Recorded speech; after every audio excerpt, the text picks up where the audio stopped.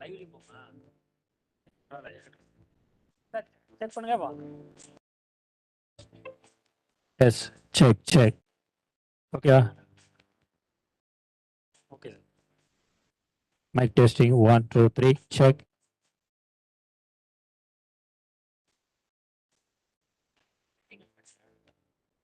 அது சோகா இருக்கான்னு வராது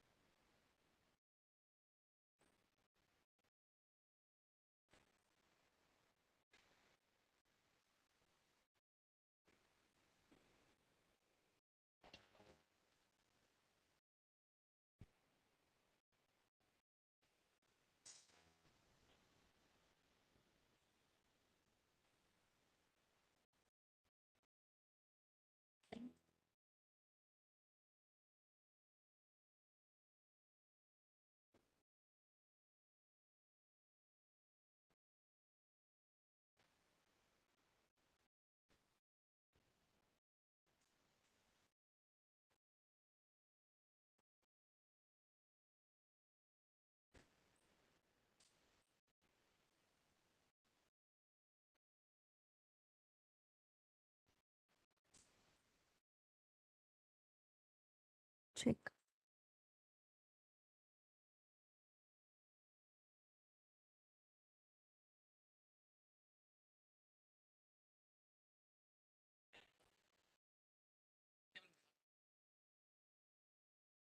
Good morning, ladies and gentlemen. I warmly welcome you all to Umagine Chennai, an annual technology, entrepreneurship and skill summit, which is organized by the Department of Information Technology and Digital Services of Government of Tamil Nadu and supported by LCOT, Software Technology Parks of India and Confederation of Indian Industry. Today, we have gathered here from various parts of the world to explore the intersection between technology, skill, and entrepreneurship. Umagine is an exciting platform established to shape the future of our economy and society by leveraging the transformative role of technology. With the motto of Leave the Future Behind, it's designed to shape 7 high impact themes by bringing together emerging technologies, leading entrepreneurs, and future skills. Over the next 3 days, we will hear from and engage with 250 eminent leaders across 130 sessions. The idea is to build an ecosystem across policymakers, entrepreneurs, industry veterans, and academia to turbocharge ideas and innovation across the 7 themes. It's an opportunity for us to gain a deeper understanding of how technology and entrepreneurship can be leveraged to solve some of the world's most pressing problems and create sustainable solutions. தொழில்நுட்பம், தொழில் முனைவோர் மற்றும் திறன் வளர்ப்பு குறித்த ஆசியாவின் மிகப்பெரிய உச்சி மாநாடு யுமாஜின் சென்னை நிகழ்ச்சிக்கு வருகை தந்திருக்கும் உங்கள் அனைவரையும் வருக வருக என அன்புடன் வரவேற்கின்றோம். மேலும் இந்த நிகழ்ச்சிக்கு வருகை தந்திருக்கும் மாண்புமிகு அமைச்சர் பெருமக்கள், மாண்புமிகு நாடாளுமன்ற மற்றும் சட்டமன்ற உறுப்பினர்கள், அரசு அலுவலர்கள், தொழில் நிறுவன தலைவர்கள், தொழில்நுட்ப வல்லுநர்கள், பத்திரிகை மற்றும் ஊடக நண்பர்களையும் வருக வருக என அன்புடன் வரவேற்கின்றோம். It's my great pleasure to extend a warm welcome to our esteemed diplomats who have graced us with their presence today. Your presence is a testament to the strong bonds of friendship and cooperation between our nations. Once again, on behalf of the Government of Tamil Nadu, we extend a heartfelt welcome to all dignitaries who are all present here to grace the event.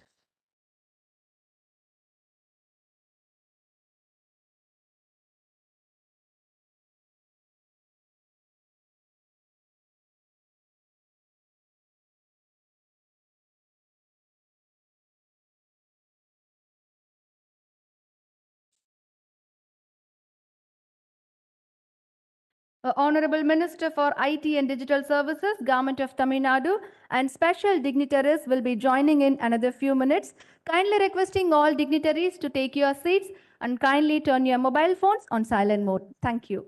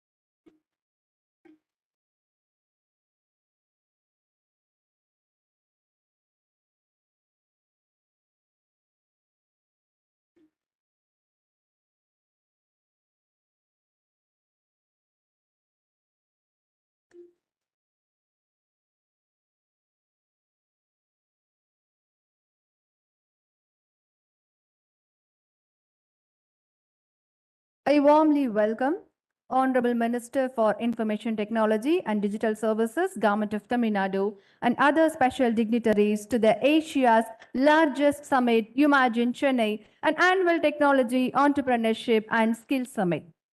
The summit is organized by the Department of Information Technology and Digital Services of Government of Tamil Nadu and supported by ELCOT, Software Technology Parks of India, Confederation of Indian Industry. This event brings together technologists, industry leaders, researchers, information security professionals, startup founders, etc. இன்றைய நிகழ்ச்சிக்கு வருகை தந்திருக்கும் மாண்புமிகு தகவல் தொழில்நுட்பம் மற்றும் digital சேவைகள் துறை அமைச்சர் அவர்களையும் மற்ற சிறப்பு விருந்தினர்களையும் விழா மேடைக்கு வருக வருக என அன்புடன் வரவேற்கின்றோம்.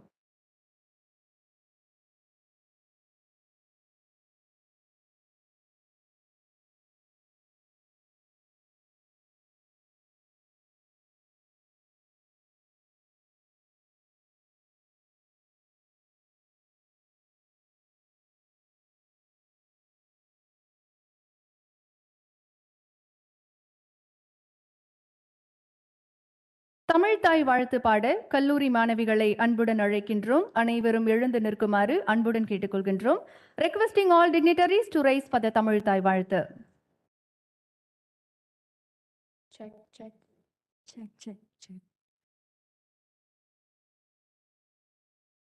நீராறும் கடலுடுத்த நிலமடந்தை கெழிலொழுகும் சீராரும் வதனமென திகழ் பரதர் கண்டமிது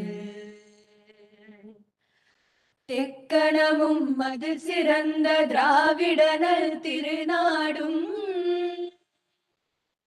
தக்க சிறு பிறை நுதலும் தரிதனரும் திலகமுமே அத்திலக வாசனை போல் அனைத்துலகும் இன்பமுற எத்திசையும் புகழ் மணக்க இருந்த பெரும் தமிழனங்கே தமிழனங்கே உன் சீரிழமை திறம் வியந்து செயல் மறந்து வாழ்ந்ததுமே வாழ்ந்ததுமே வாழ்ந்ததுமே.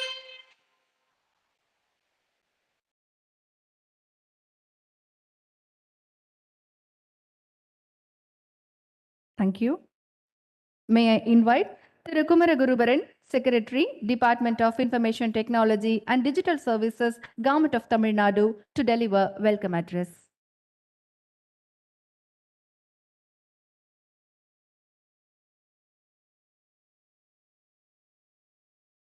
Good morning, all.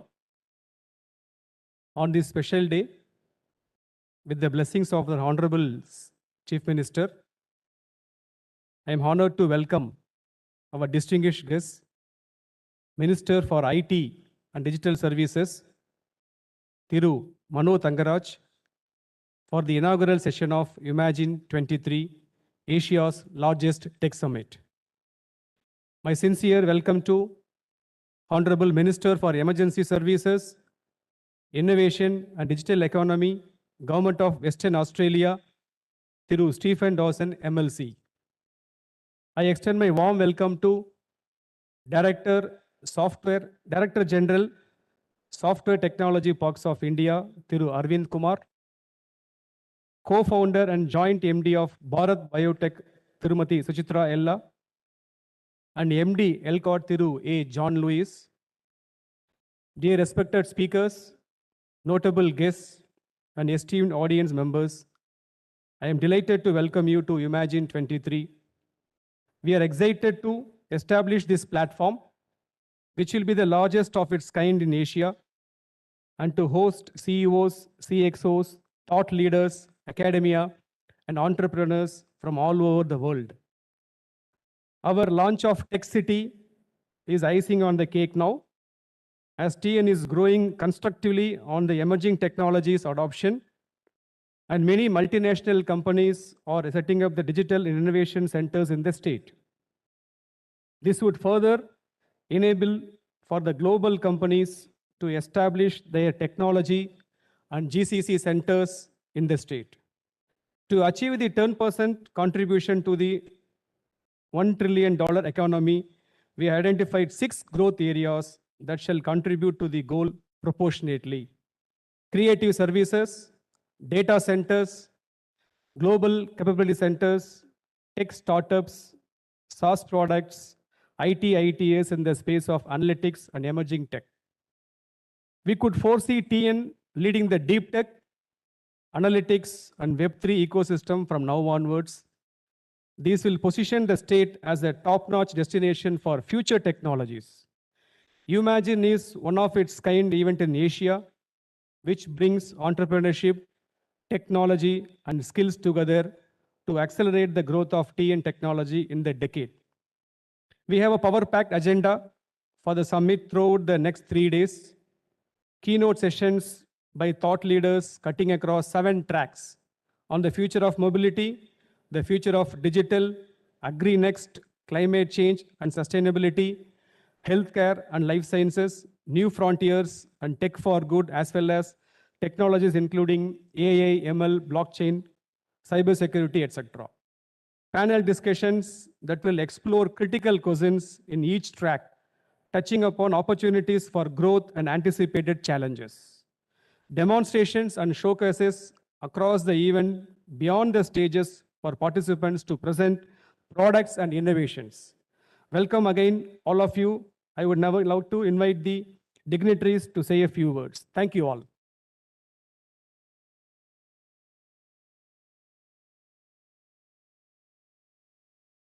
Thank you, sir. சிறப்பு விருந்தினர்களை கௌரவிக்கும் நிகழ்வு. It's time for felicitation. மாண்புமிகு தகவல் தொழில்நுட்பத்துறை மற்றும் டிஜிட்டல் சேவைகள் துறை அமைச்சர் அவர்களுக்கு எல்காட் நிர்வாக இயக்குனர் அவர்கள் மரியாதை செய்வார்கள்.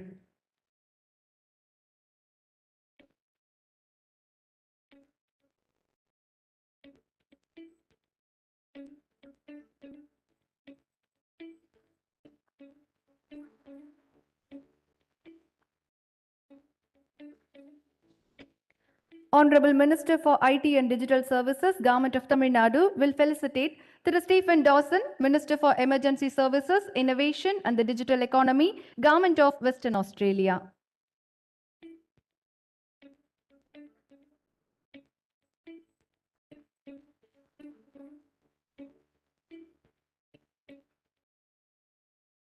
Thiru Kumaragurubaran, Secretary of IT and Digital Services, Government of Tamil Nadu, will felicitate Thiru Aravind Kumar, Director General, Software Technology Parks of India.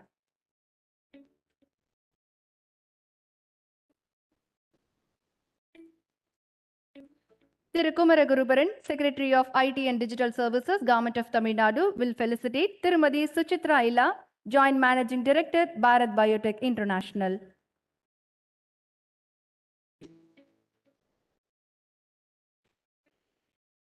Thank you, sir.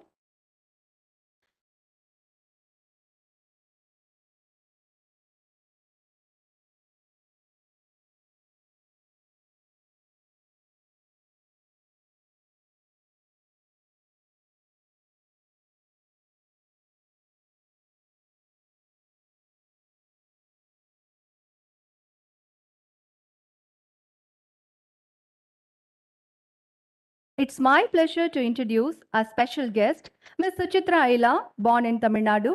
She is the co-founder and managing director of Bharat Biotech International Limited, which has developed more than 16 vaccines. The company has a strong record of producing the highest number of viral vaccines. Bharat Biotech from Hyderabad is the manufacturer of Covaxin, the indigenous vaccine against COVID-19. Long years of contributions to the industry and society, Government of India has conferred Mr. Krishna Ila and Mrs. Suchitra Ila the third highest civilian award, Batna Bhushan, in 2022. I would like to invite Tirumadi Suchitra Ila, immediate past chairperson, CIA Southern Region, co-founder and joint managing director, Bharat Biotech International, to address the gathering.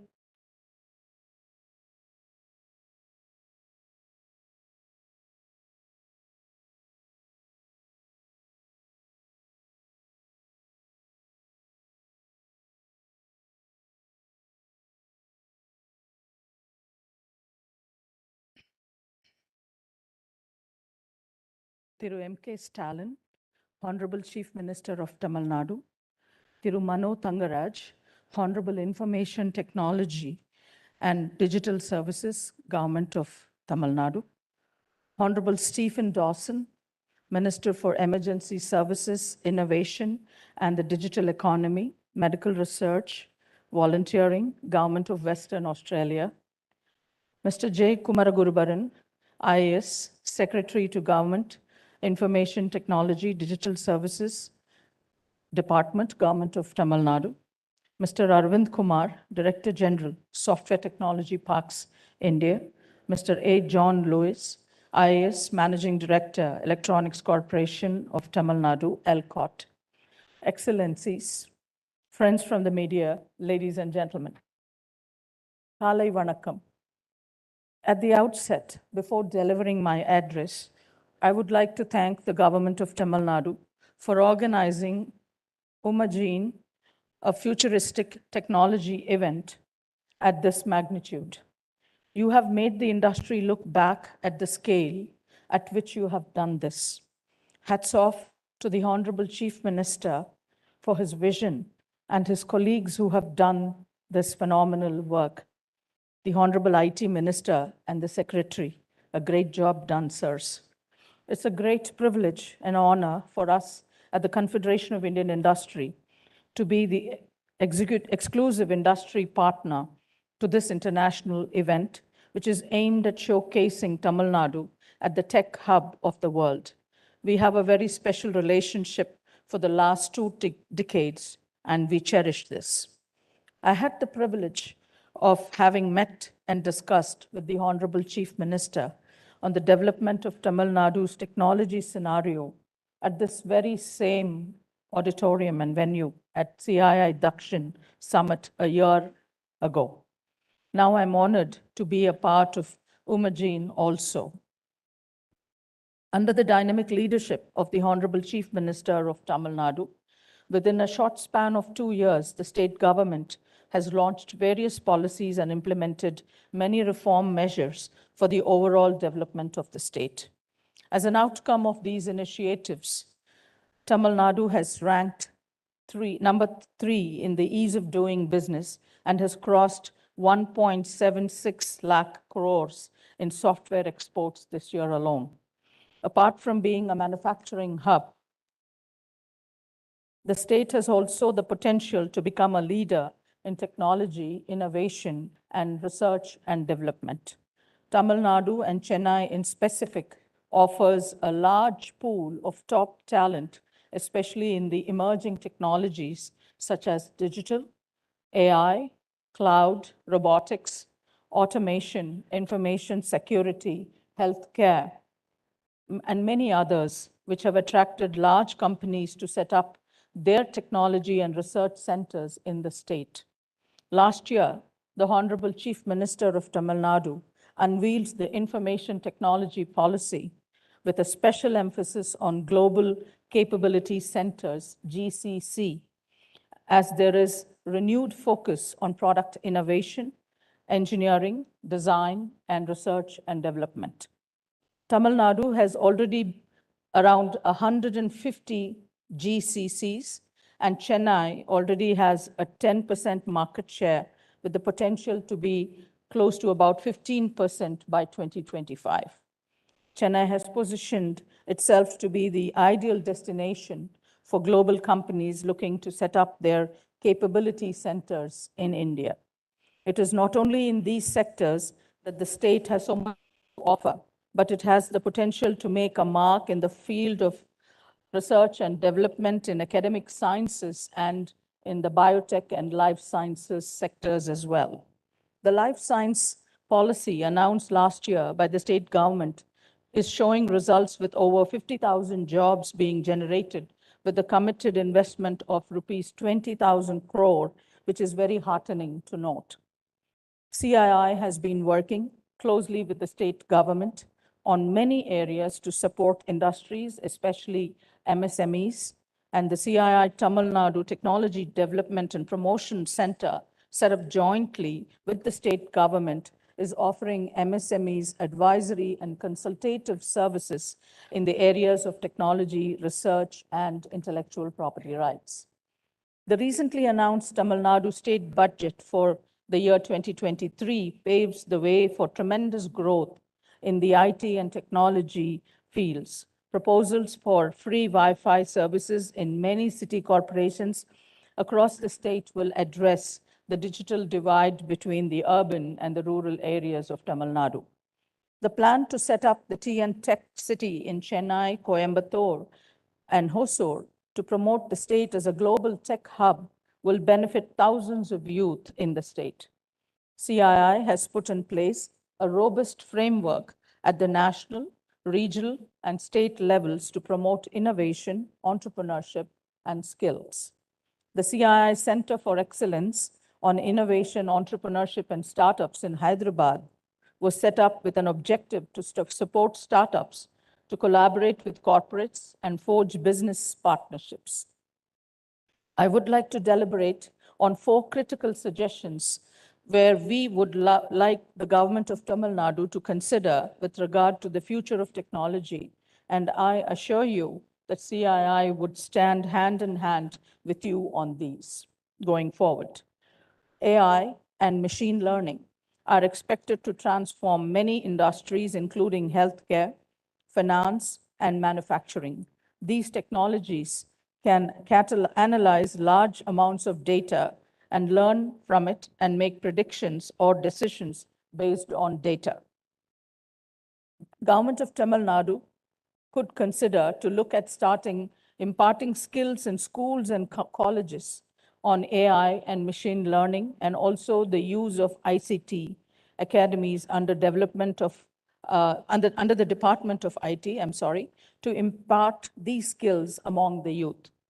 This will help the students who are passing out from the colleges to become 100% employable in the days to come. Blockchain technology is the next one, is expected to transform many industries, including finance, healthcare, supply chain management. This technology can provide secure and transparent transactions, reducing the need for intermediaries. Many MSMEs are not aware of the usage of this technology.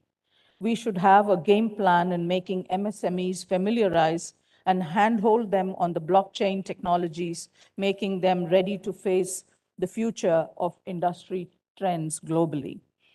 Tamil Nadu should be the front runner in taking this forward, and the MSMEs, along with other industries, into the future. Quantum computing is also another emerging technology that has the potential to solve complex problems that are impossible for classical computers to solve. This technology has applications in many industries, including finance, healthcare, and cybersecurity. Many large companies are yet to get into this tech area, and the developed nations are already getting their industries into this technology as well. CII would be happy to work with the Department of Information Technology under the government of Tamil Nadu to imbibe industries in the state to adopt to this technology. Lastly, health technology.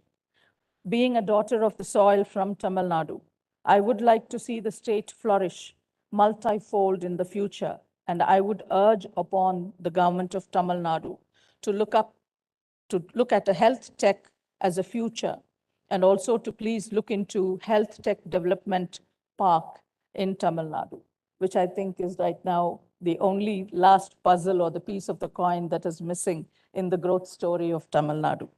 The state, as you will all know, is a hub in healthcare and healthcare systems, and as a health tech development park would complement and would go a long way into the future.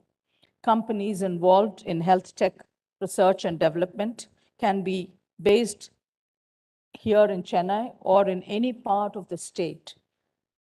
Honorable Chief Minister, Minister of Information Technology, and the officials from the government, I would like to assure you that the Confederation of Indian Industry works closely with your government in realizing your vision in making Tamil Nadu a USD $1 trillion economy by 2030. With these few words, I would like to thank you all for giving me this opportunity. Thank you.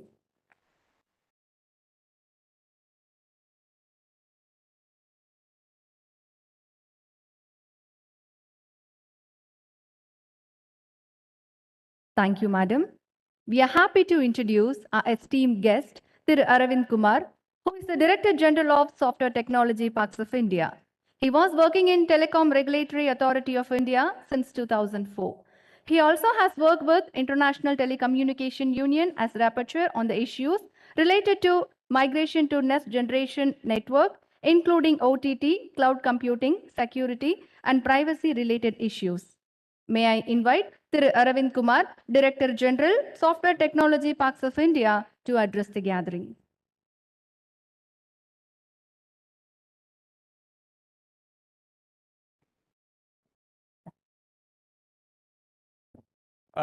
Good morning.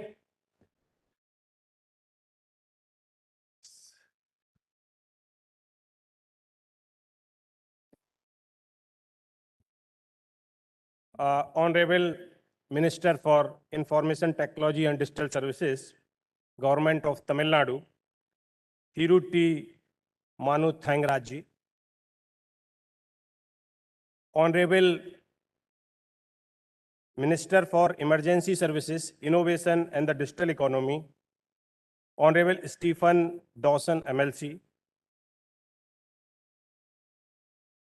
Secretary, Department of Information Technology and Digital Services, Government of Tamil Nadu, Thiruji Kumar Guruvaram,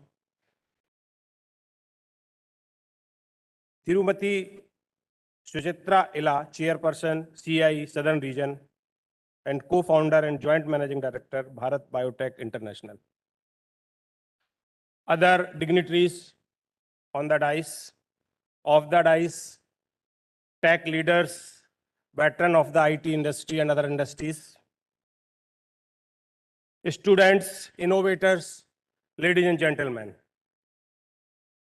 It's proud privilege to be part of Asia's largest tech summit, Umagine, on technology, entrepreneurship, and skill development.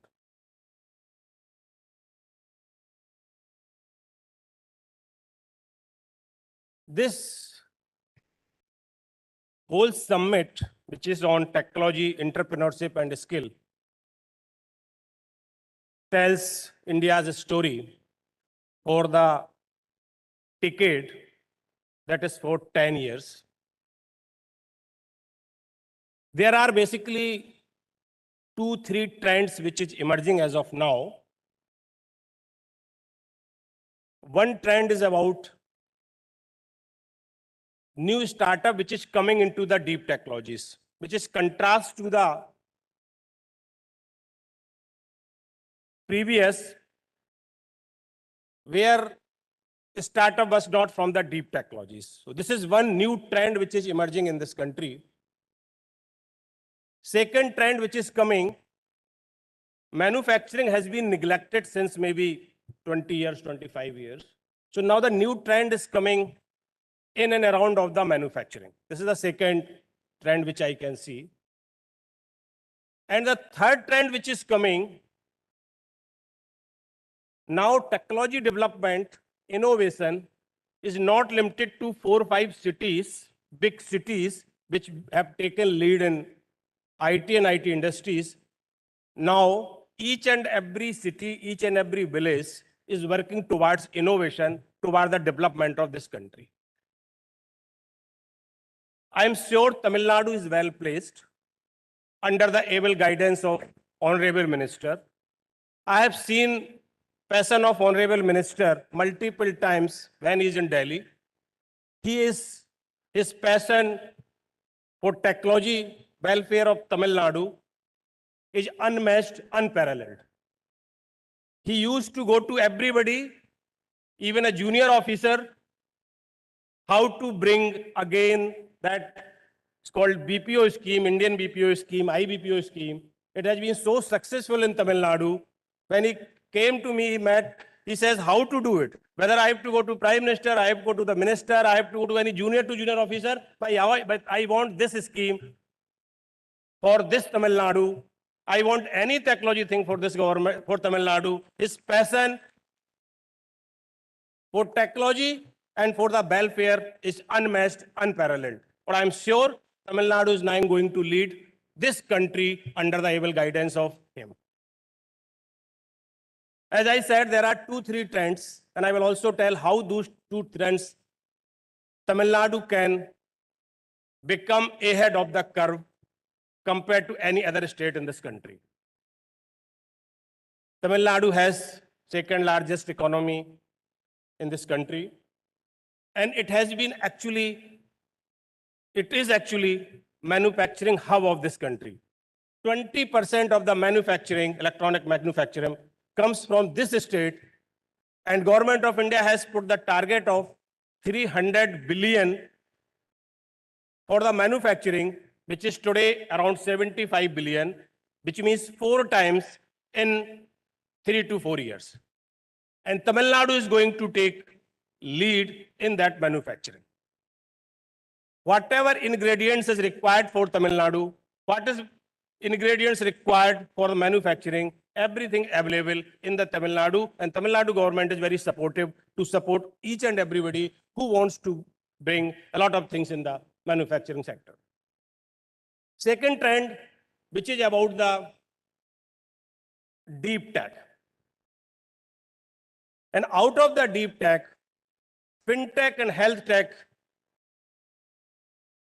are going to lead a startup ecosystem or next wave of innovation in this country. And Chennai is going to become hub of fintech. We have also created one center for entrepreneurship on fintech, which is called FinVilu, with the support of government of Tamil Nadu. We have 25 centers for entrepreneurship across the country, which are domain specific. Some are on medical electronics, which is at Lucknow, automobiles at Pune, but our fintech startup ecosystem we call Center for Entrepreneurship, fintech is doing the best among that because of the active support of Tamil Nadu government and students, innovators of this Tamil Nadu state. And this shows the kind of presence here is people are standing. I'm sure those who are standing, not today, but tomorrow, they are going to become the unicorn of this country. Their passion for the technology, to attend this technology event while they are standing, it itself shows that next unicorn we can have from the Tamil Nadu. Fintech is one of the domain which is coming in a big way. Similarly, health tech is also coming. The kind of support we are getting from the Tamil Nadu government in these two sectors, I'm sure this Tamil Nadu state is going to lead this country in these two sectors, which is in the deep tech. And we are well placed for the deep tech because next deep tech is coming from artificial intelligence and big data analytics, and we can create any type of the data. We are 1.3 billion people. What is required for the artificial intelligence? Only two things. One is algorithm, and second is the data. We as an Indian are very good in logical thinking, which means developing the algorithms. And 1.3 billion people can generate the data no country can even think of. We are creating 8 billion transactions per month through UPI. No country can even think of. So the kind of system we can develop for the world in fintech domain, no country can even think of. This kind of the potential we have in our country, this kind of potential we have in this state. Third trend, which is coming from tier 2, tier 3 cities, all innovation across the country. And Tamil Nadu is again taking lead of this. We have 4 centers in the various parts of the Tamil Nadu. We have total 63 centers across the country. Out of them, 54 are in tier 2, tier 3 cities. Tamil Nadu is again well placed. Next wave is coming from data center, cloud services. We have good coastal line in Tamil Nadu. We have 6 cable landing stations. It can fulfill all requirement of this country, which is required for providing high bandwidth or high speed data connection. In ITITS, we are from Tamil Nadu, there is export of around 2 lakhs crore per year, and which is at a growth of 10 to 12% per year. Apart from this, central government of India also has the scheme which is on manufacturing, is called EMC, Electronic Manufacturing Cluster. We have received 2 requests from the Tamil Nadu government, which is we are calling as a electronic manufacturing cluster. One is that for Paliyakkam at Kanchipuram, which is under appraisal, under approval. Second, we have received from, this is all, both are done by the SIPCOT. And similarly, we have also received one request on CFC, which is by the TIDCO. So Tamil Nadu has taken a lot of interest. They want to do any scheme which is available with the central government. They want to create 2 electronic manufacturing cluster center, 1 facilitation center, which is called CFC. And apart from this, Tamil Nadu has highest number of SEZ for export of ITITS services in this country. With this, I wish all the best for success of this very summit. Thank you. Thank you very much.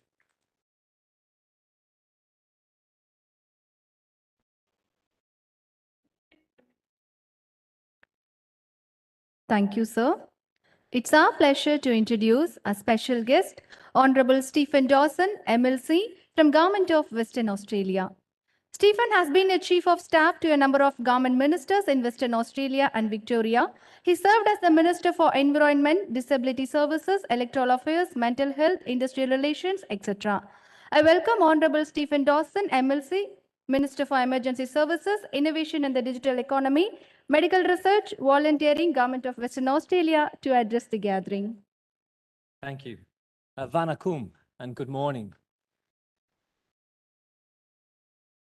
It is a great honour to be here in Chennai today to enhance the innovation bridge between the great state of Tamil Nadu and Western Australia, a place like no other. Thank you to my honourable counterpart, Honourable Minister Mano Thangaraj, for his invitation to be here today. I'm very pleased to be here.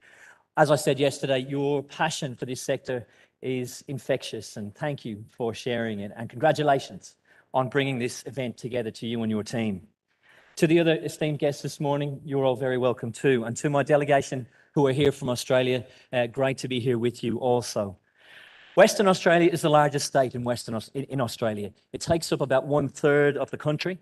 It is worth about $380 billion and contributes 17% to the national economy. However, it's only home to 10% of our population. It is a huge state that is vastly and sparsely populated. We've had to innovate to survive and innovate to thrive. And we need to continue to innovate and collaborate if we're going to continue punching above our weight. Western Australia is full of opportunities to live and to work, to study, to invest, and to do business. And not only are there a wide range of career prospects, but our state is also a great place to live and explore with amazing landscapes and unique experiences. As the world seeks to decarbonise, Western Australia is uniquely placed to work with partners, including in India, on this transition. Renowned for our mining sector, we have an abundance of all the minerals needed to create a rechargeable battery. We are blessed with consistent and low-cost renewable energy for producing green hydrogen at scale, and our industries are leading the way to position the state at the forefront of a clean, diverse, inclusive, and responsible global economy. We have set our path to net zero, and with a major change in our energy mix towards renewables targeted from 2030. Innovative thinking and a can-do attitude will make this happen. And from what I've seen, these are two attributes that both of our great states share in spades. Talent and skills is also something we share, and they are critical for any economy to maximise its potential. Now more than ever, it's important to harness talent globally and to collaborate and to innovate for the energy transition and decarbonisation and our other many global challenges.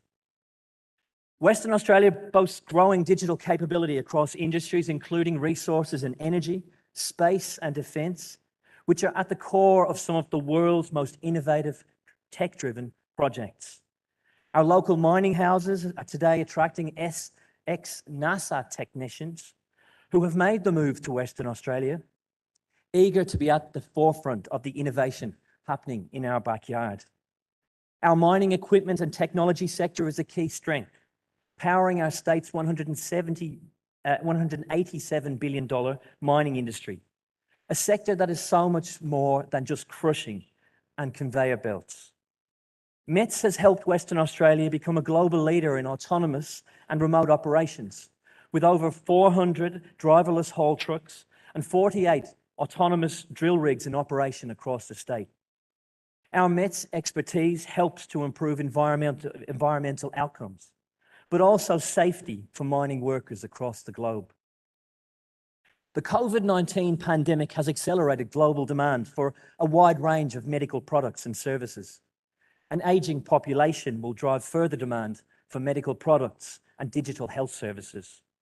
And we in Western Australia are well placed to help meet this demand, with a thriving, internationally recognised medical research ecosystem which can commercialise practical solutions to often complex health needs. We've committed a significant $1.7 billion sovereign wealth fund to support and promote this sector, and we're looking outward for inspiration. Right now, we're offering fellowships, health fellowships for international researchers to help them relocate to Western Australia, where they can lead their own research programs. And we've also launched The Challenge, a global search for a solution for health issues in a remote area of our state. We've set aside a $5 million prize for the organisation that can demonstrate the highest impact health solution for our communities and people in regional and remote Western Australia, so that they can get the care that we take for granted in the cities. We want the world's brightest minds to flex their intellect and come up with a brilliant fix So I challenge you, the innovators in this room today, if you've got an amazing idea that you think can be put into practice, please hop on the WA Health Global Challenge website and submit an application and see if you can take home that $5 million prize. You better be quick though, applications close in a week. Overall, innovation is critical to our economy, but also to our environment and to our people. Rethinking and reimagining and redesigning how we do things in collaboration with our key trading and investment partners is vital to our collective progress and achieving a more sustainable and equitable world. Western Australia and India share a significant strategic and economic partnership, forged through a strong history of trade links and warm people-to-people ties. India and Western Australia's trading partnership was valued at $1.92 billion in 2020. And in the last 2 years, India has been our state's largest market for international students. The Western Australian government is committed to strengthening these links and exploring new opportunities. At the end of last year, I released our innovation strategy, Western Australia, the Place to Innovate, which provides a bold 10-year vision for Western Australia to become a global, renowned hub of invention, investment, innovation, and impact. But we can only do that with partnerships and collaborations with places like Chennai and Tamilnadu. And our new strategy will capture fresh opportunities to support the expansion of the local innovation ecosystem. We know India is the world's third largest startup ecosystem, with more than 100 unicorns and unicorns. And with the launch of the innovation strategy, there is opportunity to strengthen relations with India. To grow this aspiration, I'm very pleased and proud that Invest and Trade Western Australia is a state sponsor of Umagine 2023, a global technology, innovation, entrepreneurship, and skills summit being held, obviously, in Chennai, Tamil Nadu. And it's great to be leading an Invest and Trade mission here, who have travelled with me to foster collaboration between Western Australia and Tamil Nadu. We've got some fantastic groups on this mission. Companies like Red Piranha and Cyber West, who are working at the cutting edge of cybersecurity. And WeVolt, who are revolutionising sustainable transport with their people-powered electric vehicle charging network. Tata Consultancy Services are also on board. And this $25 billion global IT and solutions leader has a strong presence in Western Australia. Meanwhile, Space Angel are delivering the next generation in communication systems, both on Earth and in space. And Western Australian-based QL Space have a vision to advance space mining and exploration. In the health sector, we have Hola Health, and an on-demand healthcare platform provider. And DNA Zoo Australia, a world leader in genomic resources. Overall, innovation is where we're at and where we want to go. We have people like Has Holdings who are helping organizations work more efficiently using tools like AI and big data. And I've also brought my chief scientist here from Western Australia, Professor Peter Klinken, and senior people from our government departments, because we want to learn and work with you. The Western Australian New Industries Fund is a proud sponsor of a West Tech Fest in Western Australia. And last year we had Vijay Anand, the CEO of ITNT Hub, make the visit to West Tech Fest, where we met for the first time. And as part of our New Industries Fund, we're growing innovation hubs and research centres, which encourage collaboration between businesses, industry, and academia to build the skills and capabilities needed for our digital sector. These hubs are our WA Data Science Innovation Hub, Cyber West, the Life Sciences Innovation Hub, and our new Creative Tech Industries Hub. Two of those groups are with us today, and please come and meet them while you're here. There is an exciting collaboration between Western Australia and India in our recent Memorandum of Understanding between Curtin University and the Tamil Nadu Technology Hub, or ITNT, and the Western Australian Data Science Innovation Hub. And the aim of that MOU is to generate mutually beneficial, defined collaboration for the development of common goals for ecosystems in Tamil Nadu and in Western Australia. And also in December, we launched our Perth Landing Pad, a new platform that will assist startups to grow and invest in Western Australia.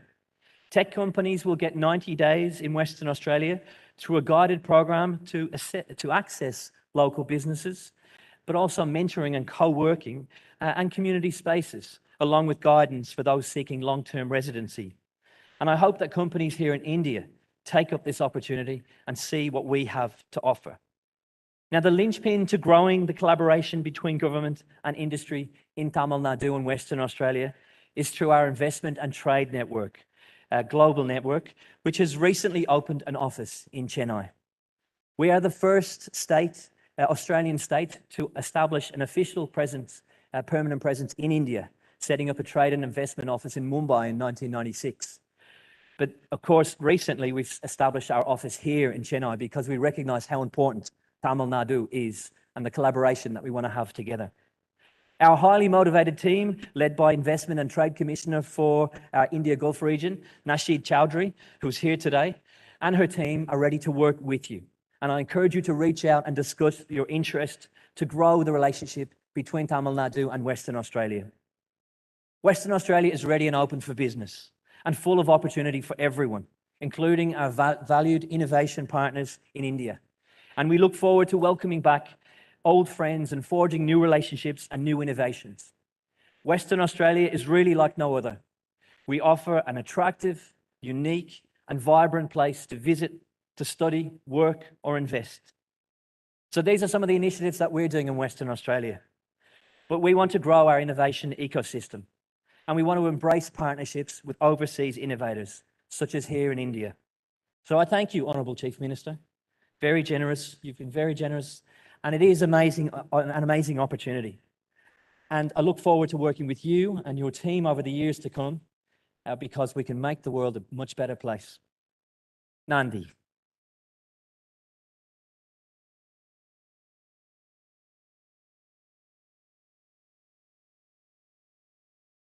Thank you, sir. A short video about IT in Tamil Nadu will be played now.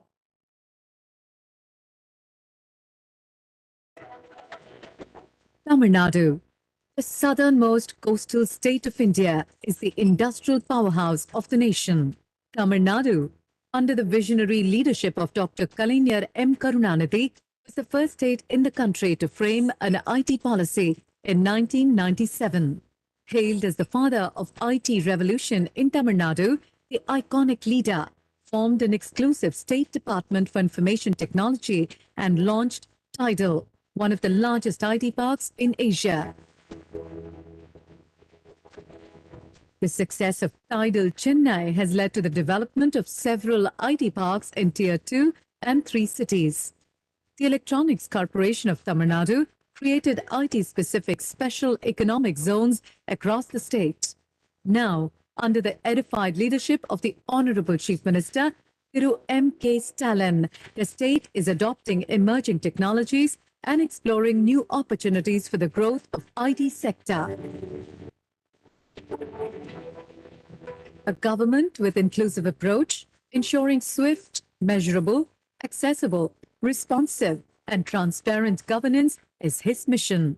His vision of achieving a $1 trillion economy and creation of 25 lakh job opportunities by the year 2030 has motivated every department to contribute to the goal.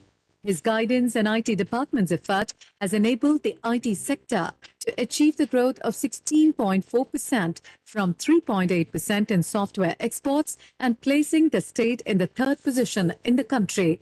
Establishing IT&T Hub, Center of Excellences and research facilities to accelerate the adoption of Industry 4.0 and advanced manufacturing technologies. Chennai, being the fintech and SaaS capital of India, is moving further to transform into a global fintech hub. With its path-breaking initiatives, the Tamil Nadu Information Technology and Digital Services Department strive to transform Tamil Nadu as the most preferred IT destination of the world and provide skills and tech to common man.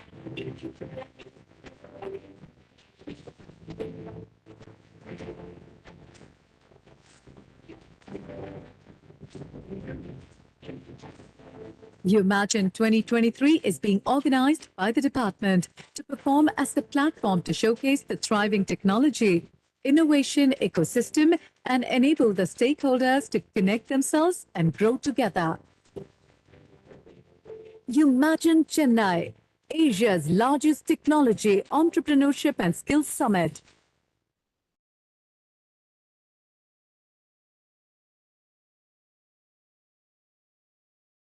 Now, we will watch a video message from Tirumadi Indra Nooyi, former CEO of PepsiCo. Gentlemen, it's such a privilege to be talking to you about Umagine, a technology, entrepreneurship, and skills summit hosted by the Tamil Nadu government. Umagine is just one of the many things the state is doing to realize its dream of becoming a $1 trillion economy by 2030. Tamil Nadu was #1 in inclusive development. I was proud to read that the state is focused on lifting everyone up and ensuring access of everything for everyone. It is no wonder that the Chief Minister of Tamil Nadu, Mrs. Talon, was named Best Chief Minister in the country. And we, the Tamil Nadu government, will be the accelerator and help bring your ideas to life. I wish Umagine the very, very best. Thank you.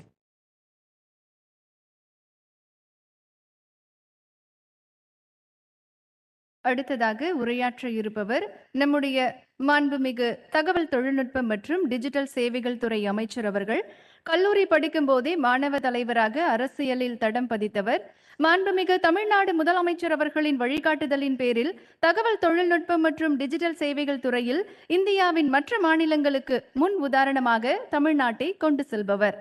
பல நாடுகளில் நடைபெற்ற சர்வதேச மாநாடுகளில் பங்கேற்று தொழில் முனைவோர் மற்றும் முதலீட்டாளர்களை சந்தித்து தமிழ்நாட்டின் பெருமையை உலகறிய செய்தவர். மாண்புமிகு தகவல் தொழில்நுட்பம் மற்றும் டிஜிட்டல் சேவைகள் துறை அமைச்சர் அவர்களை உரையாற்ற வருமாறு பணிவன்புடன் அழைக்கின்றோம்.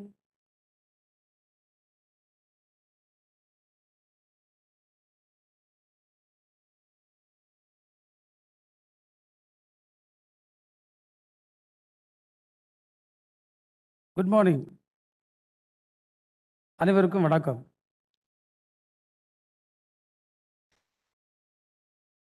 Honorable Minister for Innovation, Digital Economy, the Government of Western Australia, dear Thiru Stephen Dawson, dear Director General of Software Technology Parks of India, Thiru Aravind Kumar, CAI Southern Region, the past immediate chairperson and co-founder of Bharat Biotech International Limited, Tirumati Suchitra Ella, dear Principal Secretary to Government, Department of IT and DS, Thiru Kumaragurubaran IAS, Thiru John Lewis IAS, the Managing Director of LCOT, and Your Excellencies, the Consul Generals of countries, Deputy Consul Generals, IT experts, dignitaries of the dais, CEOs of various companies, entrepreneurs, researchers, officers and staff of IT department, my dear press people, and each one of the participants who are here, a warm welcome to you all. I'm very happy that the program has become a grand success. Because initially we thought of bringing 10,000 delegates. But yesterday itself, the registrations have crossed 14,000.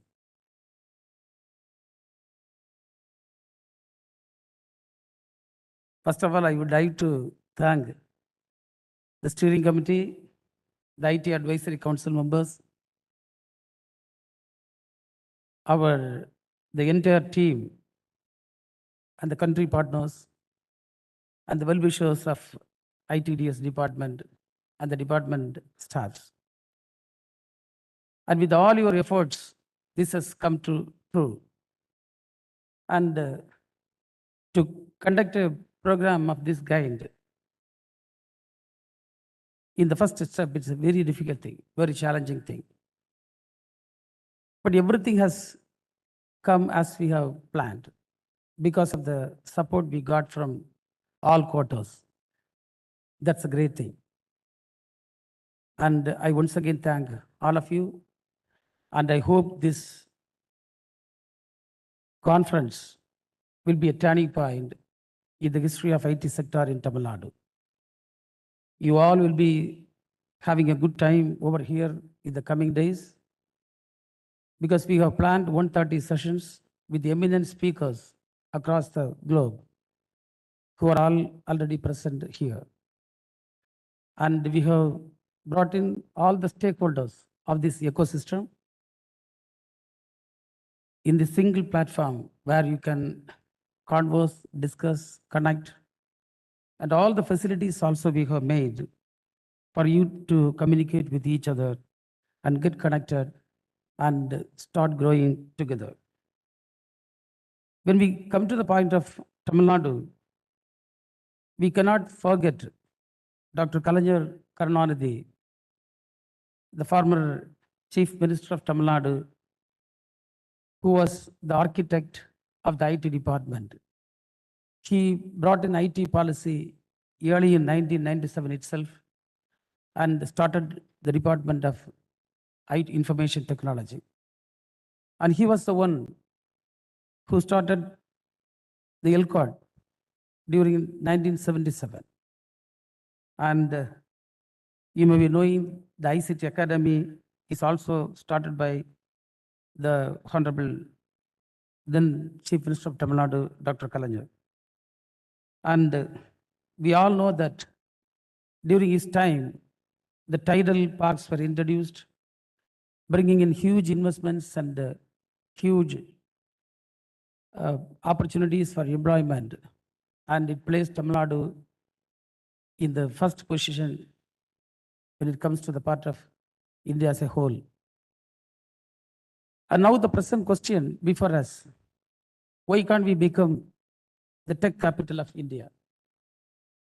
Our STPA director has rightly pointed out the export potential, the software export potential of Tamil Nadu and how we have did in the past year. And I'm really very happy that he has acknowledged that we have done nearly 2 lakh crore of exports and we are placed at the 3rd level at the nation. And it's a very encouraging thing. So why can't we place ourselves as in the first place as tech capital of India? Whether it's a slogan or we will be able to achieve. As minister, I can tell you, we will be able to achieve and we will achieve by all your support. In the past 2 years, we have taken a lot of initiatives, established wide range of contacts, very good rapport with our country partners, lot of interactions happening among academia, industry, and as well as the department. You may be aware of the policies that the government is bringing in one by one. The commitment and the political will of the government and the Honorable CM. All these things, we can see a positive vibration that is happening in Tamil Nadu. And in the recently announced budget, I was so happy and excited that the Honorable CM has announced 3 tech cities in Tamil Nadu. You just imagine. 3 tech cities in one time, in a single announcement. And we are going to have one in an area of 130 acres in the IT corridor of Tamil Nadu, Chennai. And the second one we are planning to bring in Hosur in an area of 500 acres of land. And the third one in Coimbatore, where we are trying to identify the land, and very soon it will be identified and we will bring it in the best way possible. And the second thing is, the facilities that we are going to provide. For working area, we are going to provide. R&D facilities we will be providing. And there is a dire necessity of more center of excellences and research centers that will be established in the tech cities. And we give lot of focus to innovation. So innovation centers with high-end labs, we are planning to bring in. And when we think about the social infrastructures, there is a demand from the industry that there should be some recreational facilities and health facilities. All those things are going to be accommodated, including housing. Housing is also a big challenge in the IT sector, because when the cities are crowded, people find it very difficult to get them accommodated. So housing is also going to be one part of the Tech City program. So the government is going to focus more on bringing the large tech companies like Google, Amazon, and things like that to these tech cities. And the negotiations are underway, and many people have approached us, and they have willingness to land up in Tamil Nadu. So that is going to happen very soon. And the present government is also concentrating on decarbonizing the state as early as possible. And the Honorable CM has instructed all departments to focus on achieving the sustainable development goals. And each department has been assigned with certain activities that has to be carried out. And you all know that climate action is part of the government's agenda, and the government has earmarked a good amount of money, more than 1,000 crores, for carrying out activities. And recently, the electric vehicle policy has been released, and a lot of discussions are being held with regard to solid waste management, liquid waste management, and the kind of things are going on, like renewable energy. So all these things are going to bring a very nice ecosystem for people to come and invest in Tamil Nadu and flourish. And we all know that we have a Tamil slogan, Bandore Vala Vaikum Tamil Nadu. Tamil Nadu is a place where people can come and flourish. And Yadum Ure Yavarum Kelir. That's the culture we have. Yadum Ure, that means every place belongs to us. Every place belongs to us. And Yavarum Kelir is a wonderful word saying that we are all relatives. We are all relatives. So whoever is there here, whoever is willing to come with us, we will be taking them as our relatives, and we will treat them with the best possible things. So that's the culture of Tamil people and Tamil Nadu that we have. So in a way, we will be having a very nice future, and the government is committed, and the IT department is fully aware that if you want to realize the dreams of our Honorable CM to achieve a goal of $1 trillion economy by 2030, we need to provide 25 lakhs, that is 2.5 million jobs to our students or the younger generation. 2.5 million. It's not an easy job, but we are taking all efforts to provide training to fill the gap through ICT Academy, through higher education institutions, and through various partners. We have put in place a lot of efforts, and things are working out. And I assure that we'll be able to bring that number within 2030. And it will be a remarkable achievement in the part of Tamil Nadu that will solve the employment problems, that will provide a lot of human resource with the global stand competitiveness to the industry also. So I once again thank all of you for supporting us to make this wonderful event a great success. And you all please enjoy the days to come, attending all the programs where eminent speakers are going to deliver their speeches. Thank you, one and all. Thank you.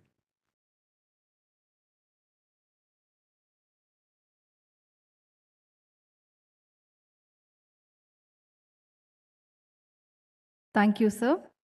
சமூக நீதி, ஜனநாயகம், சமூக நல்லிணக்கம் ஆகியவற்றை உயிர் மூச்சாய் கொண்டு பயணித்த முத்தமிழறிஞர் டாக்டர் கலைஞர் அவர்களின் வழியில் கூடுதலாக நவீன அறிவியல், புதிய தொழில்நுட்பம், சமத்துவ பொருளாதாரம் ஆகியவற்றையும் சேர்த்து சுவாசித்து நிகழ்காலத்திற்காக மட்டுமல்லாமல் எதிர்காலத்தையும் உள்ளடக்கிய திட்டங்களை செயல்படுத்தி வரும் தொலைநோக்கு சிந்தனையாளர் மாண்புமிகு தமிழ்நாடு முதலமைச்சர் அவர்கள் இப்போது காணொளி காட்சி வாயிலாக ஆசியாவின் மிகப்பெரிய உச்சி மாநாட்டில் உரையாற்றுவார்கள். Now, Honorable Chief Minister of Tamil Nadu will address the gathering through video conference.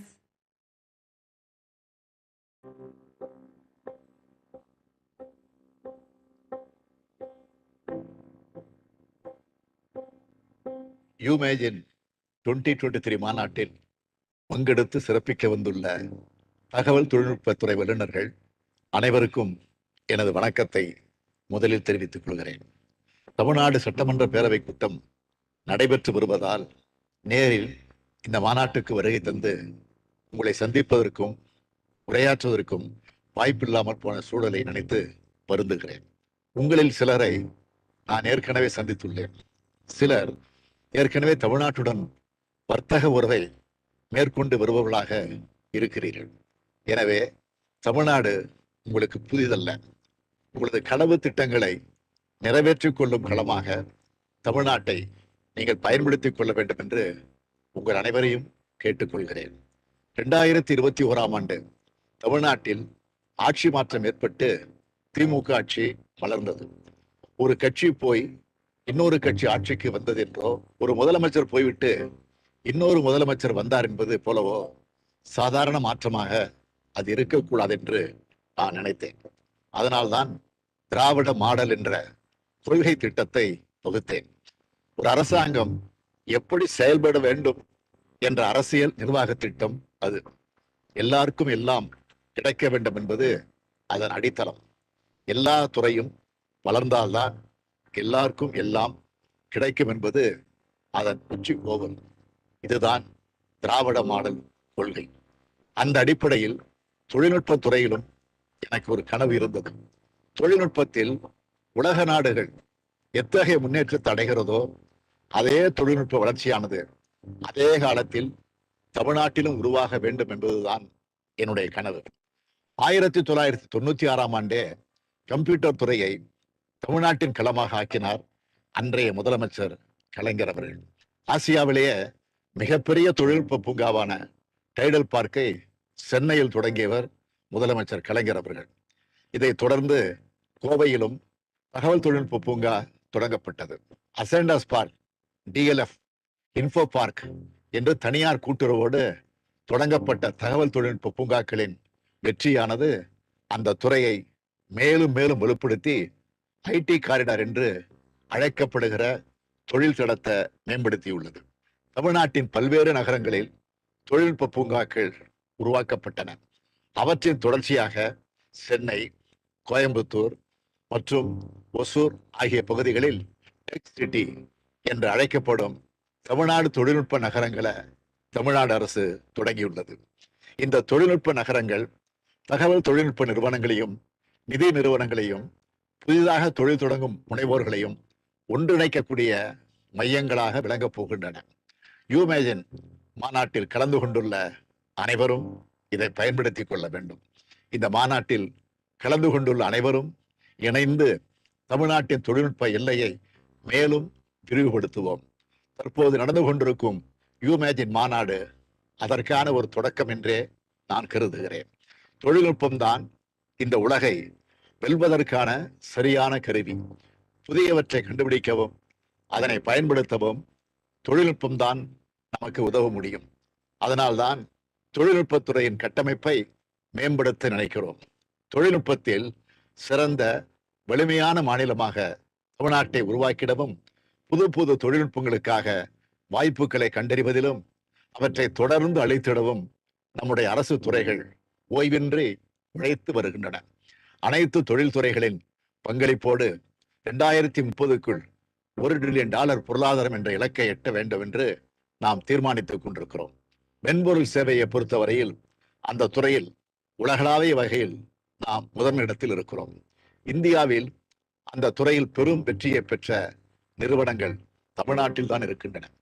Tamil Nadu தகவல் தொழில்நுட்ப துறையில் ஆசியாவிலேயே மிகப்பெரிய தொழில் மையமாக உருவெடுக்கும். தமிழ்நாட்டில் உலகளாவிய திறன் மையங்கள் பெரும் அளவிலே தொடங்கப்பட வேண்டும் என்று நான் விரும்புகிறேன். இந்திய தொழில்நுட்ப மற்றும் உலகளாவிய திறன் மையங்கள் துறையில தமிழ்நாடு ஏற்கனவே 10% மேலாக பங்களித்து வருகிறது. 1300க்கு மேற்பட்ட தொழிலகங்கள் இத்துறையில இயங்கி வருகின்றன. தானியங்கும் தொழில்துறையில புதியனவற்றை கண்டறிவதிலும் பயன்படுத்துவதிலும் நாம் முன்னணியில் இருக்கிறோம். மேலும் தமிழ்நாட்டிலே மிக சிறந்த கல்வி நிறுவனங்களை பெற்றிருக்கிறோம். உலகளாவிய வர்த்தக சூழலுக்கு தேவையான ஆற்றல் மிகு வல்லுநர்களை பெற்றிருக்கிறோம். இதனை மேலும் பலப்படுத்த இம்மாநாடு உதவ வேண்டும். இந்த நிகழ்வை சாத்தியமாக்கிய மாண்புமிகு தகவல் தொழில்நுட்பத்துறை அமைச்சர் மனோ தங்கராஜ் அவர்களுக்கும் செயலர் குமரகுருபரன் IAS அவர்களுக்கும் யூமேஜின் குழுவினருக்கு எனது நன்றியை தெரிவித்துக் கொள்கிறேன். நம்முடைய எண்ணமும் நட்புறவும் தமிழ்நாட்டின் வளர்ச்சிக்கு பயன்படட்டும். தொழில்நுட்ப அறிவும் அதன் பயனும் அனைவருக்கும் கொண்டு சேர்ப்போம். நன்றி, வணக்கம்.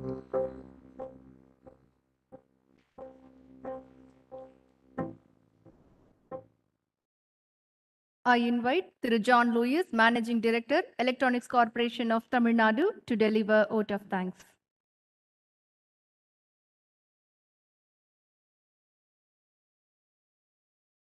அனைவருக்கும் வணக்கம். Dear all, on behalf of the organizing committee of Umagine 2023, we would like to extend our deepest gratitude to our Honorable Chief Minister of Tamil Nadu for his invoking address today, which has set the tone for the future of IT in Tamil Nadu, with the T and tech cities and the ecosystem for making Tamil Nadu an ideal destination for IT-related investment. We thank our Honorable Chief Minister for his leadership in driving the state's digital transformation agenda. We are grateful to our Honorable Minister for IT and DS, Thiru T. Mano Thangaraj, for his encouraging address today. Your commitment in promoting technology and digital services in Tamil Nadu has brought this Umagine into life. We are thankful for your valuable contributions for establishing this great platform today. Your vision for the state with IT-generated employment will be a great blessing for the students' community. We are grateful to Honorable Stephen Dawson, Minister of Western Australia, for his visionary insights. Your experience in leading innovation in the digital economy, especially in the context of emergency services and medical research, has greatly enriched our understanding of the potential technology to drive positive changes. We are grateful to Tirumati Suchitra Ella, Madam, the immediate chairperson of CII and MD of Bharat Biotech, for sharing your thought-provoking insights today. Your pioneering efforts in healthcare as a leader in the life sciences sector has been truly inspiring. Thank you, ma'am. We would like to express our sincere appreciation to Arvind Kumar, the Director General, STPI, for his informative address and for sharing his vision for the future of technology. Your insights, drawing upon your experience and knowledge in the field of technology, have been eye-opening. Thank you, sir. We are grateful to our Secretary, Thiru J. Kumarakurbaran IAS, Government of Tamil Nadu, for his warm welcome address and for setting the tone for the proceedings of this Umagine event. Your leadership has been instrumental in driving this event greatly, sir. Building on your phenomenal work in this space, you have brought together the leaders and organizers to bring this great event Umagine into life. I would like to extend my heartfelt thanks to all the diplomatic community, your excellencies here, distinguished leaders from industry and academia, senior government, bureaucrats and officers, media personnel, who have come to grace this inaugural session of our Umagine Summit today. We are deeply honored by your presence and we appreciate your valuable perspectives on the theme, Leave the Future Behind. Once again, we thank all who have given their valuable contributions to this inaugural session of Imagine. Your presence and insights have set the stage for an engaging and enlightening summit for the next 3 days. Thank you all. Nandri.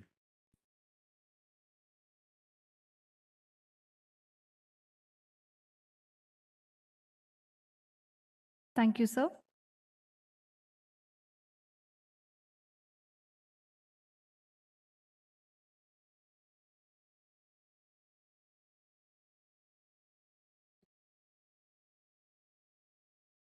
I request all participants to please remain seated in the respective seats.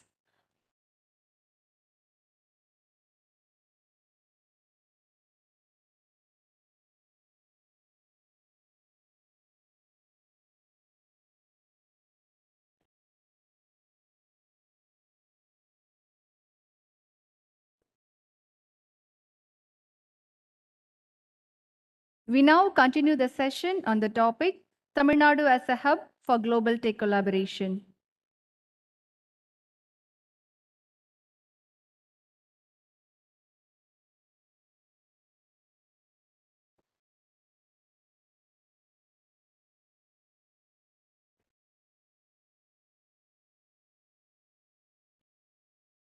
And all our special dignitaries will be visiting the exhibitions now. I would like to invite Ms. Roshni to host this session.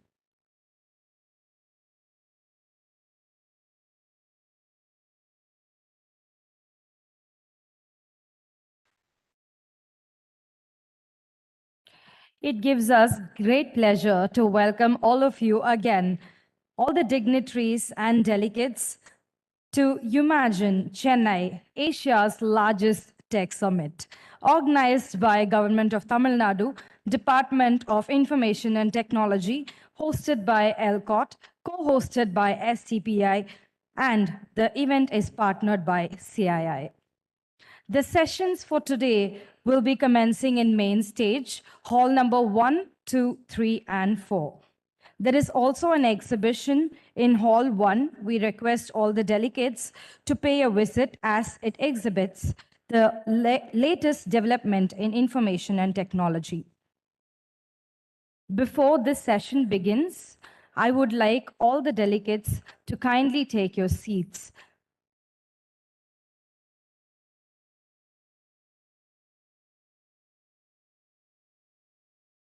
And all the delegates who are attending session in main hall, please remain seated and kindly turn your mobile phones on to the silent mode.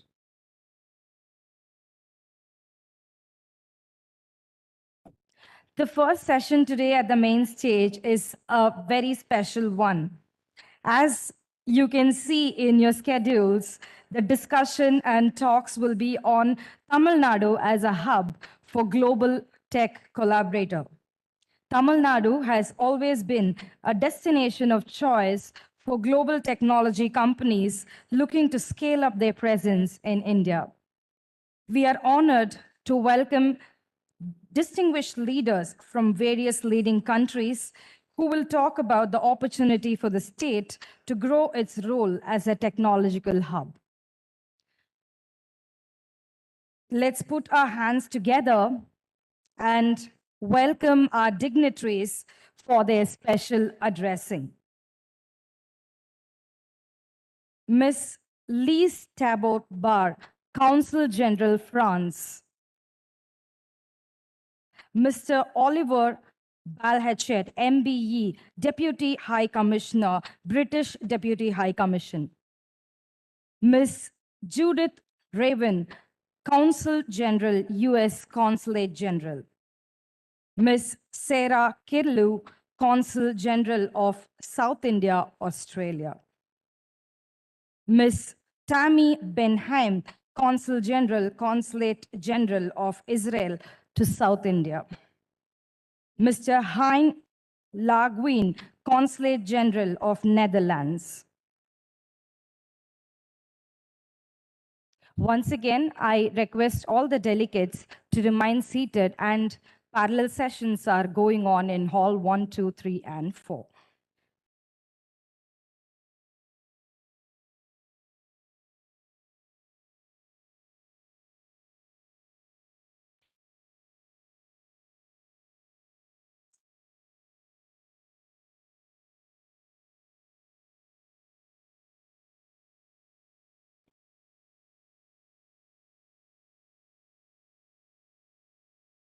As our delegates are settling down, let's give a round of applause for our dignitaries on the stage.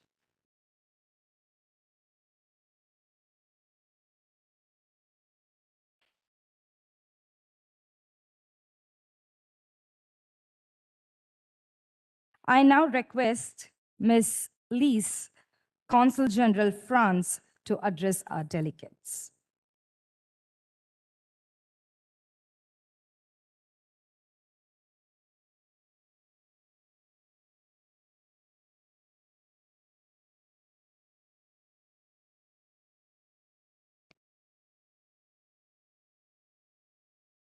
Bonjour, Banakam, Honorable Chief Minister Thiru M.K. Stalin, Honorable IT and Digital Services Minister Thiru Manu Thangaraj, Honorable Principal Secretary for IT and Digital Services Thiru Kumaraguru, distinguished guests, my dear colleagues, Consul Generals, ladies and gentlemen, Mesdames et Messieurs, bonjour, Banakam. I'm really honored to be with you today for this first edition of the New Technology and Innovation Summit in Tamil Nadu called Umagine Chennai. And I'm really honored that France has been chosen as the partner country for this first edition. I really thank the government of Tamil Nadu for giving my country this opportunity. And I thank in particular the Honorable Minister for IT and Digital Services, Thiru Manu Thangaraj, for the cooperation we've started. And this Umagine Chennai, I consider it as a starting point for developing further our cooperation in IT and innovation. We have our own IT and Innovation Trade Summit in France called Vivatech. And you may know that last year in June, India was the honored country at Vivatech Paris 2022. So we're really happy that France is now the honored country at Umagine Chennai in Tamil Nadu this year. While we were preparing with the Honorable Minister the French participation in this summit, I had the pleasure to present him the official invitation of my government to take part in the next Vivatech Summit in June this year. And we're working on a full delegation from the Tamil Nadu government and the South Indian Chamber of Commerce to visit Vivatech next June in Paris. I take this opportunity to thank as well the whole Umagine team, which worked hand in hand with my team and the whole team France India to build the French pavilion and organize our participation in this event today and the day forwards. So what is the Team France India within Umagine Chennai? So we've been working, my team, so the Consulate General of France in Chennai, we've been working hand in hand with our Business France agency, which is the French agency, state agency to help French companies doing business abroad and to attract investments on the French territory. The Team France India also includes the Indo-French Chamber of Commerce and Industry, which gathers 550 Indian and French companies together with a branch office in Chennai.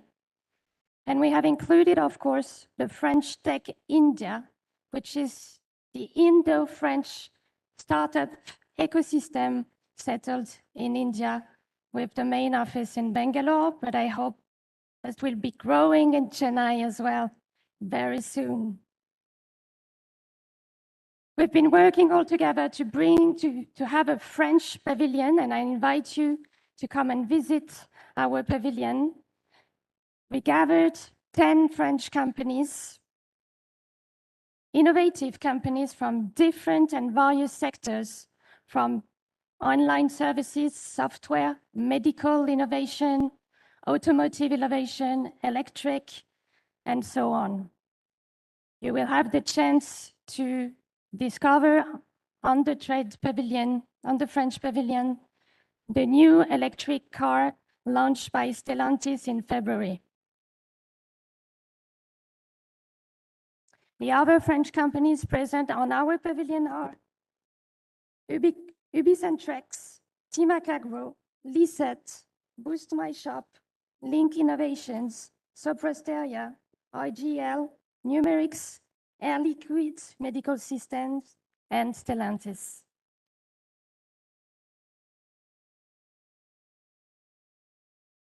We are very happy to be the partner country within Umagine Chennai this year, as France and India are celebrating 25 years of strategic partnership.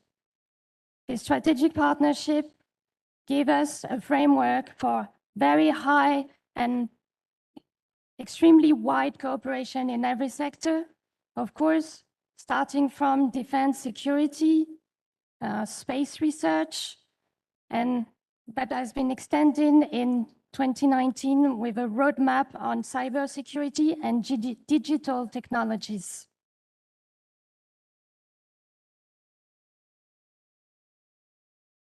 France is engaged in innovation and new technology. We have launched in 2013 the French Tech Initiative to make our country a startup nation. This French tech innovation had its declination in India, started in 2019, and we now have more than 500 members of the French Tech India. You will see some of them at the French pavilion today and in the coming days. To take France even further, my government and the President of the Republic launched a very big investment plan called France 2030, and he launched it in 2021 with a 10-year term vision to take France on the digital transition, energy transition, and also green transition, to take our economy to a higher standards. This investment plan will be presented to you later today during the France session we'll have at 3:30. And my colleague from the French Embassy, Mr. Benoît Gauthier, head of the Economic Regional Department at the Embassy, will present it more into details to you. We're really happy that Tamilnadu is taking forward the innovation path. We have a very long and historical relation with Tamil Nadu. This relation dating back the 18th century and allowed us to share historical, cultural, and even family ties. You may know that in the French island called Réunion Island in the Indian Ocean, more than a third of the population is of Tamil origin. So that gives us strong ties to take our relation even forward and to work hand in hand. It's no surprise that in Tamil Nadu, more than 170 French companies are settling down and doing business. As it was said earlier, Tamil Nadu is one of the largest electronic and manufacturing hub in India. And we find our French two major car builder company, as I mentioned, Stellantis and Renault, who have just announced massive investment in Chennai to launch new technology cars and electric vehicles. For example, the Renault-Nissan Alliance will recruit more than 2,000 people within the next year and a half here in Chennai. Of course, we value the very dynamic and efficient economic and industrial ecosystem of Tamil Nadu. We also value the excellent IT infrastructure, the high-skilled manpower, and the very high-quality education and higher education system. We have strong ties between French and Tamil universities. I encountered more than 102 MOUs between French universities and universities of Tamil Nadu. And you will have on our French pavilion one example of what we would like to develop between France and Tamil Nadu. You will see a company called livelihoods. It's not a usual company. This is the result of a university cooperation project that paved the way to create an innovative company. This university cooperation project is between the Loyola College Engineering School and the famous French Institute, the Catholic French Institute of Engineering called ICAM. The students of this program have been working on innovation projects, and they are now exhibiting on the French pavilion their new electric two-wheeler vehicle, a two-wheeler electric bike. So I really invite you to come and see this company. It shows that within our usual bilateral cooperation tools, starting from university cooperation, including research, including companies, we can bring forward new initiatives to the benefit of our societies. Tomorrow, there will be a session dedicated to the Blue Ocean Awards. The Blue Ocean Award is a French initiative starting in 2014, following the theory of the blue ocean to lead more innovation in the new technologies. The Blue Ocean Award started sponsored by the French Ministry of Finance and Economy and the famous French business school HEC. And in 2021, it extended abroad. And this year and tomorrow, that will be the first time the Blue Ocean Award is happening in India. And we're really happy that it's happening in Chennai. So I hope you'll come and visit us on the French pavilion. We have a France session this afternoon. I really wish you a very good Umagine Trade Fair. I hope it will lead us to more connection, more innovation projects between our two countries. Thank you, Mekanandri. Merci beaucoup.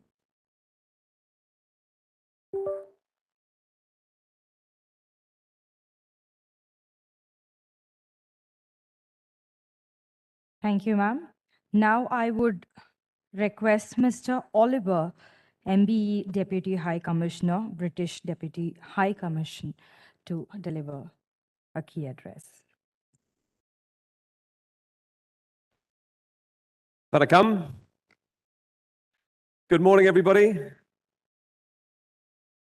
Thank you very much for staying. It's nice to have some people to talk to. Thank you and congratulations, hearty congratulations to the government of Tamil Nadu for organizing Umagine. We are delighted as the United Kingdom to be a gold partner for Umagine. So congratulations on that organization. There's so much energy. I can feel so much energy in the room. I went to the IIT Madras Research Park last night and there was so much energy there.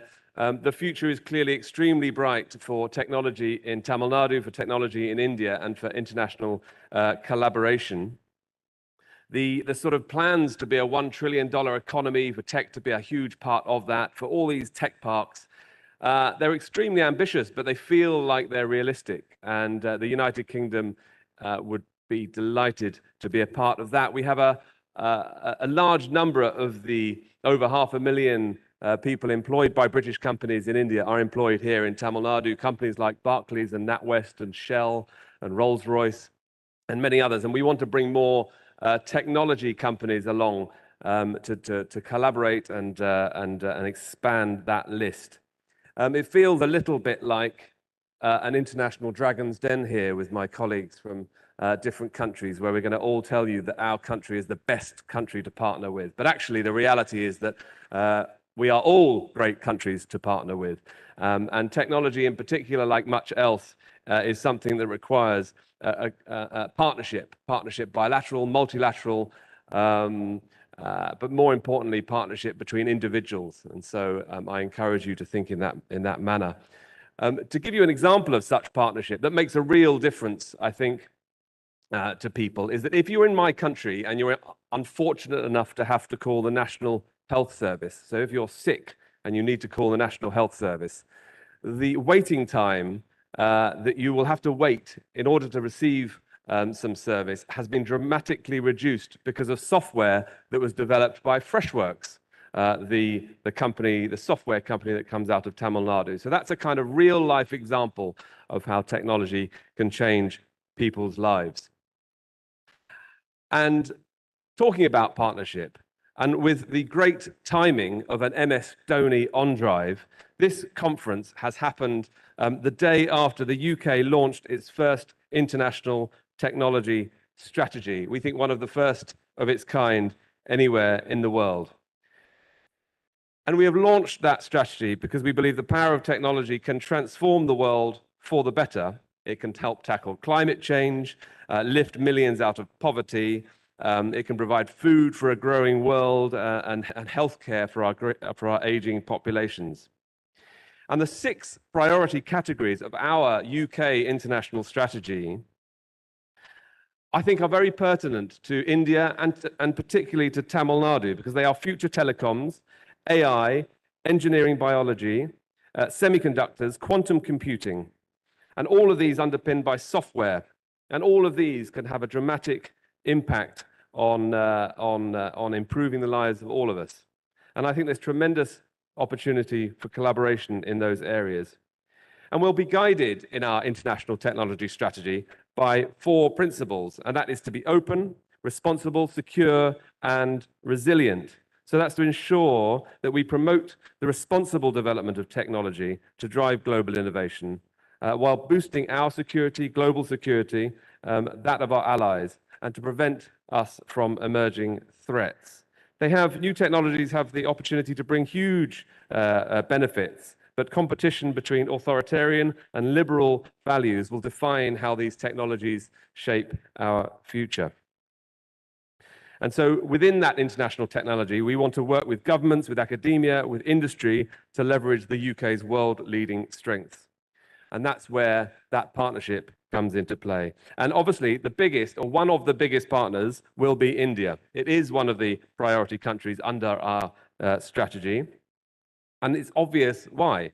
India by 2050 will be the world's most populous nation. In fact, well before that. In fact, I think it already is.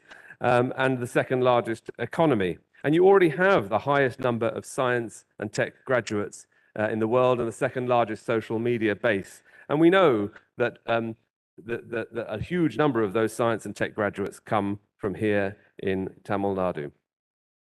And India is driving the tech revolution. You have the 3rd largest and fastest growing startup ecosystem in the world, led here in South India. London is still ahead. It has the 2nd, but you are going to catch us up very quickly. And India is becoming a major investor in the UK as well. 38% of India's investments come to the UK. So that's part of our international strategy. A couple of other reasons, and I mean a couple. I'll let my colleagues have their time as well. Why the UK is a great partner. We are a great market. So 66 million tech-savvy consumers. The tech sector has grown 6 times faster than the rest of the United Kingdom economy combined. So 66 million tech-savvy customers, and Europe's largest market for e-commerce, mobile commerce, software, and IT services. Time zone, we can cover 99% of the world's GDP during the UK working hours. We have diverse locations. Everybody thinks of London, but actually we have 30 digital clusters dotted all around the country. And talent, 8 of the 10 top universities in Europe are in the UK, and there's 160 other higher education institutes and over 100 university science and enterprise parks. So when you are looking to collaborate and partner, those are who you can collaborate with. So I talked earlier about that example, that real life example from the NHS. I'm going to finish with another real life example. And unfortunately, it's another one which asks you to imagine that you're in a difficult health situation. So if you are required to take an ambulance in Maharashtra, Jammu and Kashmir, there is a likelihood that that ambulance will be able to navigate its way to you quicker because of the geocode system to ID any location in the world that was developed by What3Words, which is a UK tech company. So again, another example of how tech can make a real life or life and death impact for you. So thank you very much. Please do visit our stand. We also have a stand. I'm lucky that my country has many names. You won't find the stand under England or Scotland or Wales or Northern Ireland or even the United Kingdom. It should say Great Britain. So that's the one you should look for. That's our stand. We've got a number of UK companies here as well. I will be here as well. I'll be delighted to meet as many of you as possible. I wish everybody a fantastic Umagine 2023. Thank you very much, everybody.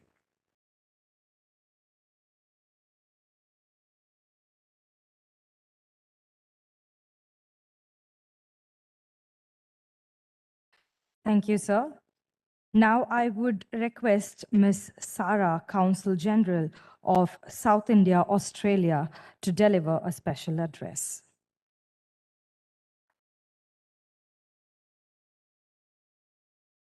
Vanakkam, good morning, everybody. It's a real pleasure to be here on this panel with my fellow representatives from the Diplomatic Corps. Oliver alluded to the fact that so much of tech is about partnership. I mean, perhaps you missed a trick in not making this a competitive pitching session. Maybe there's enough venture capital to go around for all of us, but as it is, we're all very pleased to be here. And my thanks to Judith, who has allowed me to swap with her in the speaking order because I'm about to go off to moderate the Australia country session. Australia is very pleased to be here at Umagine as the innovation partner, and we've taken a Team Australia approach. We have a large delegation, including led by our Minister Dawson from our state of Western Australia. There'll be Australian speakers across 9 sessions at Umagine, so you have plenty of time to hear from us. But really the key messages that I wanted to leave with you are 3 things. 1, there has never been a better time in the Australia-India relationship. Government is working hard to make sure all the structures are in place to allow you to take advantage of the opportunities that are there, including the recent entry into force of our free trade agreement.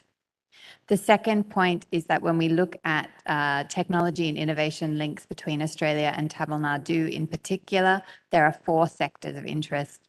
The first is two-way investment. The next is education in the critical skills that are needed in the technology and critical technology sectors. The third is cutting-edge research we're doing together as part of that knowledge partnership. And the fourth is the expertise that we have in digital health. And I think when we look at digital health, the solution is the same to 2 different problems. In Australia, we lack density of population, so it's hard to get doctors to everybody. And in India, you have such a population, it's hard to get doctors to everybody. But digital health can help to address that in both cases. So very quickly about the bilateral relationship, many of you might have seen some of the footage of my recent visit by my Prime Minister to India. He had a very successful visit. He was joined by the Trade Minister, the Resources Minister, and a delegation of 25 of our most senior CEOs. He went to Ahmedabad, Mumbai, and Delhi. And a big theme of that was the connection that comes from our Australian-Indian diaspora. We now have a population of nearly 1 million people of Indian ancestry in Australia, and we have a population of less than 26 million. So, you know, it's roughly 4% of our population now have Indian heritage. And we describe those people as a living bridge. They are an asset for you as business to engage. In terms of investment ties, I think we have our great examples, but we really welcome investment from Indian tech firms in Australia. We understand that that is helping to drive the productivity of our economy. And likewise, we are pleased to see Australian tech firms investing in India to take advantage of your market scale. On education, Australian universities have long been some of the most adventurous and flexible in the world. 7 of our universities are in the global top 100. Recently, it was announced that Deakin University will be the first university from anywhere in the world to set up a campus here in India. In Tamil Nadu, we have more than 80 active partnerships between our universities and Tamil Nadu institutions. This forms a really strong base. We're also very welcoming of Indian students, and we are very grateful for the contribution students make to our economy. Moving from education, it is natural that we are developing our knowledge partnership. And there are 2 things that I wanted to particularly note today is that we have 2 active funding rounds. One for the Australia-India Cyber and Critical Tech Partnership, which looks at providing funding for research into the rules and norms of ethical cyber frameworks. And the second is for the International Space Investment India Scheme. So if you're a space company who wants to partner with an Australian collaborator, now is your chance. And of course, Minister Dawson mentioned also the WA Health Global Challenge. I also wanted to commend the leaders of Umagine for the effort they've put into ensuring that you have women's voices on stage here in this tech conference.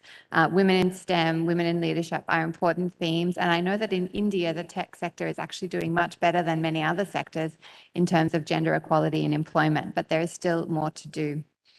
We are very pleased that Grace Lethlean of Ant Health is here as one of our speakers. Grace is an expert in digital health, and you can catch her in a couple of sessions over the conference.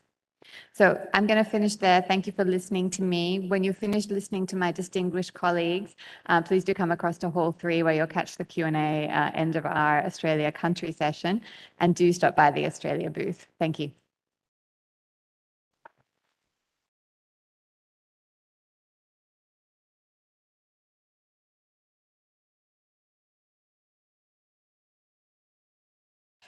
Thank you, ma'am. Now, I request Ms. Judith, Consul General, U.S. Consulate General, to address the special.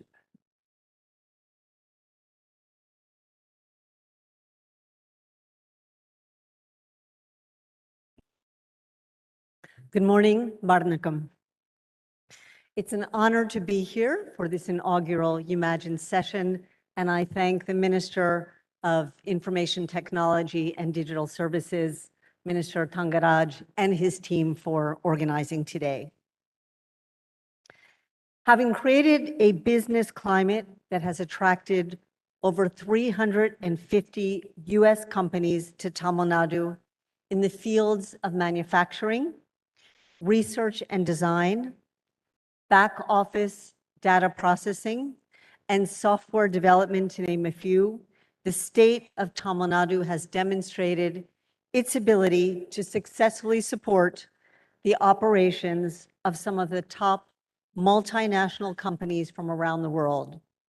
We must now look to the future and further expansion of our economic ties. In late January, our 2 nations launched the U.S. Initiative on Critical and Emerging Technology, or ICET, led by US and Indian National Security Advisors, so Jake Sullivan on the US side and Ajit Duval on the Indian side. ICET marks an important new chapter in our cooperation, as well as the ability and willingness to work together on cutting-edge technologies here in Tamil Nadu and around the country. The goal of ICET is to elevate and expand our strategic technology partnership and defense industrial cooperation between governments, businesses, and academic institutions of our 2 countries.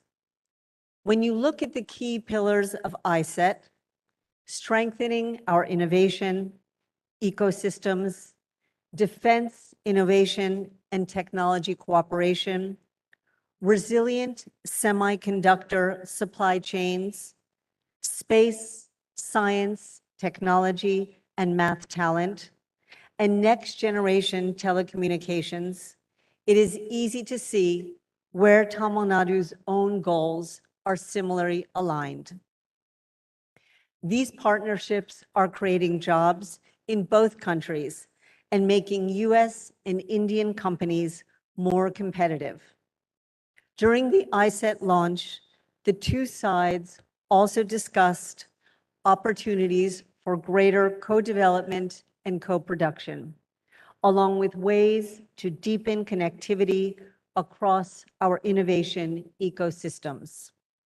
They noted the value of establishing innovation bridges in key sectors, including through expos, hackathons, and pitch sessions. These are clear avenues of collaboration to explore here in Tamil Nadu and across South India. I will touch on a few ISET domains.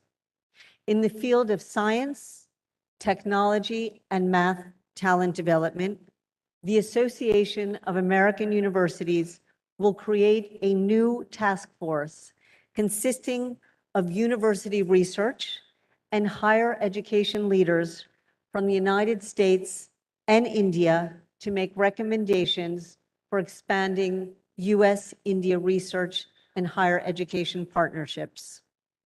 This collaboration will include the Indian Institutes of Technology. IIT Madras already has a long-standing collaborative relationship with the United States, and the initiative will expand upon our existing cooperation.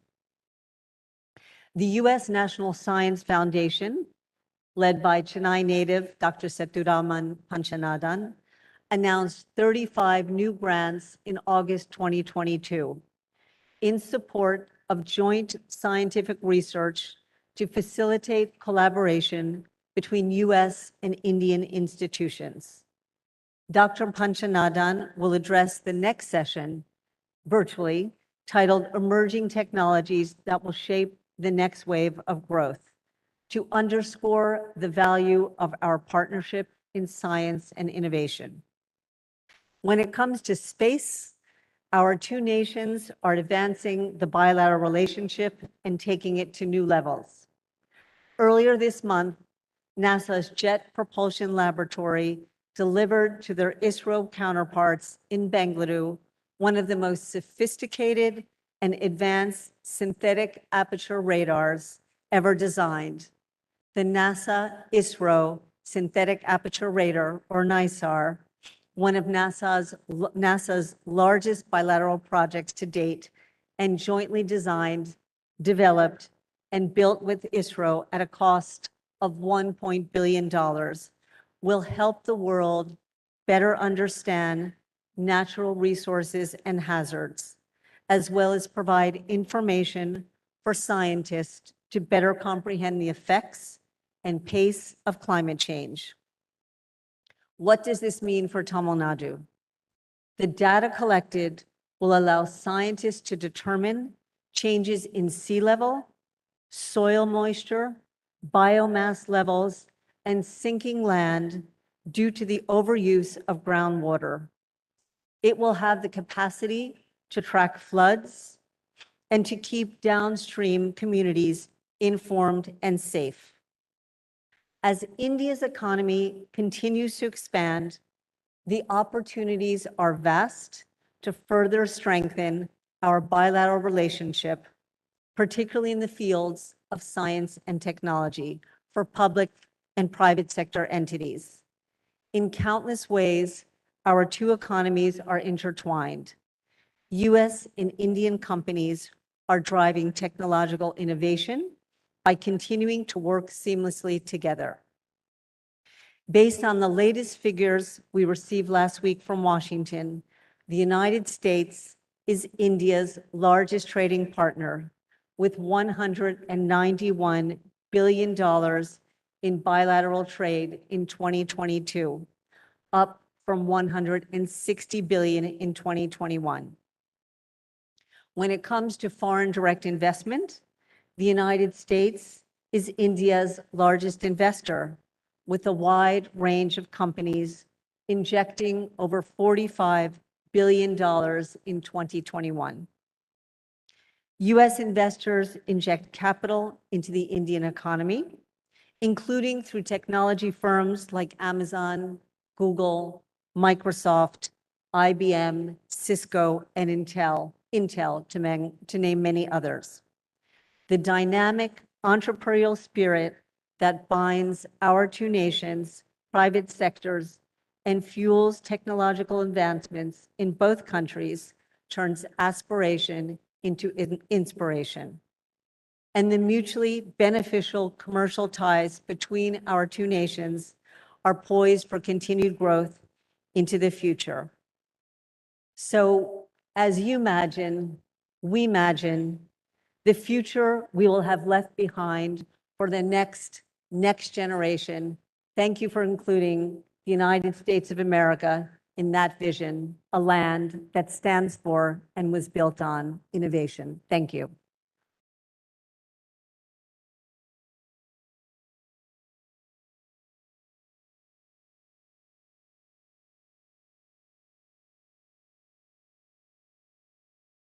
Thank you, ma'am.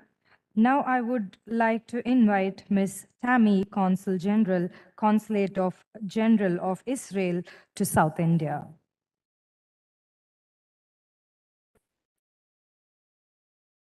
Hi, good morning, everyone. I am very pleased to be here representing Israel here in Umagine, of course, with my esteemed colleagues who are doing so much here every day in Chennai, and we're always hoping to strive and do more.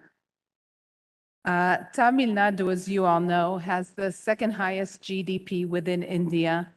It's one of the most, if not the most industrialized states, and it was the first one, and it was mentioned today, to have a comprehensive IT policy. And of course, combined with this, the goal of Tamil Nadu to reach $1 trillion economy by 2030, where the IT sector or technology is sure to play a major role. This, I feel, is one of the areas in which Israel and Tamil Nadu have great potential for cooperation. Conferences like Umagine show us that Tamil Nadu has the ability to move forward on an idea, a concept, and bring it to fruition. The IT&T hub here shows us the ability of Tamil Nadu to consolidate and bring together all the different stakeholders. The Deep Tech Innovation Networks brings entrepreneurs, innovators, researchers, businesses, and industry together with the support of the Tamil Nadu government. And facilitators like Guidance Tamil Nadu show us efficiency and forward-facing state. It shows us that Tamil Nadu understands that in order to attract even more innovation, innovators, and entrepreneurs, we must make it as simple and as streamlined as possible. Israeli companies, entrepreneurs, and business people see all this, and it's part of our job in the consulate to show them this and explain what Tamil Nadu has to offer. And they see, in addition, the 570 plus engineering colleges and the research universities that you have here. And as so much of this outlook and understanding is similar to what we find in Israel, we see the potential, and we are all working together to increase the already good cooperation that we have. The 5 Israeli companies who are represented here today and tomorrow in Umagine, in addition to other Israeli speakers, are just one example of this. All the companies here come from the field that we call smart mobility. Many years ago in Israel, I don't know if you know this, but we tried to actually manufacture our own vehicle, our own car. We called it the Susita. And for many different reasons, but also just being a tiny market in Israel, the project didn't succeed. But fast forward 50 years, and Israel is now a significant player in the auto or in the mobility industry.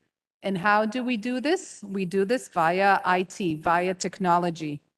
We have companies that provide apps and location services, secure driving, assisted driverless automated vehicles. We, of course, do a lot in the electronic vehicles and in the EV industry. And here at Umagine, we have OptiBus and WireLogic that provide smart management and resource-saving solutions for buses, for fleets, and for mass transit. We have new COGS that is dealing with the human and machine interaction. So it helps the driver by scanning their face while they're driving, engaging the stress levels of the driver, and then they know what sort of assistance the driver might need while driving. And we have EVR Motors with us here that is developing a specialized motor for electric vehicles. And if we're talking about electric vehicles, we slip away a little or move from mobility to green technologies, to climate tech, to green tech. And these are issues that Israel and Tamil Nadu have been dealing with together. For quite a few years now, we deal a lot with water and agriculture that are so important, both here in India to Israel, but also to the world. We have IDE here that has set up an RO, reverse osmosis desalination plants. We have WaterGen that literally creates water from air that has signed an MOU with the Tamil Nadu government. We have Ecopia here that has a special technology for cleaning solar panels that are already used in different projects around the state here. And we always, it's been for many years, we have Netafim that does irrigation and smart fertigation of plantations. The possibilities are endless, and we are making good progress. We should keep striving to do more, and I am sure that with our good cooperation with the Department of IT of Tamil Nadu, with guidance, with IT&T Hub, and with the other stakeholders here, we will absolutely be able to do so. Before I end, it's my turn to plug some things. We also have a booth, and we have nice giveaways, so please come visit us. We also have the Israel panel tomorrow at 1 p.m. In addition, we're having our mini film festival, which in the evenings after you finished being in the panels here and interacting with counterparts and investors and innovators, please come join us for some films and some fun. And good luck with this amazing, amazing project. You know, 6 months ago, I was thinking, will it happen? Will it not? And I think it's happened in the most amazing way with so many people joining from around the world and from Tamil Nadu. Best of luck. Thank you.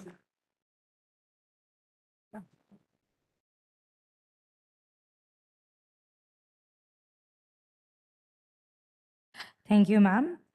Now I would request Mr. Hein, Consulate General of Netherlands, to deliver a key address, special address.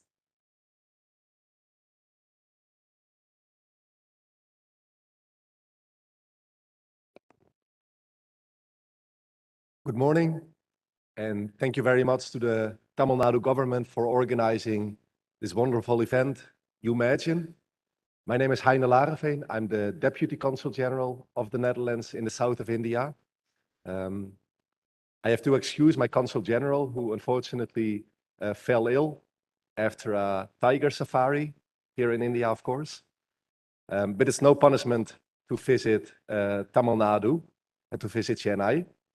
I always like coming here.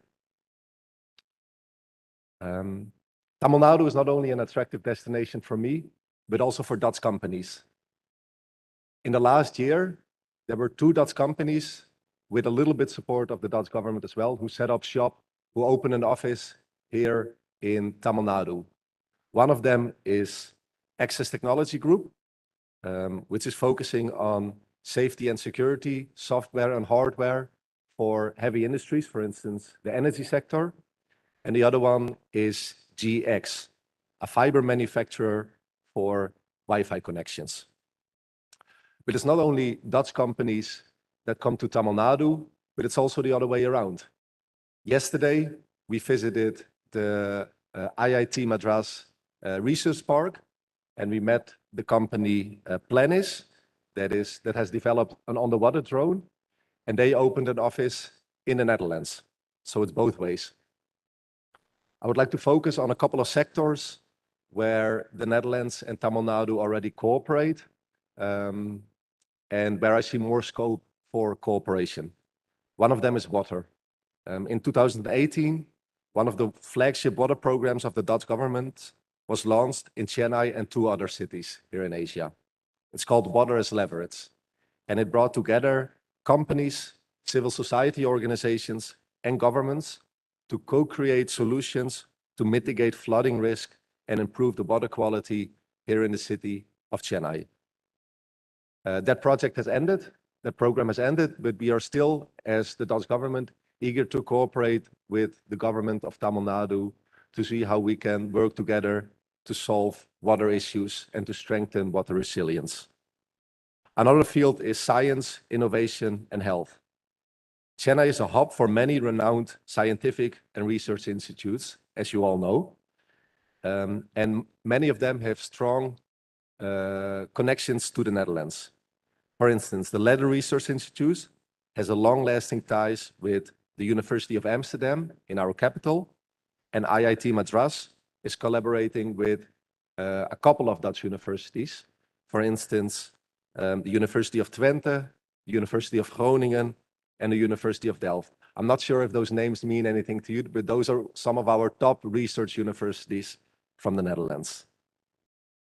The Institute of Statistical Mathematics is working together with Utrecht University in the Netherlands, but it's not only collaboration between academic institutes that we see, but we also see a lot of interest in PPPs, public-private partnerships. Eindhoven Medical Robotics, for instance. Eindhoven is the city in the Netherlands where Philips was founded, and Eindhoven Medical Robotics is a Dutch startup founded by an Indian researcher, and it's actively cooperating with IIT Madras Research Park in the field of affordable surgical robots. Another example is Apollo Cancer Center here in Chennai that is collaborating with Maastricht Medical University in the Netherlands in the use of AI for better health outcomes. Another example is Apollo Tires, not in the healthcare field, but an Indian company that acquired a Dutch company, Vredestein, a couple of years ago, and has a large presence in the Netherlands. And it's working together with the University of Twente, also in the Netherlands, to conduct research in the field of material sciences. Maybe also interesting to know is that University of Twente, one of the 4 technical universities in the Netherlands, the chairman of the board is actually an academic here from Tamil Nadu, Professor Vinod Subramaniam. The last field that I would like to discuss is agriculture. The Netherlands is looking at Tamil Nadu as a promising destination for knowledge exchange. And last year, the State Horticultural Mission of Tamil Nadu visited the Netherlands to better understand the relevant technologies in horticulture, such as greenhouses and automation equipment.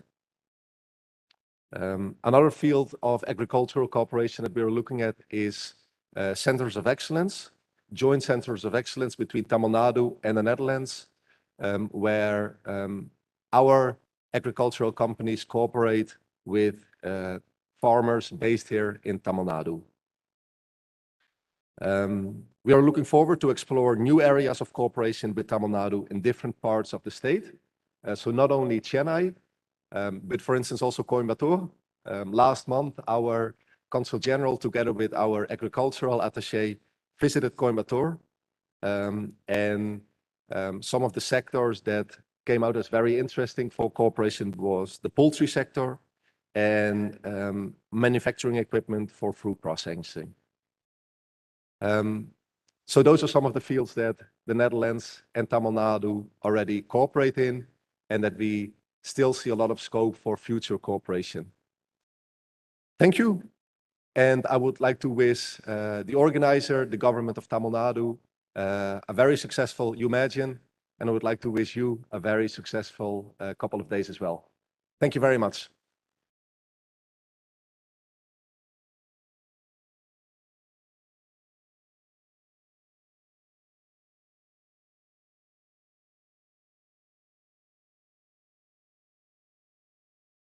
Thank you, sir. We would now like to honor our dignitaries with a small token of appreciation. We would like to call our Honorable Minister for Information and Technology and Digital Services, Government of Tamil Nadu, Thiru T. Mano Thangaraj, to the dais for presenting the mementos to our dignitaries. A round of applause, please.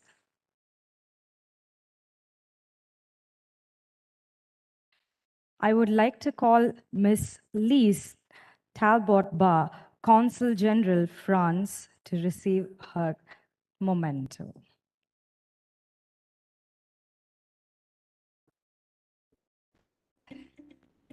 A round of applause, please.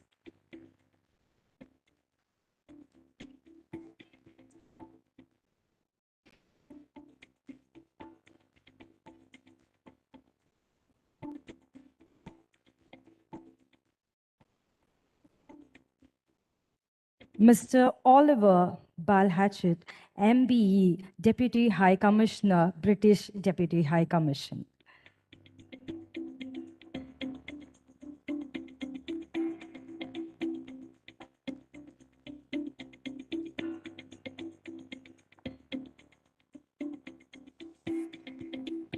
Miss Judith Raven, Consul General, U.S. Consulate General.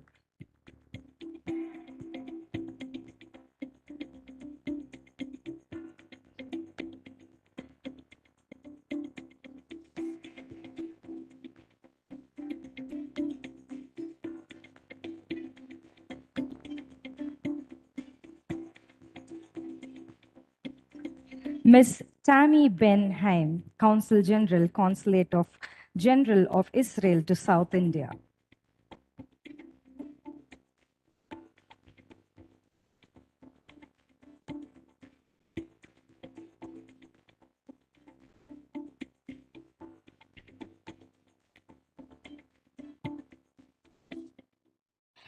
Mr. Hein Logwin, Consulate General of Netherlands.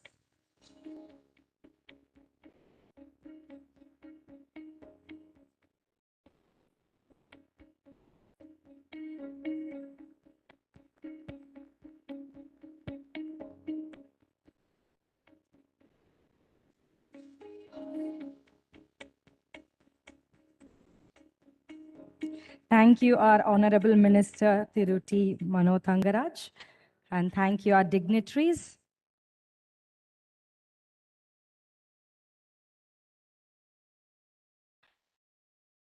You're requested for one group photo with our minister and the dignitaries, please.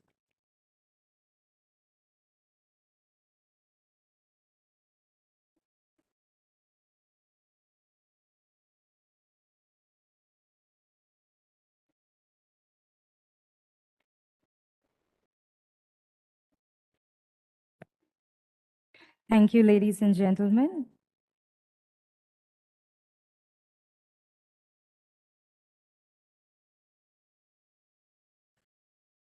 Thank you.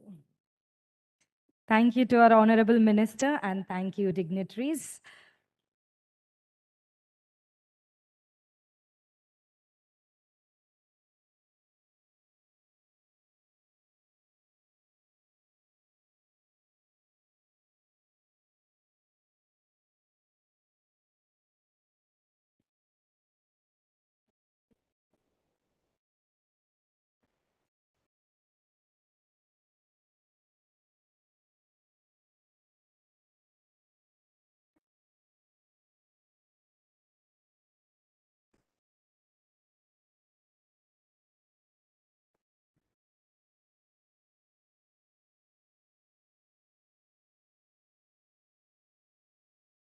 Coming up next is a special session on emerging technologies that will shape the next wave of growth.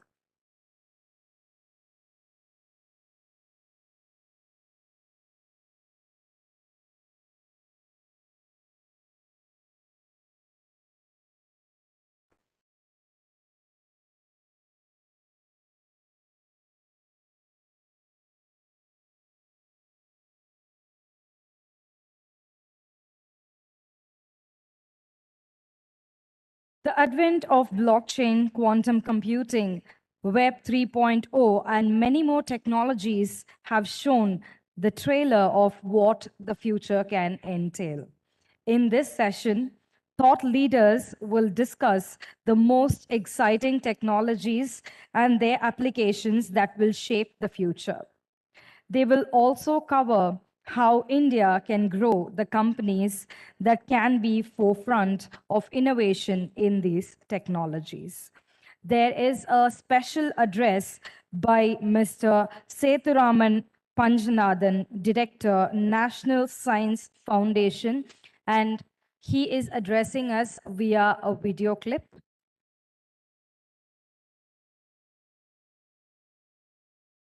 And then we do have a fireside chat along with moderator Mr. Sam Daniel Stalin, Bureau Chief NDTV, Lakshmi Narayanan, former CEO Cognizant Technology Solutions, and Mr. Shankar Vanavarayar, Chairman CII Tamilnadu and Executive Director ABT Industries. Now we will see a special address by Mr. Sethuraman Panjanathan, Director, National Science Foundation.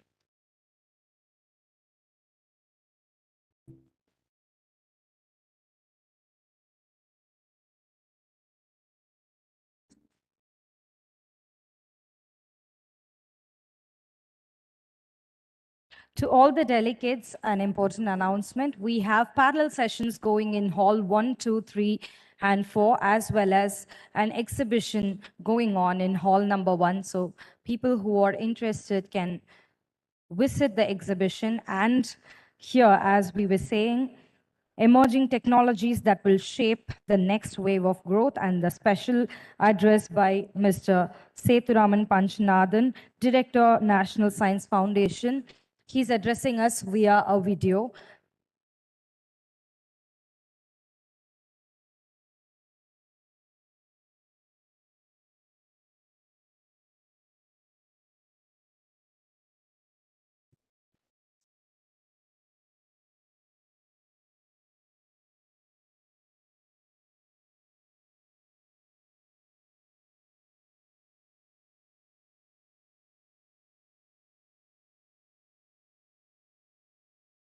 Hello, everyone.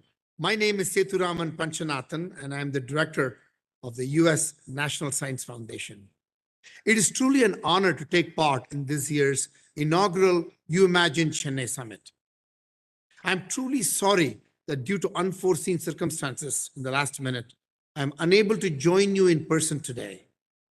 But I'm thrilled to be invited to submit this video as part of today's events. Opportunities like this are so important to the future of science and technology around the globe. They bring together like-minded government agencies, industries of the future, researchers, and entrepreneurs to share their perspectives and ideas. It is by bringing together the very best and the very brightest like this that we can foster partnerships and new ideas that will allow us to leave the future behind and leap forward. A critical piece of this understanding is how new and emerging technologies will continue to shape society. From solving global grand challenges to reshaping the workforce and identifying ways to collaborate and harness their full potential. So before you dive into today's discussion, which I know will be a fantastic one, I want to take a moment and set the scene for you in terms of the current and future technological landscape and what's to come for the global STEM enterprise. Let me start off with the NSF mission. The National Science Foundation was created by the US Congress in 1950 in recognition of the increasingly profound impact scientific research and discovery could have on our nation's economy and well-being. You can see that reflected here in our mission statement. And I'm proud to say that this amazing mission, articulated over 7 decades ago, still holds strong today. This mission remains at the core of everything we do and serves as our launching pad for the next 7 decades of progress and beyond. The future of research, technology, and innovation is indeed very bright. There is no doubt that we have made tremendous progress, but today the global STEM enterprise has reached an important moment.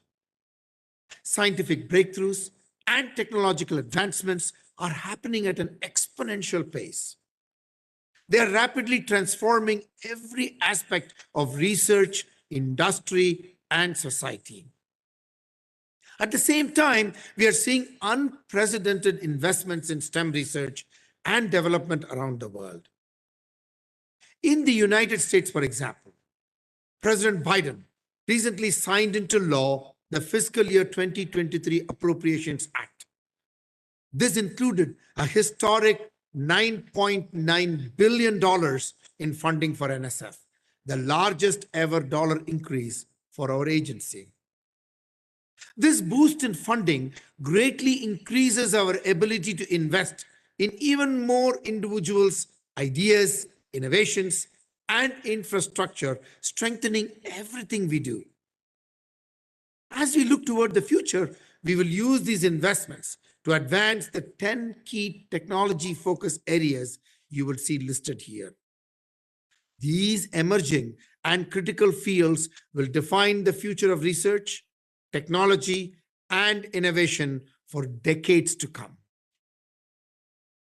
At NSF, everything we do is aimed at amplifying our efforts to power groundbreaking breakthroughs in each one of these key areas. Let's take, for example, artificial intelligence. This field, as you know, is gaining a lot of significance and importance as we look into the future, understandably so. A very important area. NSF is America's largest non-defense funder of AI research, and we have invested both in foundational and use-inspired aspects of this field for decades.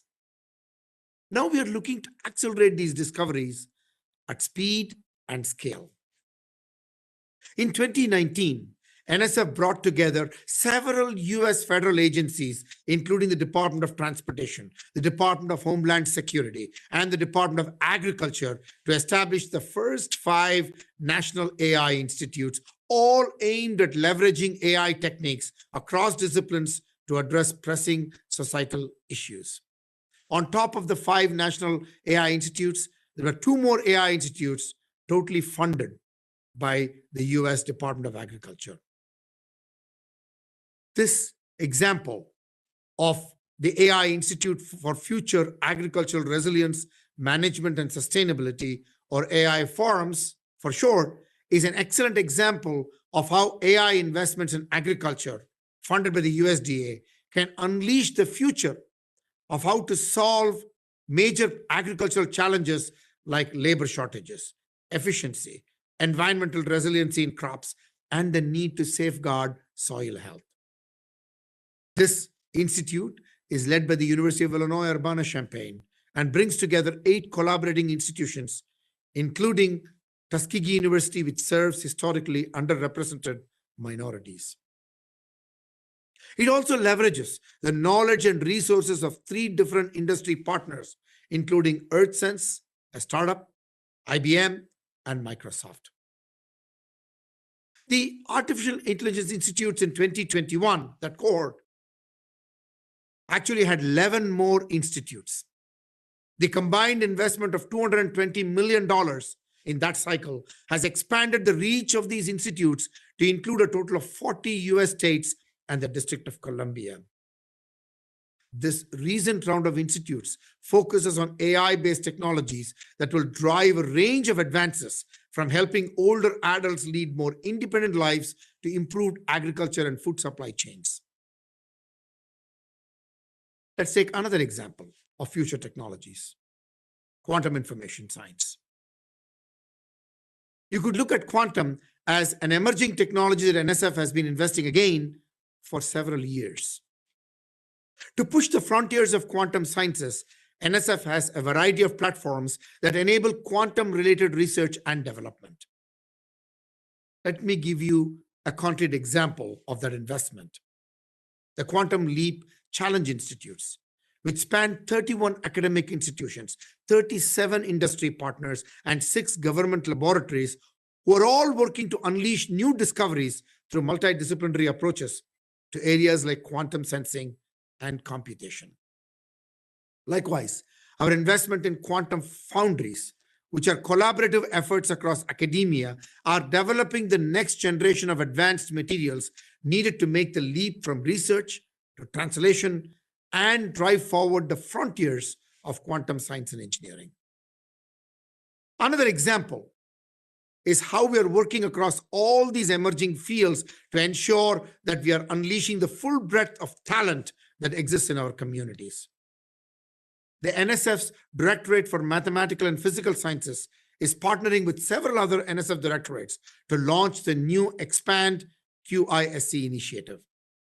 This program is specifically aimed at increasing the diversity of institutions engaged in quantum information science, bringing in new talent and ideas from across the country. These examples and many more are leading to incredible discoveries and innovations. But at NSF, we want to enable more discoveries, more innovations, and more technological developments faster than ever before. This is why we are so excited to have launched the Directorate of Technology, Innovation, and Partnerships, or the TIP Directorate. This cross-cutting directorate, the first new directorate in over 30 years at NSF, is about taking exciting new approaches to strengthening and expanding NSF's research and innovation programs. As you can see here, we have been making extraordinary strides in our efforts since TIP was established just 1 year ago. One of the first bold steps TIP took was the establishment of the NSF Regional Innovation Engine Program, a program of unprecedented scale and scope to support research, innovation, and education within every single community. Our goal is to bring together academia, industry, government, and communities to create crucibles of innovation across the entire country. We are also investing in new partnerships across industry with companies like Micron and Intel to develop bold solutions to address workforce challenges. Similarly, we have announced new partnerships with companies like Ericsson, IBM, Intel, and Samsung to facilitate the co-design of the next generation of semiconductors. At the core of NSF's approach to the future is a commitment to building strong international partnerships. Today, India is a leader in scientific research and development in South Asia, and a global leader in fields such as information and communication technology, ICT, agriculture, energy, and water technologies. So NSF is very proud to continue investing in a wide range of research with our Indian collaborators. In the past 5 years alone, we have made more than 200 awards, including collaborative activity with scientists, engineers, and educators in India. But to remain at the vanguard of science and technology, we must embrace the simple principle of partnerships. Partnerships unleash greater possibilities, progress, and prosperity. Both the United States and India are fueling new discoveries and technological developments like never before. But imagine the impact we could make if we were to merge innovation centers from across our countries, creating new, powerful global innovation ecosystems. By working together through governments and industries, we can draw on the collective strengths and full scientific and industrial capacities of our nations and supercharge our progress. NSF is proud of our collaborations with the Indian STEM community, but there are so many more tremendous opportunities to work together. I want to find new and exciting ways to work with every industry, agency, and business represented here today, because it takes all of us working together to fully harness the power of emerging technologies and unleash a brighter future for all. Thank you.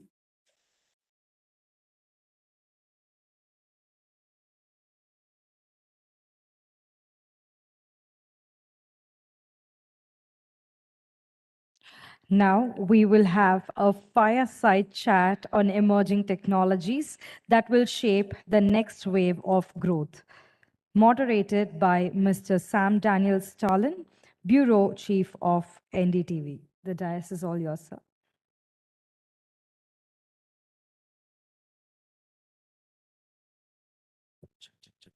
Thank you, Roshni. And ladies and gentlemen, a very good morning and a warm welcome to this panel discussion on emerging technologies that will shape the next wave of growth. And if you're wondering who's the Sam Daniel without the mustache, well, I've been hiding behind the mask over the pandemic and I stand today exposed.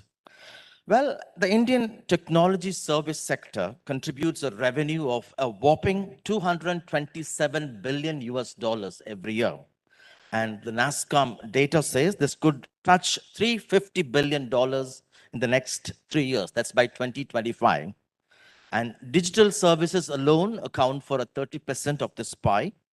And overall, the sector employs around 5 million people, 50 lakh employees, and records a revenue growth of 15% year on year.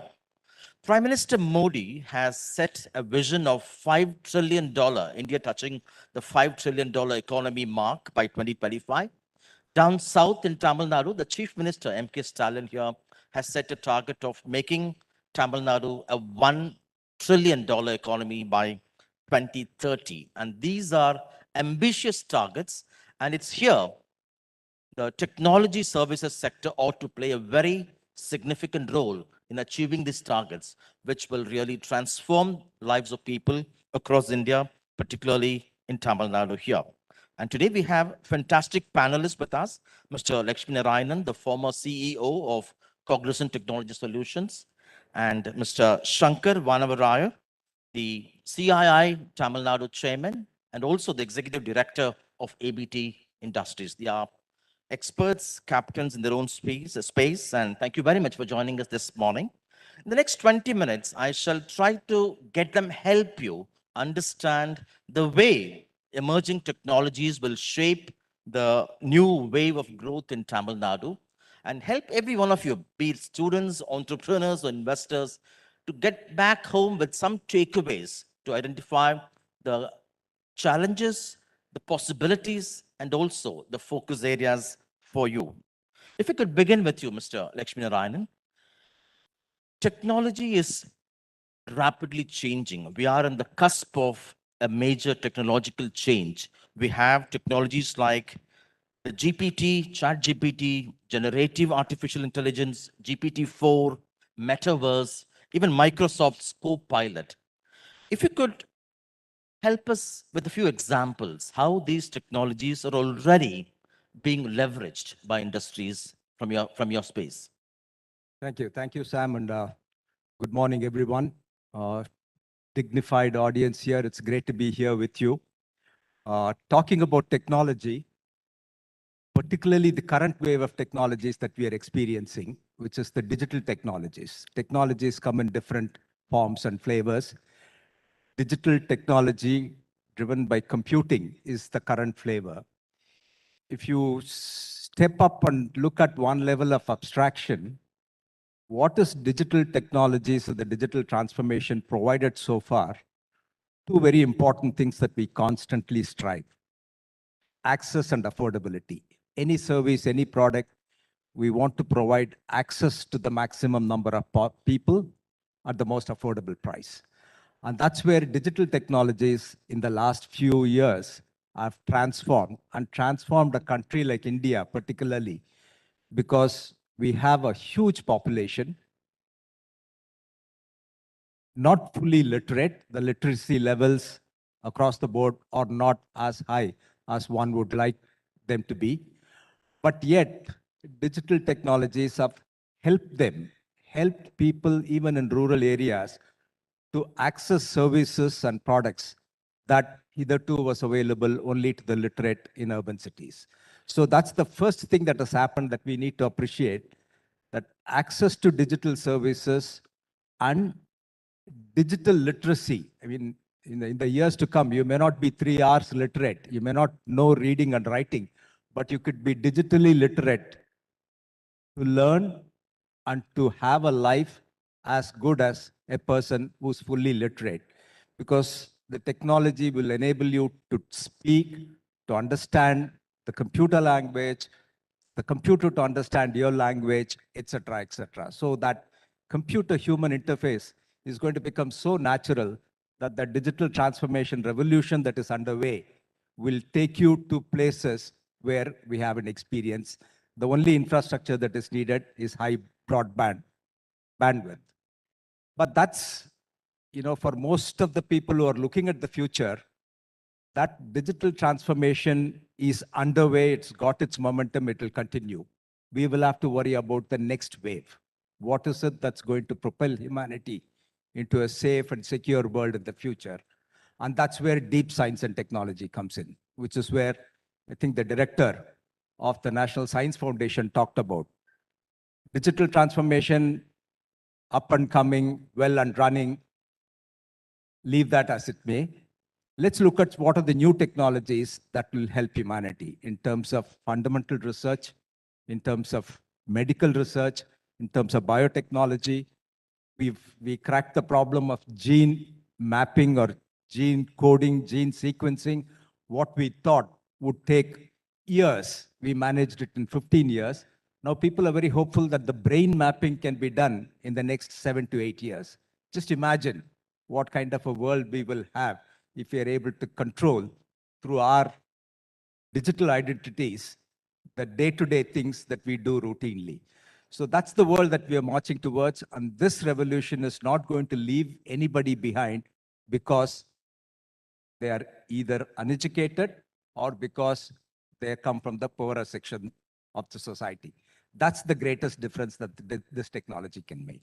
Shankar, if I can come to you, you run a college, you represent education space, also logistics in some way, and a range of other industries. We live in an era of 5G. The Prime Minister recently also highlighted the vision document for the 6G technology in India. Internet of Things is already on a high. Give us a few examples how these are already having a sway in these industries. Thank you so much. And it's wonderful to be here in this venue. And we are truly celebrating of so many things that have come of age. And in Tamil Nadu, I think this is a wonderful celebration of our strengths and our immense potential. And to sit in this audience with so many people from tech, interested in tech, going to invest in tech, I think is also catching the moment. And listening to Mr. Setharaman and Ms. Lakshmi now, of the broad spectrum of things. I think what is very important for us to understand is sitting here in Chennai or in Tamil Nadu, or for that matter in South India, we realize how much of tech over first generation, second generation, and sometimes you don't even know which generation. It's 3.0, 4.0. I think what is important is the stack has been built well. The strength of all these fundamental technologies have grown. And I also want to talk about the fact that sitting here, we have the depth of skill, we have the depth of understanding and doing, and we have also capacity in developing. To your question on how this is used, and Ms. Lakshmi touched upon some of those things and how it is making lives better, right? Today morning, we had the chairperson of Bharat Biotech with us, and we saw a vaccine getting developed in the shortest time possible. At the same time, we're also seeing how our farms are becoming digitally able. And this would not have been possible without the digital hardware that we've set up, and how it is becoming interestingly used, be it the direct transfer, be it how data is getting used to sell, transact, and do things across board. And no more, I feel it is geographically sort of divided, or even literacy, technology is able to take over that aspect. And in terms of education, and you touched upon it, and the pandemic threw something out of gear, right? So we were all used to sitting like this, and now we are used to a blended session where somebody from the US spoke this morning, and here we are together. And I'm sure many are watching online. So I think what is important for us to understand is we are at a converging point, a wonderful crossroads where many of these technologies are giving us ability to go into the next dimension. But as Mr. Lakshmi correctly touched upon, is how are we going to make people's lives better? How are we going to make more production and impact coming out of this is the next dimension of possibilities. I think this is what will be the future, but we have all the fundamentals set to go beyond. My next question is to both of you. If you can take us through into the future, how these emerging technologies are expected to dominate and radically change technology in the coming years. I ask you because there is also a sense of fear that this would mean loss of jobs. Yeah, that's always a question that comes up. Maybe that should be tackled first as to whether this will lead to loss of jobs, particularly now that when you open the newspaper or watch any of the television channels, whether the numbers of GDP and stock market is increasing or not, the number of people laid off by large corporations is gradually increasing every day. This is not something new for those of us who have been in the industry, particularly the technology industry. We have experienced this in the past. Every time there is a rapid change in technology, every time that there is a new innovation that's coming into the world, people will reset, corporations will reset their position and say, okay, this era is over. I'm going to curtail investments in that particular era and shift everything into the new era, into the future. So that's a chasm shift that keeps happening, as it happened during the internet days, as it happened during the 4G days. A similar thing is happening now with the AI ML, and something that we in the industry are not worried about. And I would assure you that you also shouldn't be worried about, as long as you have the ability to reinvent yourself to be relevant in the future that we're talking about. Now, the other point that you asked is, where are we headed? What is this future that we're looking at? You know, we talked about this digital thing, access, a country of 1.3 billion people. If 1 billion people sitting in all the remote areas are able to access Amazon and Flipkart and buy whatever they want, they're able to communicate with anybody, with anywhere in the world through digital devices. You know, that's a tremendous change. That's a tremendous tool for educating themselves to be digitally literate and to be digitally empowered in this new world. That's number one. Number two, what is the future that they can expect? Just imagine a primary healthcare center in a remote place, which has maybe a doctor who has no equipment because we do not have enough capital to invest there. But if we are able to connect that person, that particular doctor or a medical professional who is there, to the best expertise that is available using technology, it will be a wonderful world. So the world of medical devices is something that's undergoing a tremendous change. You have digital stethoscopes, which can be used by a non-doctor anywhere. And the key is see the sound. It's not the sound that is relevant for somebody to hear, but the waves, the patterns, the sound it makes, and even being able to detect the murmur by a doctor elsewhere and saying that this particular patient requires immediate attention or this person is okay, is a tremendous help to the public health services. And that's possible. And, you know, we talk about ECG from our watches. Just imagine a handheld echocardiogram that's available at a price that is affordable by every single doctor in the country, which is on the way. These are the type of advances that technology is making to provide better healthcare. And I can go on and on about all the other things that can happen in the area of cancer cure, in the area of vaccine creation. Vaccine is something that Sam touched upon. mRNA as a technology is something that is applied, not just in vaccine development, but in crops, in seed development, in so many other fields. And that's where fundamental understanding of science and the knowledge that we gain He is going to help us to provide greater efficiency, greater productivity, and make sure that whatever products are available is affordable by a large section of the population. Shankar, I want to divert a bit. Do you think technology like metaverse will completely change the way people work now? For example, Accenture had a metaverse experience given for the onboard new recruits. You know, technology has always been something that humanity has looked with at some point with fear, with insecurity. But we live in an era where we have seen assistive technologies making lives phenomenally better, right? It was just touched upon the fact of how digital services have made more access possible, sometimes cheaper and faster. I think metaverse is something that is very relevant and important for the current and the future. But we also have to remember technology is assistive. It is something which will aid, support, will replace at some point. But I think we should not feel insecure about it. We should leverage it and look at all the companies who are already using it. They are not the ones who are insecure about it. Some of us outside it are thinking how it will replace, how it will remove.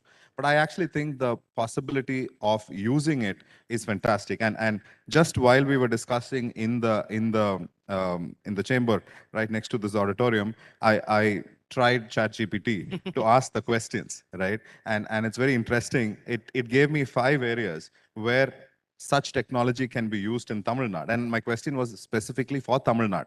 It said customer service and government agencies should use it. It says education clearly should use it. Healthcare, as was touched upon on how fantastic services can be provided. Public safety, and interestingly, tourism. These were the 5 things, but then I went on to say, tell me specifics, and guess what it said? Sorry, I don't have real-time data. I can't give you, but I can tell you this is what I can tell you at this moment. So I think the metaverse world is evolving, and the next 10, 20 years, we will see big transformations, but I think we should embrace it with a lot of positivity. And I also want to sort of touch upon the jobs front. I think the generation that is now we all have to understand constant learning and relearning, reinvention. And you come from media, you know what was relevant 5 minutes That's ago right. is not, and you have to be updated, right? So I think that agility, maybe there is stress and anxiety, but then there's chat GPT for that as well. So I think that aspect of how we bring in technology to some of our reality on a constant basis with positivity, but of course, with regulation, with safety, with data protection, and so many other things. I want to come back to you again, and if you can give 3 key strategic priorities for Tamil Nadu and for India, since we have students, entrepreneurs, investors, to help them focus in the coming years to capitalize on this new wave of technology. You know, when we were discussing and from the Confederation of Indian Industry, when we look at Tamil Nadu as a powerhouse for so many things and a sort of a bench leader for India in many examples, the things that we have to think as key priorities is first to work on our strengths. You know, this is a state which has had an entrepreneurial, industrial, intellectual strength for over a century or much more and a millennia. I think what is important is we have the hardware strength, we have the skills, we have the human capital, and we have fantastic partnerships. And the session before, we had the best countries of the planet coming here and saying, we want to work with you. I think what is the key priority for our state, for industries, is the fact that we have to transform our current relevant hardware, our systems, our processes into the next dimension. We have to work on our human capital.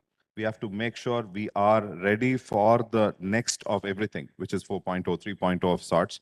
And third, I think we have to find ways to work with the world and we are very strong in this. And this room has partners from the best of corporations around the world. But how can we make sure that this all has the next dimension? The key strategies will have to make sure our industries, be it SME, MSME, the small and medium industries across Tamil Nadu, get access to technology, understand digital. That transformation happens. And for that, we need the human capital who will help them do that. And the third aspect is how these companies also will have partners, will have alliances across the world. Very briefly again to you, despite Tamil Nadu's inherent strengths, often our neighbor Bangalore in Karnataka is being perceived as the IT capital How do we reverse it and what should be done? I don't think we have to reverse it.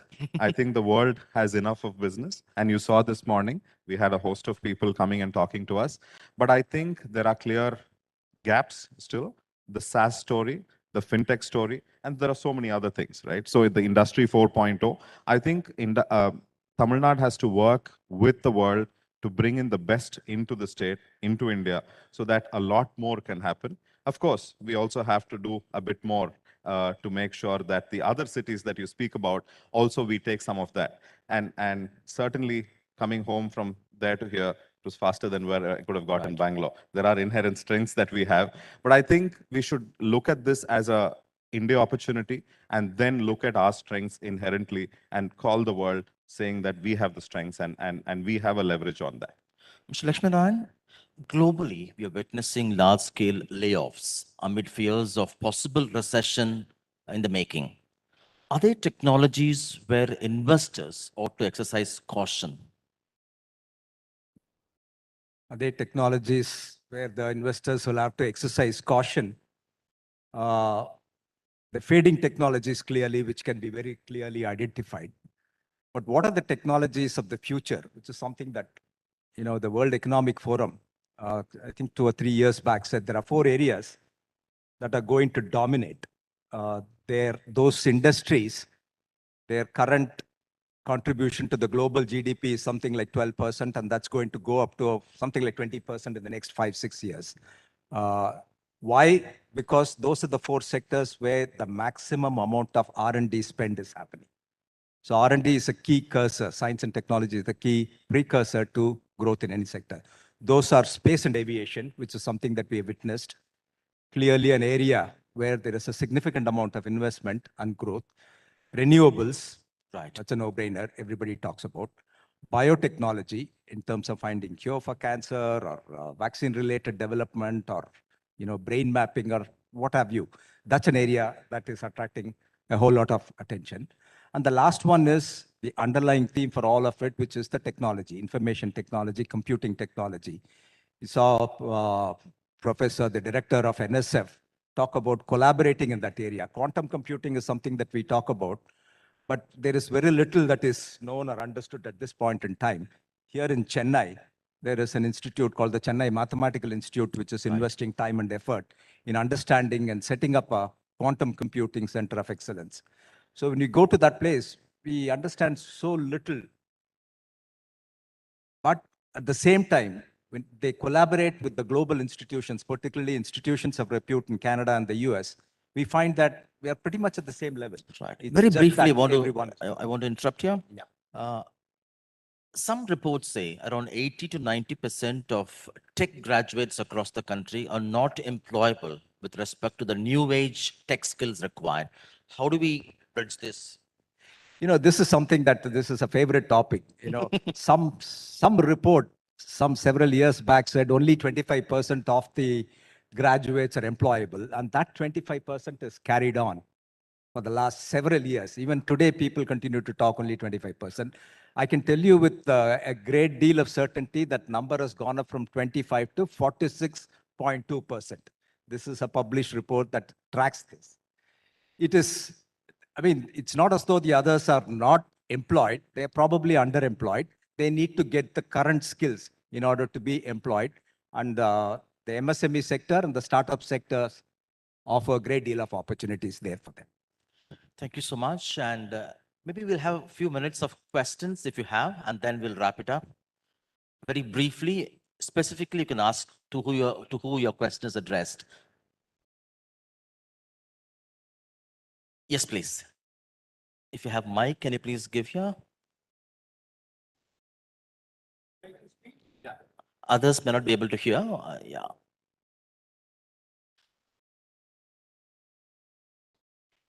Does anybody else kindly put up your hand so the mic can come to you?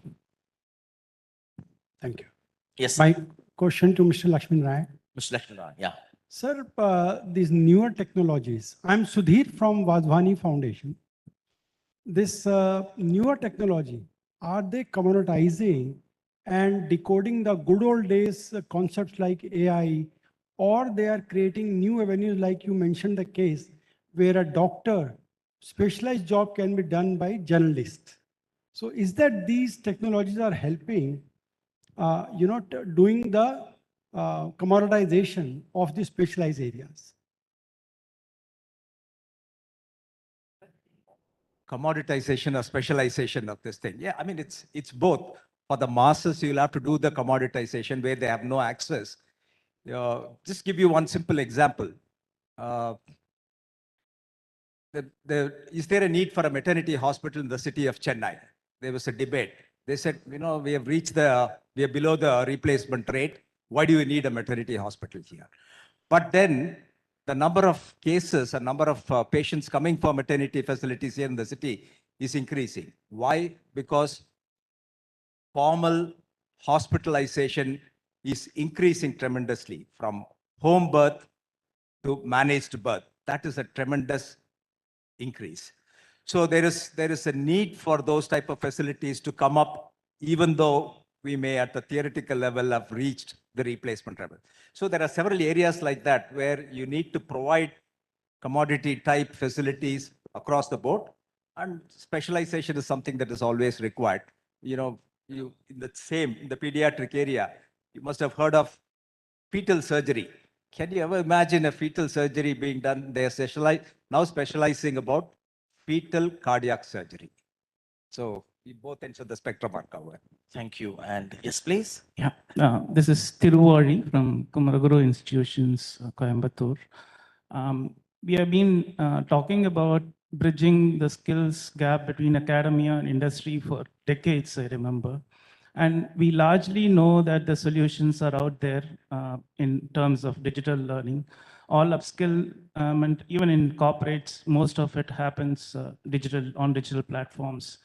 And we also have, as a country, platforms like NASCOM, Future Skills, which has the necessary technical capability to bring in any kind of skill development course and make it accessible to learners, including to students in any part of the country.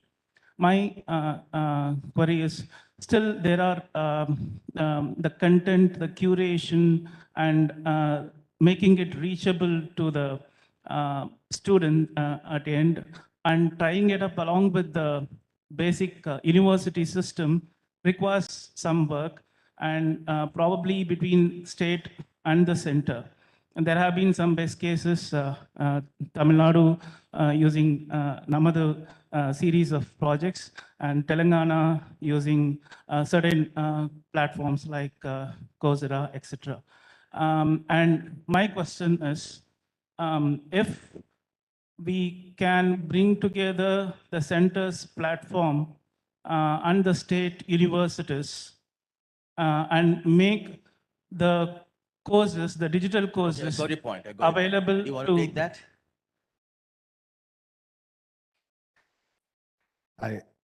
I really think those possibilities of new tech education, bringing edtech and traditional education has to come together. Various platforms have to be merged, but this is work in progress, to be honest. People are learning from all opportunities possible already. It has to be fast-tracked, and I think some of us are working on it, but certainly the future is going to look like blended learning and multiple learning from multiple ecosystems. I think that's the time we have for. Thank you very much, gentlemen, for your time. Such a privilege talking to you. And thank you so much, audience, ladies and gentlemen. You've been a great audience. Give a big applause for our esteemed guests. Thank you very much.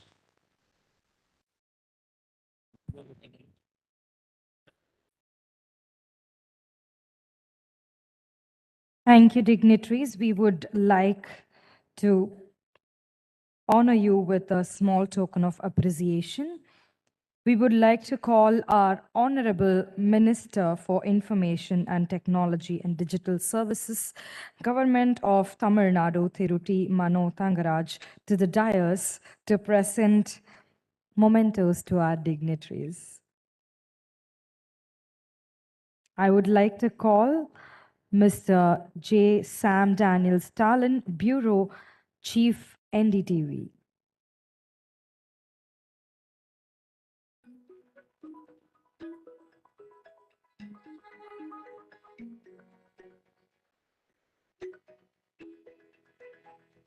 Mr. Lakshmi Narayanan, former CEO, Cognizant Technology Solutions.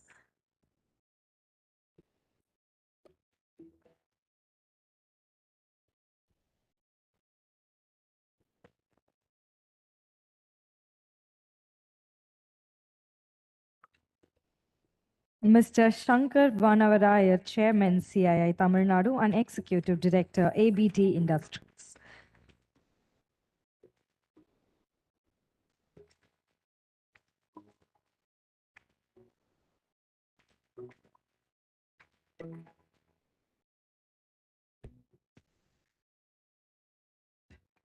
Thank you, our Honorable Minister, and thank you, dignitaries.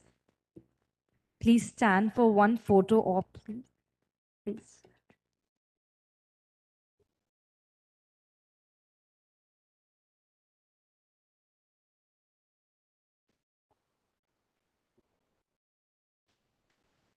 Thank you, Honorable Minister, and thank you, dignitaries on the dais.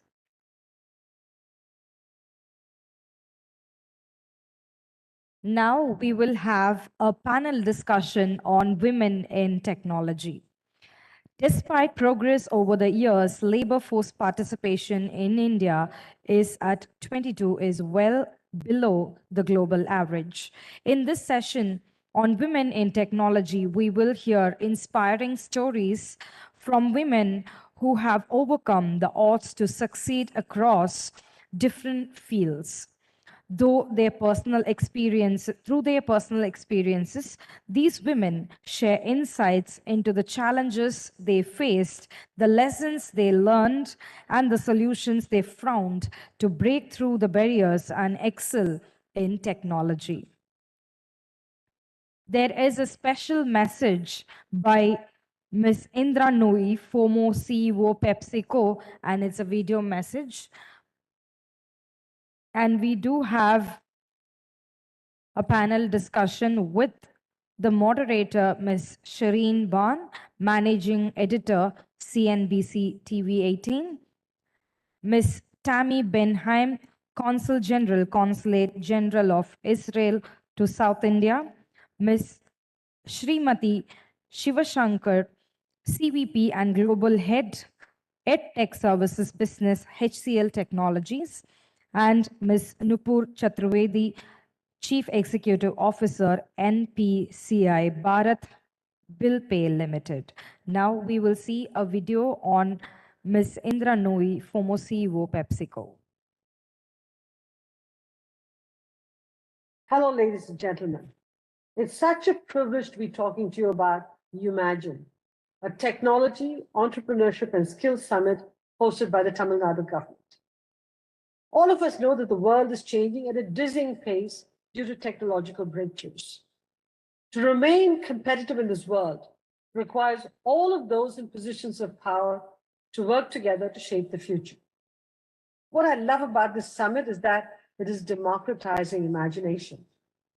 Instead of the government imagining for us, this summit is challenging all of the participants, you, to imagine the future of technology, the future shape of entrepreneurs in this disruptive world, and most importantly, the skills needed in the future to succeed and thrive. This summit in my book says, you imagine, we convene, let's talk, let's design, let's cooperate, let's shape the future together. And we, the Tamil Nadu government, will be the accelerator and help bring your ideas to life. So the big question is, why Tamil Nadu government, and do they have the legitimacy to pull this off?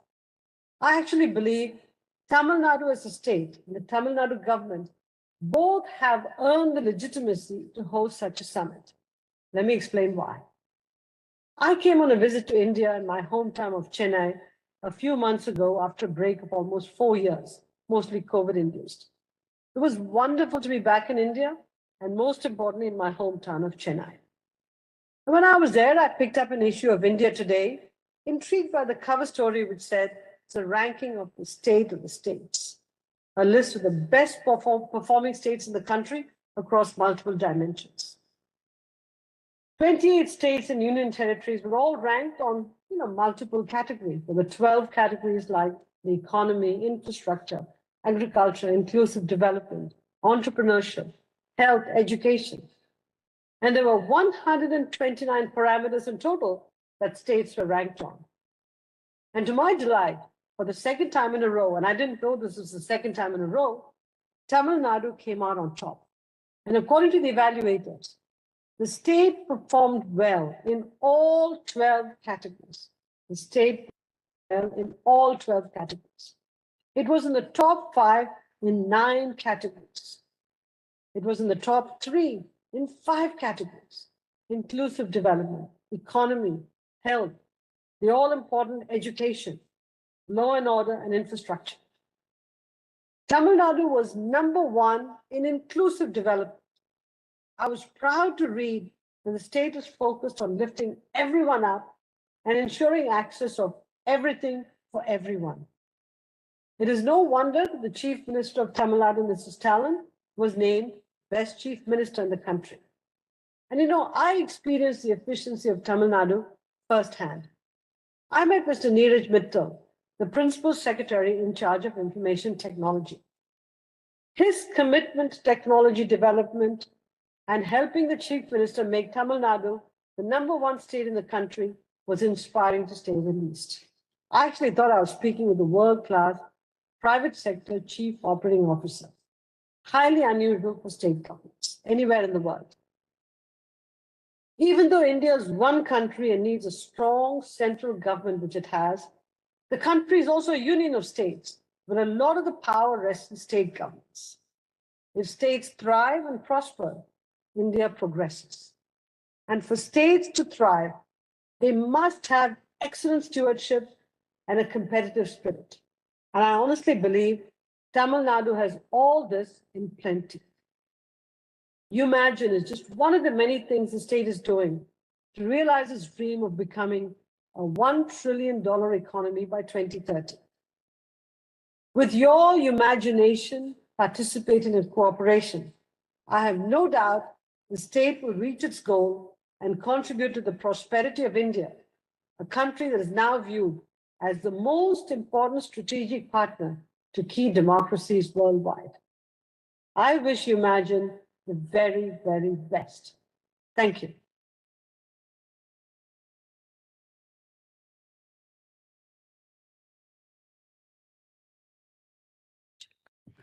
Now we will have a panel discussion on women in technology moderated by Ms. Shireen Ban, Managing Editor, CNBC TV 18. The dais is all yours, ma'am. Thank you very much. Good afternoon, ladies and gentlemen. Thank you so much for joining us here for what I promise is going to be a conversation and not a panel discussion, because that really is the point of this, that we want to engage in a dialogue.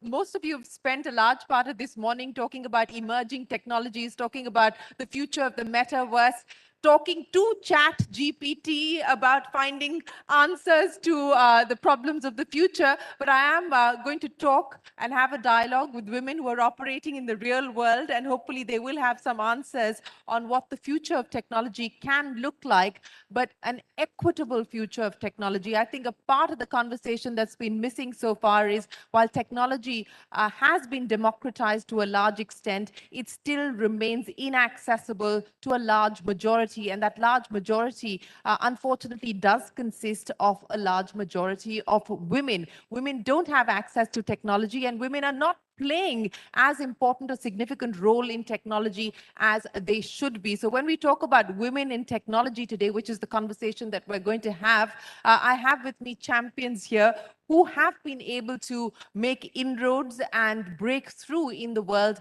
of technology. Cumulatively, more than 20 years of experience in the tech world. That's Srimati Shivashankar. Nupur, also more than 20 plus years in the tech world. Today is, of course, leading the Bharat Bill Pay subsidiary of the NPCI. And of course, we've got the Consul General here of Israel, because this is not just an India-specific problem. It is a global problem. It requires a global dialogue. How do we get more women into STEM? How do we get more women into technology? How do we get more women to move to the top of global corporations and Indian corporations in technology. And, you know, here is a statistic or a number that we should be concerned by. And this is a number that's been put out by UN Women as part of an op-ed that they wrote on promoting equity in this field of technology. Women occupy only 35% students, that is, in STEM education today, and women hold less than 1/3 of positions in technology and 22% of the present jobs in AI, if that is going to be the future, are held by women today. So there is a long distance to cover. There is a long road ahead. Without further ado, Srimati, let me start by asking you, you know, as I pointed out, over 2 decades of experience in the tech world, you're one of the few women in a leadership role in a technology company here in India. Of course, it happens to be a multinational company operating globally at this point in time. What do you believe, in your experience, have been the big challenges? What has changed? What hasn't? Yeah, I think this is one question which we have been asking for the last 20 years, which is good. And it's important to reinforce what we have learned, what we are unlearning, and trying to also discover every day.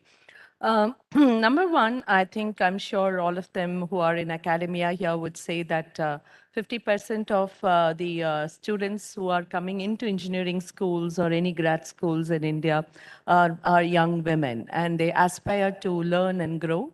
They do very well with graduation, but then it's somewhere, you know, because of the life inflection points, they just fall out, right? Which is still a major problem. So let me just, you know, from the technology perspective, when everybody is worried about ChatGPT and stuff like that, in my view, we don't need to worry about it, because in order to make ChatGPT say the right things, you still need intelligent minds, right? Yes. So we will all exist.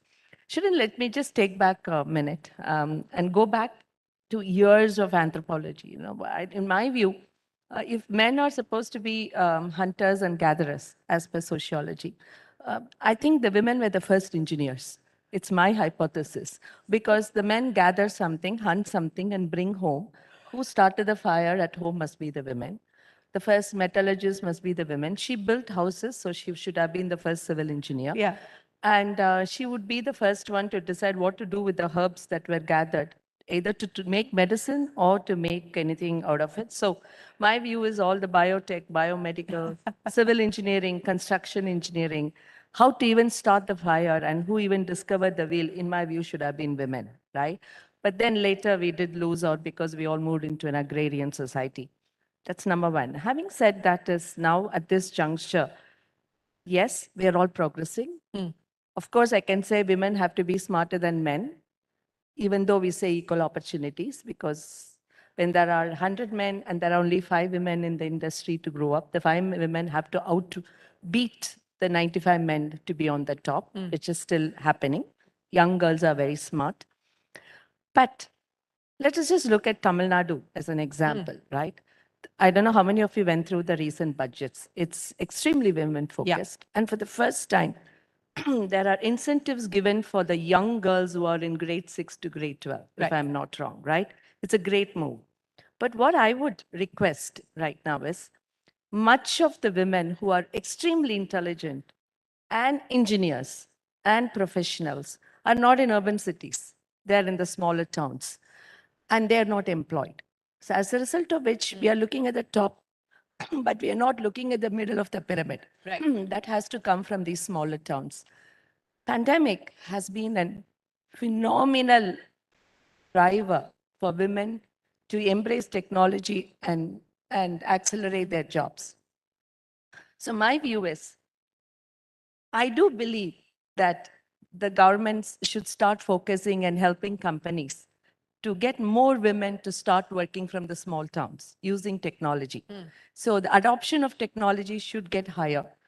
And rather than just focusing on what is a percentage of men and women in the company, I think we should look at how many of the women are actually delivering services from their own homes in their smaller towns without migrating to cities. Because most of us, we migrated to small towns because of the life inflection point. Technology is a key driver. We will have to use, and women in technology and women adopting technology are going to rapidly go up. But then the measurements and matrices that you do from the sustainability has to shift. Yeah. It can't be just gender there. No, I agree with you. And a couple of points that you mentioned there on the Tamil Nadu budget, for instance, you're absolutely right. There have been many initiatives in the budget that are looking at promoting and bringing in more women, not just into education, but also giving them financial empowerment. And on that conversation that I had just yesterday, in fact, with the Finance Minister of Tamil Nadu, where he threw up a very interesting statistic, and he said that 40% of all women in manufacturing are in the state of Tamil Nadu. So if Tamil Nadu can do it for manufacturing, we certainly hope that we can see greater heights being achieved as far as technology is concerned as well. The other issue that you brought up was the pandemic, and the pandemic has actually acted as a double-edged sword. In one way, it's had a disproportionate impact on women, where we've seen women opting out of the workforce because of the burden of care that fell disproportionately higher on women, and this has happened globally. But on the other hand, as you said,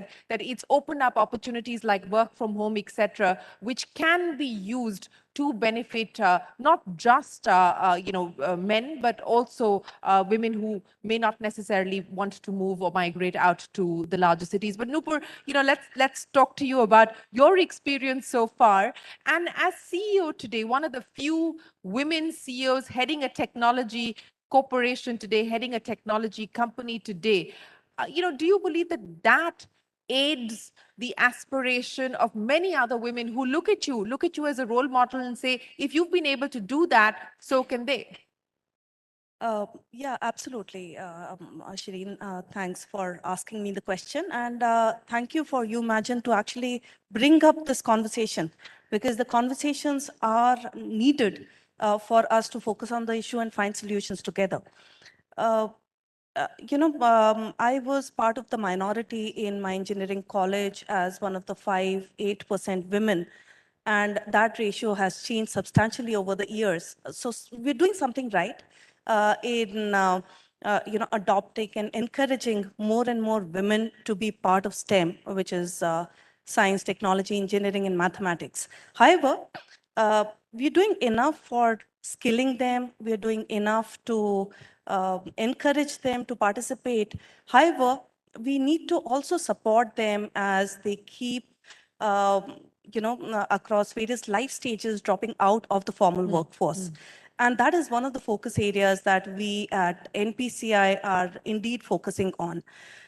So it really starts with encouraging them to participate. It starts from the top, where the CEOs, the MDs, the chairman, the board itself has to focus on diversity targets and bring more and more people, more and more women into the workforce. We are carrying a target of 50% ourselves. We indeed believe in equal representation, because guess what? Our customers are also equally represented. So it makes sense to do that. We are deliberately trying to focus on removing unconscious and conscious bias during the hiring stage itself by ensuring that there's one woman candidate applying for every position that we recruit for. Also, we're doing a lot of diversity and inclusion training for our hiring managers so that their biases during promotion processes can be removed. We have to ensure not just intake and inflow of women in technology, but also have to support them through professional guidance, through coaching, mentorship, and trainings, so that they indeed feel empowered to grow in the organization. Apart from that, elephant in the room that no one wants to talk about is the pay disparity that indeed exists. There's global, noting of women earning as much as low as 40% compared to their male colleagues in similar jobs. These are some of the things that we have to consciously work and, ensure that we take care of it. And like Shireen and Srimati already mentioned, pandemic has been a great opportunity for us to appreciate a hybrid work culture. We have gone out of our way to support women so that they can continue working with us in all the safety that we can provide as an organization. So it hasn't been an easy journey. It will not be an easy journey as we move forward, but women in formal workforce across all levels should have a 50% participation. That is my vision, our vision, and that is what we all need to, as society, as government, and as corporate, need to work upon. Thank you. Thanks, Shri. Absolutely, Nupur. And I think it requires that concerted effort, collaboration, and a constant reinforcement of the message that we do want to move towards equal representation. It's good to hear that you've achieved a 30% target at the NPCI and moving towards that 50% target as well. You know, you brought up a very interesting aspect of the conscious and the unconscious bias, and I will address that with each one of you. But let me get the Council General to take the conversation forward. As I said, this is not an India problem. This is a global problem. Of course, the solutions will have to be contextual and relevant to the areas that they're rolled out in. But in your experience, what has worked in Israel? I mean, you know, you've got a large, flourishing startup ecosystem there as well. Men, of course, continue to be the majority, even as far as Israel's startup ecosystem is concerned. But what are some of the lessons learned? How are you trying to channel and bring in more women across the workforce? Thank you. One, I have to say I'm so fortunate to be on this panel. I told you this earlier. I'm trying to find my place here. But you said a lot of good things, and I won't repeat. I just want to say 3 small points in continuation to what you said, the points you touched.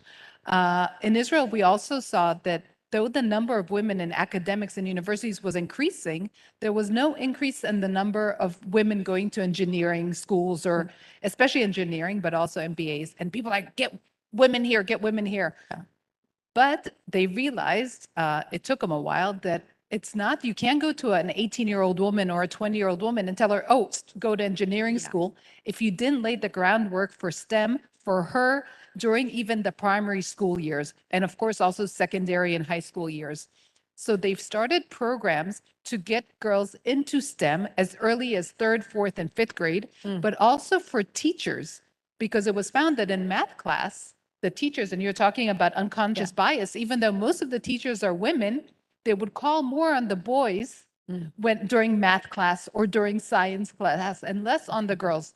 So we're seeing the results slowly, but you can't, as I said, a woman won't pass the entrance exam to engineering school if she doesn't have the foundation during her early education as well. So we're working on that. And going into high tech, I'll just say very briefly, people tend, and maybe it again fits with what both of you said, people tend to have people join their company who are like them. So if I'm a young man starting my high-tech company, I'll get my friends that I know from university, or I'll get people who are like me. And women aren't always like me. So we're doing a lot of work. One, the more women engineers you have, the more women MBAs, there's a bigger pool. And then you do have women trying to vie the jobs, but are trying to explain now and are working on different levels in government and non-government, that if you actually have a diverse team, even if it's a very small team initially, you know, entrepreneurs start with maybe 2, maybe 3, maybe 4 people in the company. You know, one is CEO, one is COO, one is CFO, but they're the whole company. So actually being diverse is better for your company in the long run, especially if you want to grow, than getting people who are exactly like you. Absolutely. So this is also something that in the past few years we're trying to seep in, right? You don't want somebody who thinks exactly like you. It's actually better to have somebody who thinks differently. So this is my 2 additions for what was said here. And no, I couldn't agree more with you. I think diversity in the boardroom, diversity in the workforce is important, because your constituency that you're addressing, your addressable market, is a diverse market. They're not all like you, as you pointed out, and absolutely right on the fact that we need to look at primary school and then take it forward, especially to build out that pipeline of women coming into STEM. But Srimati, on that point, and I know that this is something that you've experienced, walking into a room full of men in a sari, where you've always been asked, at least at the start of your career, where's your manager? Are you still asked that question? Yeah, at least not now. I think the age shows, so they don't ask for the manager. And the manager has to be male, right? Most of the time. I think that kind of conscious or unconscious bias is slowly going away, especially in India.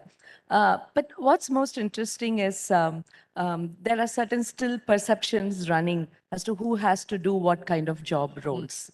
I think unconscious bias or conscious bias, the change has to happen in our homes first. If the dads, the fathers at home can actually help us to transform that and start doing things which otherwise are constituted to be the mother's job at home. I think there's a lot of bias that will change. I think that is a major concern. So we are coming out on this side and we say, oh, the government has to do this, the companies have to do this. But then you go back home, still, if you're in the middle of the board meeting at 3 o'clock, I get a call from home and then they say, Madam, there's no coffee powder, what do I do? Right? And you're like, yes, I shall call and get the coffee powder, right? The parents teachers meeting today still wants the mom there. Why can't the dad go? He's also a parent, right? As long as we say a short-term disability is only for maternity and there is no maternity and the men can sit back at for 6 months at home and the mother-in-law doesn't feel bad at all because the guy is sitting at home. I think that's where the change has to happen. At home first. Then obviously the schools will start adopting the practice because the men in the homes are driving the change. No, I wish Indra was actually here in person because I had the opportunity to speak with her when she launched her book, and there's a very interesting anecdote that she shared that the day that she was actually appointed as the CEO of PepsiCo, she went back home and her mother was there and she said, oh, I've just been appointed the CEO of PepsiCo. And her mother said, well, all of that is fine, but there's no milk in the fridge, so can you please go out there and get it? So I think the point that you're making is absolutely right. The disproportionate burden of care, child care, geriatric care, all of that, and of course, just running the household continues to be on the women. And I think we need to make that that shift. Yeah, I'm sorry, but one of the things I want to say is there's no big difference between a caregiver and a care provider. Yeah. I think that those English terms and how they are being used in Tamil language, because I grew up in Tamil medium, and we don't have a difference between a caregiver and a care provider. Yeah. Right. So there's no difference between a dad or a mom when it comes to how to run the family. But somehow we've embraced some of the Western practices into the corporates. And then the conversation stays, oh, but who's a caregiver in your house? I'm like, what do you mean? Right? Yeah. I think those are the things that need to change a lot. But here the assumption is that the caregiver has to be the woman. I mean, nobody's looking at it from a different point of view. So I think that has to be sort of acknowledged as well. But no, one of the big issues that we are seeing today is that even though we've increased the pipeline of women being educated and coming to the workforce, CNBC TV18 and FICCI did this first survey and we surveyed over 80 companies in the manufacturing and the services space. And what we found was that the attrition rate of women in the 20 to 30-year-old category was the highest at over 15%. So that leaky pipe continues to leak. Now, what do you do to try and stem the leak, Nupur? I think some of the points are already made that if you are able to instill that ambition and drive in young girls to actually embrace and be financially independent, that is a good starting point, right? But that would not be enough because, like Srimati rightly pointed out, the fathers also need to ensure that there's no discrimination at house, whether he and not just the fathers, the mothers also need to ensure that there is no discrimination. It's very often the mothers who will say that, okay, the boys don't need to do anything, but the girls do. So Shireen, let me just probably talk about my own house. I come from a place where my mother has been my hero and my supermodel, and she was an IS Allied Services officer, retired now. She ensured that there was equal focus on education between me and my brother. And the life skills were equally taught to both of us, be it driving, be it swimming, be it cooking, right? When you come from that kind of a household, that is a privilege in itself. Yes. But what also happens on account of that is that for me, being financially independent is an imperative. And I grew up with dreams saying I can be whatever I want to be, right? So if that is taken care of, now I will say something slightly controversial, but I love talking about it. I feel that one of the most important career choices that a woman makes is who she marries, right? If you get a partner who's equally invested in your growth, your vision, your dreams, then I think half of the battle is won. And from there on, the equal responsibility, the sharing of workload is taken care of, because the period that we're talking about, women leaving the workforce, age between 20 to 30, is exactly the years where they get married, life happens, they have children, and at that point of time, it becomes very, very difficult to come back unless you have a support system in place. And which is why, as an organization, it is also our responsibility to ensure there's a creche around that you can possibly pay for. Maybe you can support a nanny care. That is something that we are indeed doing. So if an organization is able to support the woman during a lot of these life stages, I think there's no reason why they would want to stay back and drop off from the formal Absolutely. workforce. I think, again, this is a myth that's been perpetuated over the years, that women lack ambition or women lack aspiration. I think nothing is further from the truth. I think women require a facilitative environment, require a support system, and it has nothing to do with the lack of ambition or aspiration. But, since we're talking about action, and let's talk about what governments can do. And there are different things that the government can do, whether it is supporting more women coming into education, or it is creating policies. For instance, in India, 6 months mandatory maternity leave has been mandated by the government. The market regulator in India has mandated that there has to be an independent director, a woman independent director on every board of the company. So there are different ways in which legislation, policy are driving more women into either the workforce or, in leadership positions as well. Take us through the examples from Israel on what has worked, because sometimes some of these policies can also have a counter impact. You're absolutely right. I agree with you. It needs to start in the home, right? The woman needs, or the young girl, woman needs to grow up with the ambition and the knowledge she can do it. It definitely needs, the workplaces themselves need to be able to give her the support system she needs. Sometimes it's a little difficult without a government policy, because the company doesn't want to at times spend money, and it does cost money to offer a creche or give incentives for women to take a nanny and then come back to work. So we do see the moves, but the government has to be there in order to mandate things. In Israel, we still don't have 6 months of maternity leave. We have 3 months paid, and then she can take another 3 months, he or she, sorry, it's now for both mother and father. One of them can take an additional 3 months, but without pay. But obviously, and we see other countries, we see the States, we see other countries, when it's not mandated by the government, companies or businesses that aim to make money aren't going to give it freely of their own volition. That's the first thing. The second thing about when the government looks, and I know you're in a budget session, in one of our budget sessions a few years ago, they did a very, very good program for rush hours to have more mass transit, more buses, more trains during rush hours. But what did they do? They did the male rush hours. The male rush hour is between 8 and 9 a.m. and then 5 to 6 p.m. They forgot and did not look at the women rush hours. Women leave work at times 2 or 3 hours early because they're the ones picking up the kids from creche or kindergarten. So the female rush hour was 3 to 4 p.m.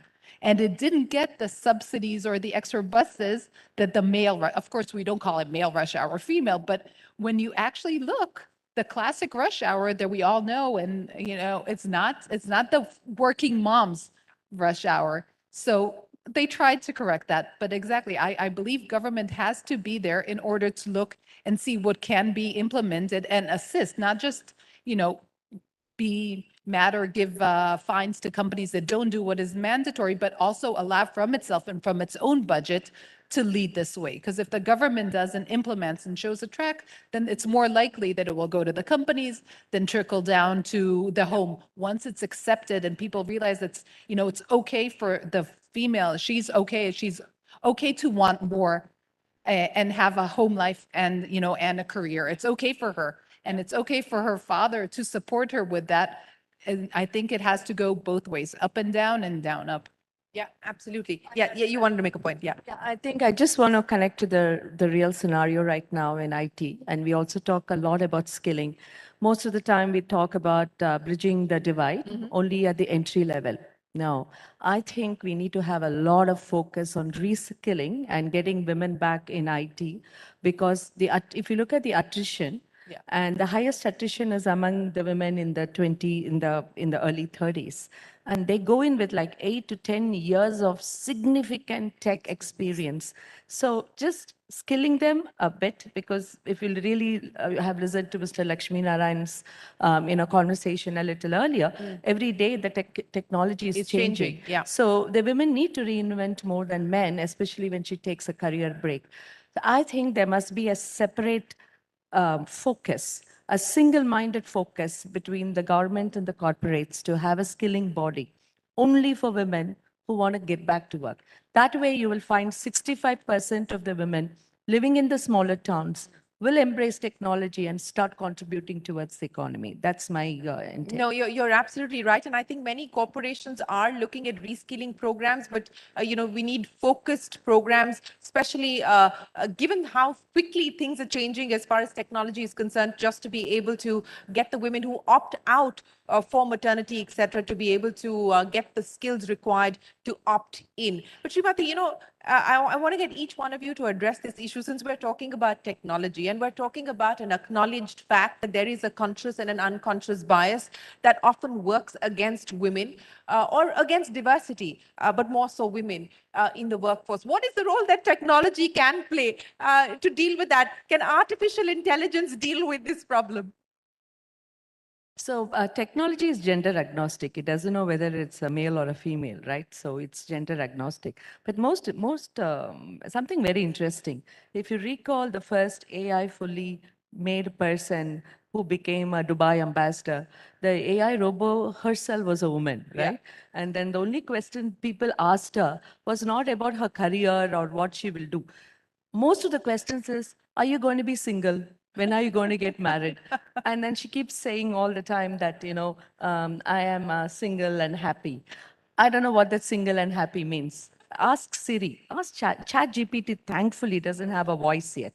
Otherwise, 90% of the people, whoever goes for automation, prefers a female voice more than male voice. But many times the conversation is about whether this girl wants to be single or what is your preference and stuff like that, right?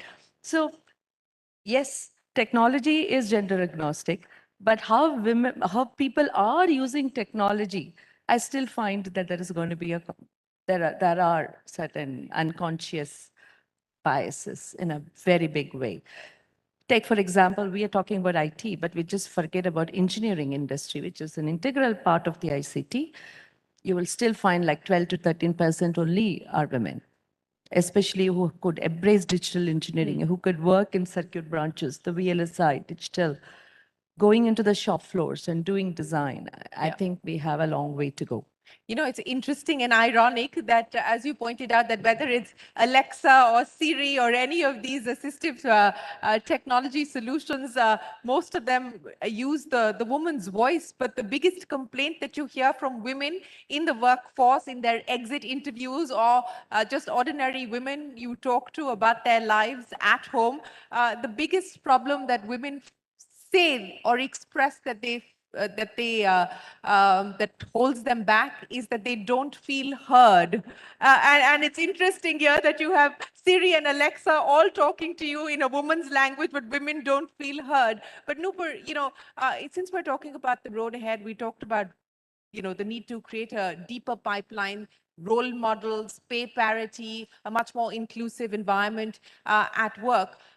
In your own experience, and I want to go back to what has been the biggest, all of us, it's acknowledged here on this panel, we all come from a place of privilege where we had the family support, we had the parental support to make our choices, but we are the minority. That is not the reality for a large number of women in this country or even outside. In your experience, what has been the hardest thing to navigate as you've moved up a leadership role? So I think goes without saying, Shireen, that the hardest thing to navigate has indeed been the discrimination and the biases, right? Some of them have been unconscious, some of them have been conscious. So for example, when I was on my maternity way, I was passed up a promotion, right? But I did not let that come in the way of being where I want to. And I think which is the reason why I force my team members who are male colleagues whose wife is going into maternity to actually take leave. I force them into leave and say that we will take care of everything else. You ensure that you are doing your role. So the most difficult would be there have been men in the leadership positions for ages. They have to really embrace the change that women are bringing in, as long as they can do it. And technology will definitely play a role because representation definitely matters in the AI algorithms, ML algorithms that are currently being created from all the content that has been written by men, right? So we have to ensure that we play our part, we make our voices heard. And in order to do that, the challenge will be men who are not willing to embrace what we bring to the table. That is a challenge. And take me through what has been your most challenging experience of being able to get to a position of authority and a position of power that you enjoy today. I have to agree. It's it's the biases we face, and I think the higher you move up, and I don't know if you felt it or not, the more alone you are in a way. Because when you're young and you have your other colleagues still there, here, the ones who didn't leave the workforce between 20 and 30, you can complain, you can say, you can try, but the higher you move up and you start managing people, sometimes you're more constricted with how much you can complain and how much you want to shove and push and say, hey, you have to decide your battles more carefully. And I think at times we find ourselves very much alone. You said a room full of men. So you're in a room full of, more senior and management level men. How much are you going to be the one that they say, oh, she's going to open her mouth again and complain? You're the problem maker. You're the one who still keeps doing it. Look at where you're sitting. Look at your position. Why are you still talking about it? And I think that has become, we navigate, and I'm assuming all of us sitting here still do that, but it becomes a little harder because, it's very easy to turn you to, oh, okay, again. Yeah. And but it still needs to be done. And you said there's so many things that have been done and so many minds are slowly changing, but there's still a long road to go. And exactly like you said, we're seeing it maybe from the top. There is so much more left.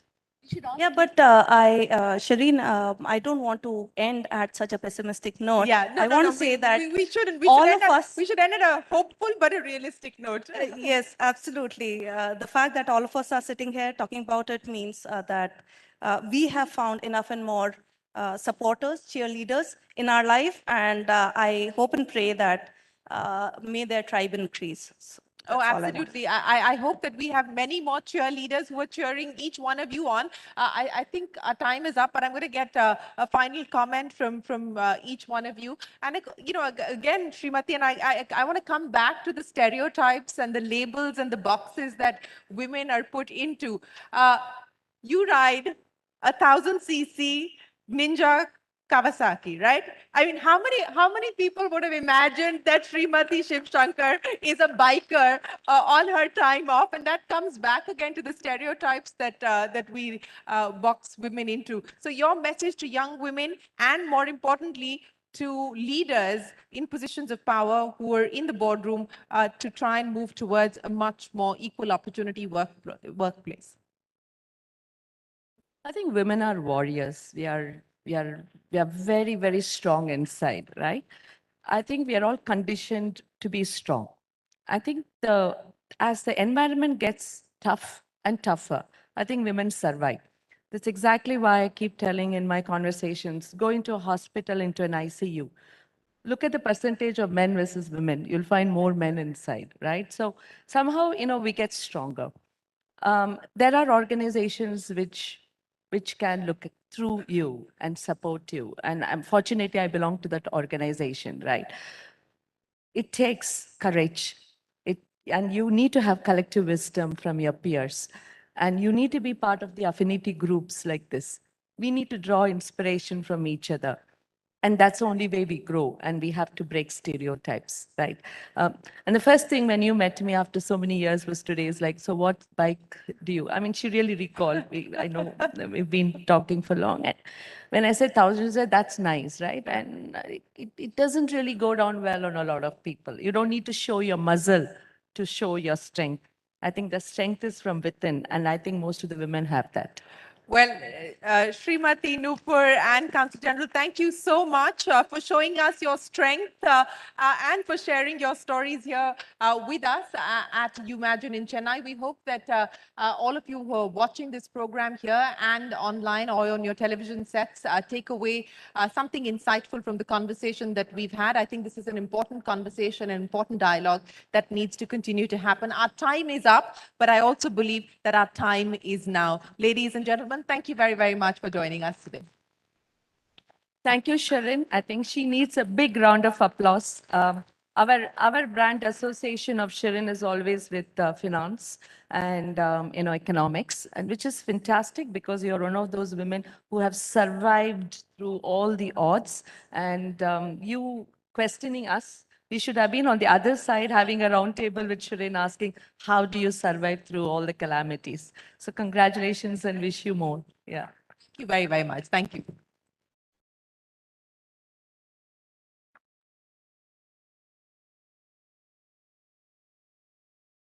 Thank you, dignitaries on the dais. Now we would like to honor you all with a small token of appreciation. We would like to call our Honorable Minister, Information and Technology and Digital Services, Government of Tamil Nadu, Thiru T. Mano Thangaraj, to the dais for presenting mementos to our dignitaries.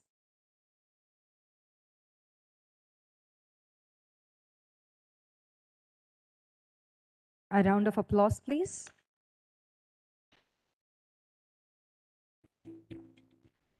I request Ms. Shireen Ban, Managing Editor, CNBC TV 18. And that's her token of appreciation. Ms. Tammy Benheim, Consul General, Consulate General of Israel to South India.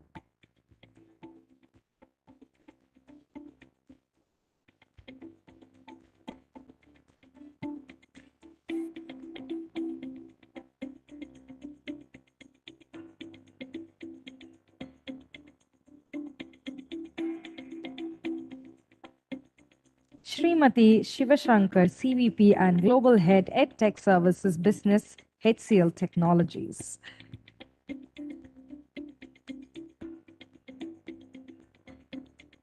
Ms. Nupur Chaturvedi, Chief Executive Officer, NPCI, Bharat Bill Pay Limited.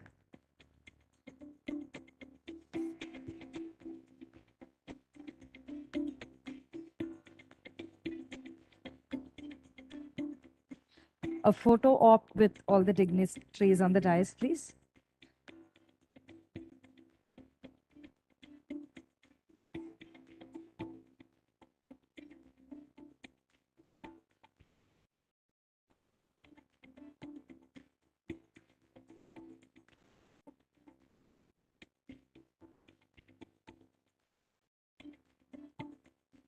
Thank you, our Honorable Minister, and thank you all the strong women on the stage.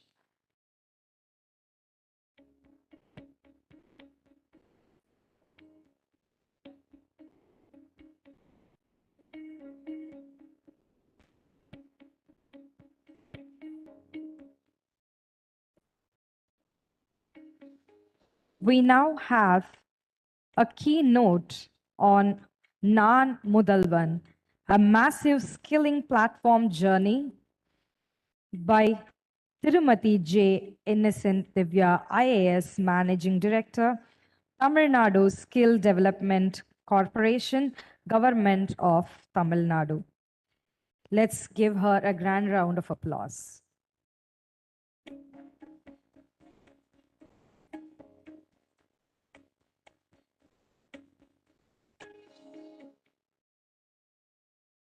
Warm greetings to all of you.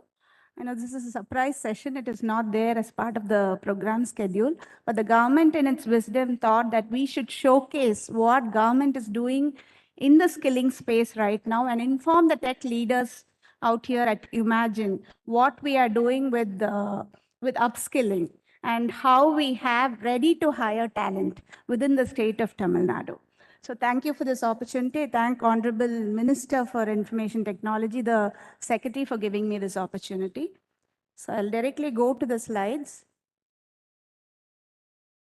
So why is non-Mudalvan relevant today? I'm sure all of you, the tech leaders out here, know that there is a skill gap that is there in the industry space. So whomsoever coming out of the academic institutions are not ready to hire, they are not billable resources. So there is a skill gap that is present and ongoing. This skill gap by years, it is getting widened. So how do we bridge this? And how do we introduce industry relevant skilling in academic institutions, in colleges? And how do we have sector-wise demand analysis done? Because there is this iron wall that separates industry from the academia. What is happening in colleges? What kind of curriculum is is being taught in colleges is not relevant in the industry. So how do we get to bringing these two together?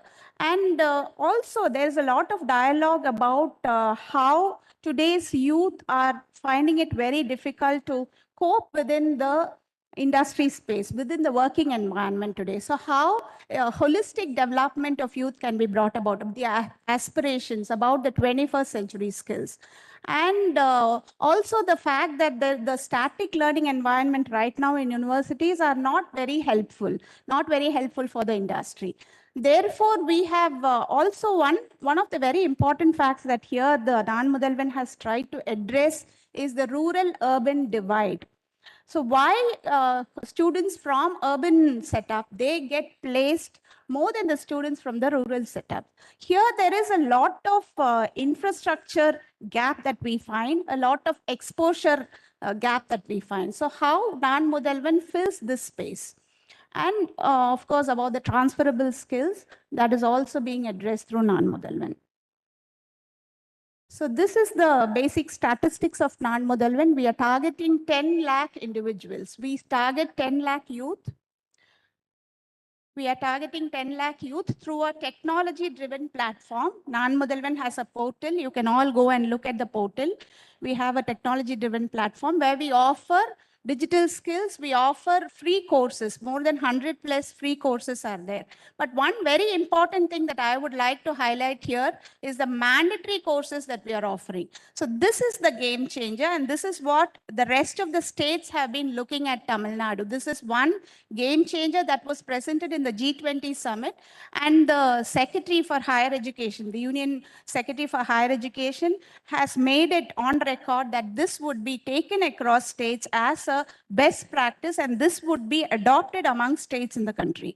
So this is where we have industry relevant skillings. We've opened up colleges, we've opened up schools to invite industries to offer relevant skilling in the campuses themselves. And every youth is being targeted here. It is not only for school, it is not only for college, it is also for the working professionals.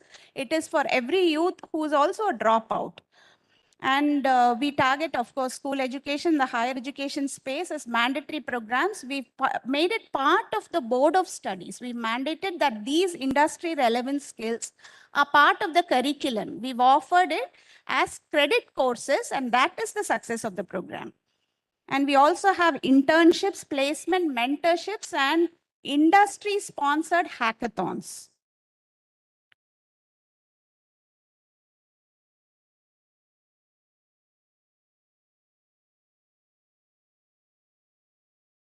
There's some problem with this.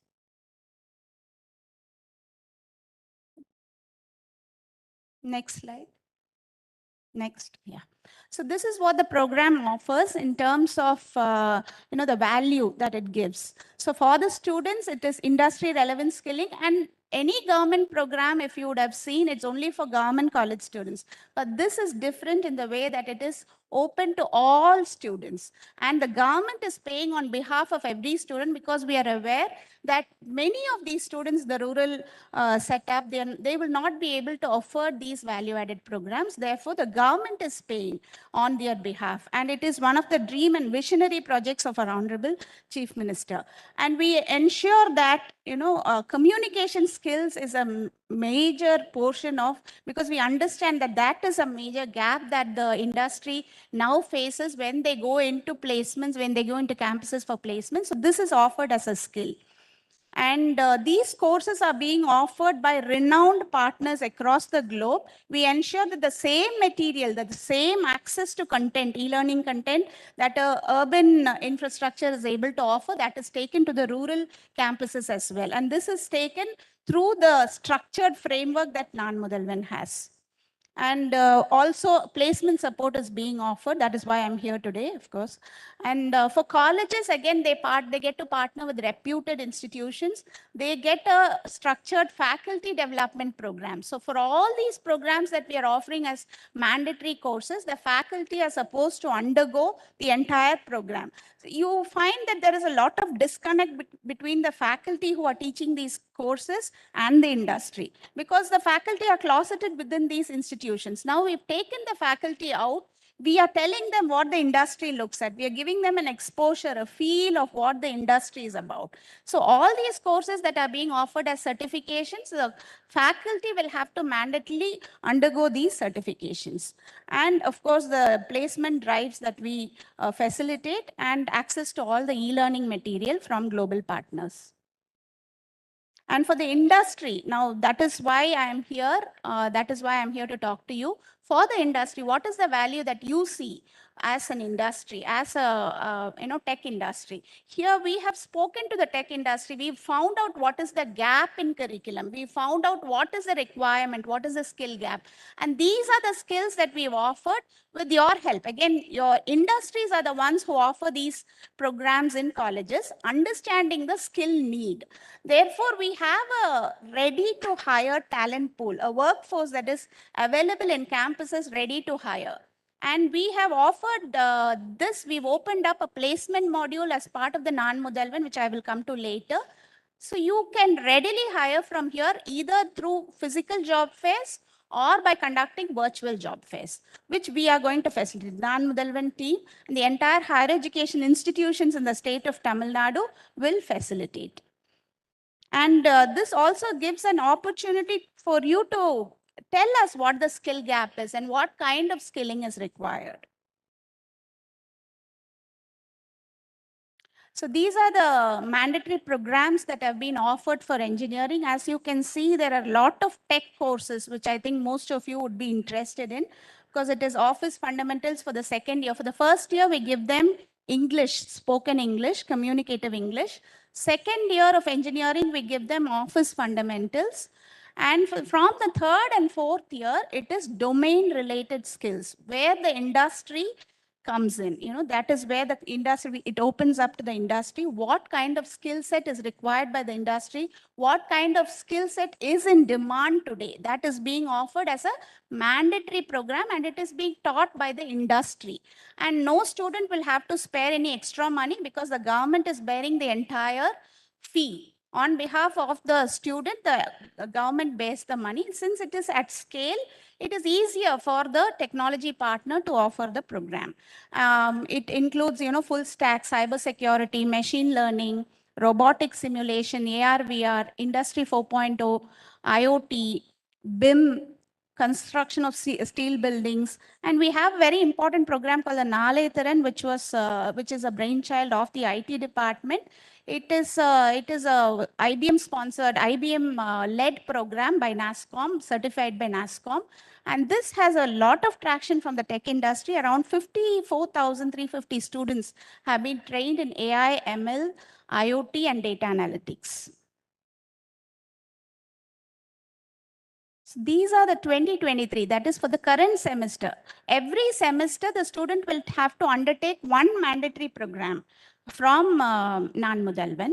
And these are this is the list of the mandatory programs being offered for the engineering students for this semester, the current semester. You can see the number of students participating, number of students being trained. You can also see the number of faculty that are being trained. For all this, the faculty are being trained, so it will act as a hybrid. Last semester, we did a lot of online courses. We found that there was, the students did not do much of a skill-based, learning. And therefore, this time we've made it hybrid, where the training partner will also have to go physically, and it is all project-based. So the students learn by doing. They learn to work on industry use cases and real-time projects the students work on. So as you can see, this time it is more focused on core technology, design of photovoltaic system, digital marketing, electric vehicles, EV design, full stack again, industrial metaverse, whatever is the emerging tech right now in demand, we are offering that in academic institutions across all colleges. It is not that you need to pick and choose the colleges from where you need to hire. It is across all the colleges. And I think the previous panel made a very important point on how diversity and inclusion is one of the main focus areas of social governance goals in every tech industry. So here we are offering the solution. It's a single nodal, just like how we have a single entry, we have a single exit as well. So you can come to Nan Mudalvan for any of your hiring requirements. That is the value add for the program. And these are the courses we've just started working with arts and science colleges too. And there are some programs that are being offered for arts and science. 8.11 lakh students are currently being trained for this semester, and with the 13 training partners. These are our current partners. We're working with all the global names. All these are our training partners. Next. So this is also something that we're trying to, showcase as part of Nan Mudalvan. All industry-led hackathons. You can see a lot of, partners in this, Microsoft, IIT Madras, IIT Bombay. We've partnered with all these people, all these agencies, and we are offering hackathons to the students so that they get a real feel of what industry problems are like. They learn different, not only the technology, but they learn a whole set of new skills that are being developed: critical thinking, problem solving, teamwork, collaboration. All these 21st century and transferable skills are being not taught, but they are being, it is just naturally, being imbibed in these children. So this is a very, this is something that we've tried for time. We've partnered with IIT Madras Research Park. We are offering the LEAP program, a mapathon with IIT Bombay, a virtual walkthrough competition for the historical places in the state, where lesser known places in the state with the arts and science graduates. We're offering virtual internships with Microsoft. And also we are partnering with a lot of corporates for industry visits. So that is also part of the program. And this is something I would like to showcase to the tech leaders here. This is the skill registry, a ready-made skill registry we have. It is for the state, at the district level, at the sub-district level, at the college level. We have this available. So whatever skill set you are looking at, whatever is the skill set you need to hire from, we have the readily available talent. We know who is interested in placement. We've profiled them. We know the students who have already got their placement offers. We know students who are not interested in placements, so that you don't waste your time hiring a person who's not interested, somebody who's going in for higher education. We profile these students, and we have this ready to hire talent right now in colleges. So this is something that you can use. The skill registry is something that we've opened up to the industry. It is open to you to hire from here. So these are the freshers that are available in colleges, ready to hire. This is a value add for the Nan Mudalvan, and this is why I am here today. So the objectives of the placement fair, we plan to organize a series of placement fairs in the month, starting in the month of April. And we want to ensure that, the loop is closed. We want to test the efficacy, the efficiency of our programs, the academic programs that we've offered.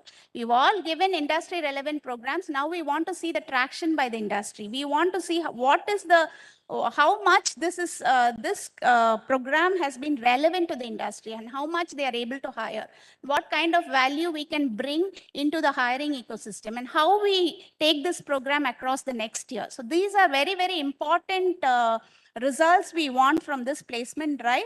So here we've made a module. This is the number that is available, but this is not the readily hireable number. We have still profiled them. Around 35,000 arts and science students are ready to hire, and around 30,000 engineering students are ready to hire from campuses. We have the breakup. We have the district-wise breakup. We have the college-wise breakup and the skill set-wise breakup too. So this is our plan. We want to have micro placement drives in colleges. If you want to go into colleges, we are here to facilitate you. If you're looking at particular colleges, we are here to facilitate you. We are also looking at sectoral placement fairs. Suppose it's only for BFSI, it's only for the IT sector. We are here to facilitate that as well. And we also want to organize regional placement fairs where pooled talent, job fairs can be conducted. Here we've identified 55 campuses where we will have nodal placement drives.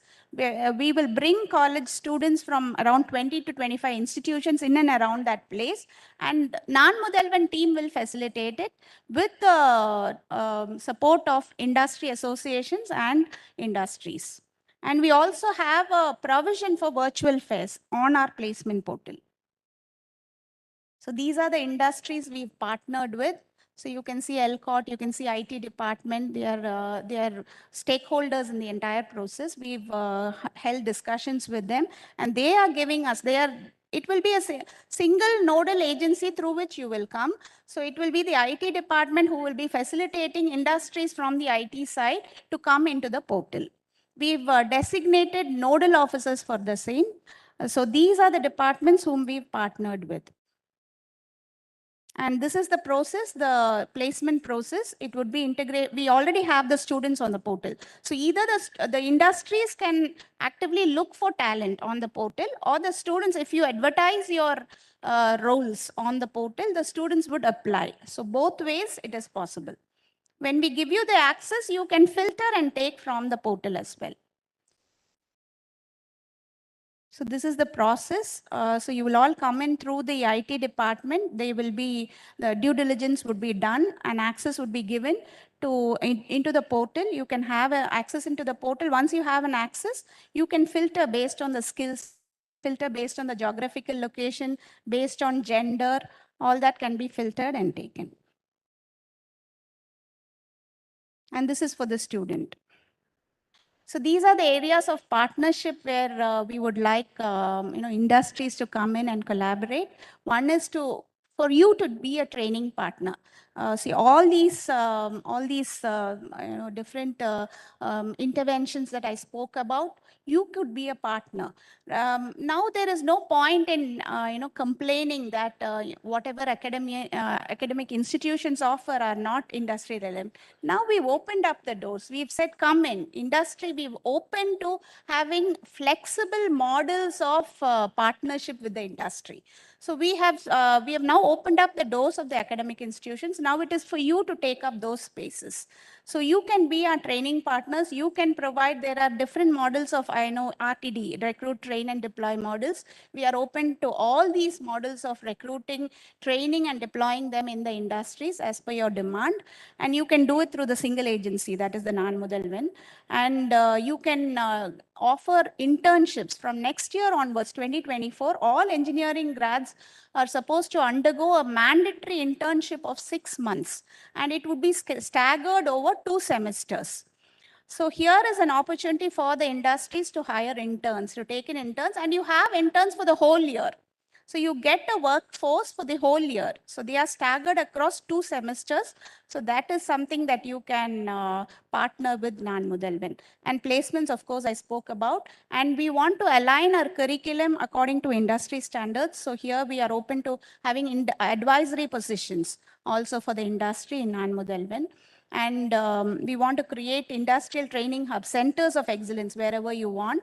We are willing to be part of it. As you've seen in the current budget, a lot of focus has been given to skilling, because we understand unless we have a skilled manpower, becoming a $1 trillion economy would be a problem.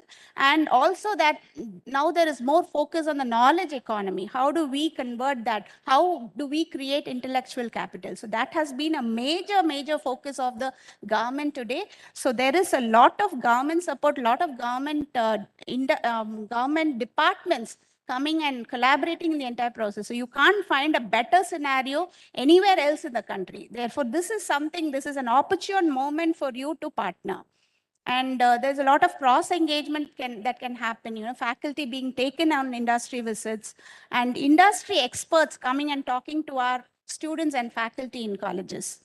And increased allocation of CSR funds. Most of these programs that I spoke about, a lot of it have come through CSR. A lot of companies are coming in with their CSR funding that they have for skilling. And they would offer their own, whatever talent pool they require. That relevant skill set they are offering in colleges. And therefore, it's a win-win for the company, for the industry as well. And also industrial training workshops. So this is what I would like to showcase today. We are now ready. We have a talent pool that is ready to hire. So this is an invitation to all the industries out here, the tech partners out here, to come and partner with Nan Mudalvan. Thank you very much.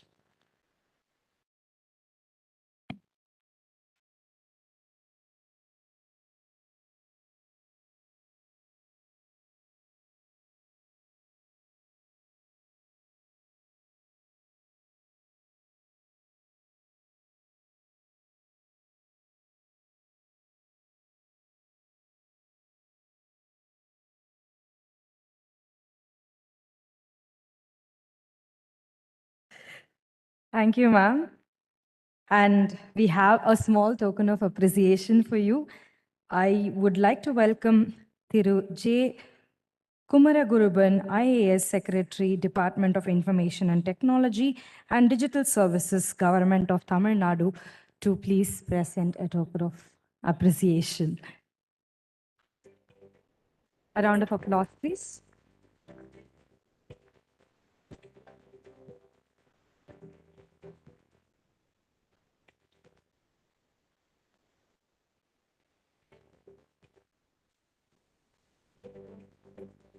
Thank you, ma'am. Thank you, sir.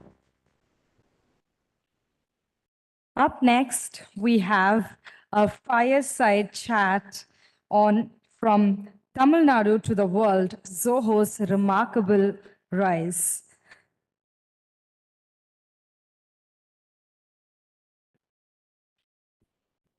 And the session time is 2:10 p.m.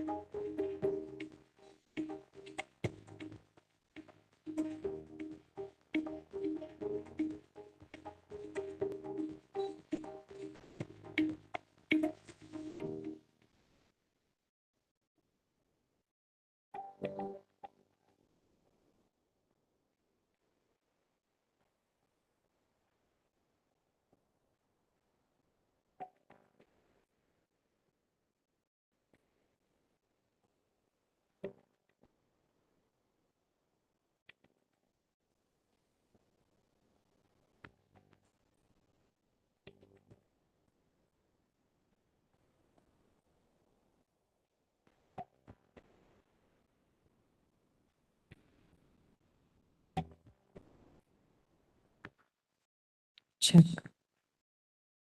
In 5 minutes, we will be starting fireside chat on From Tamil Nadu to the World, Zoho's Remarkable Rise.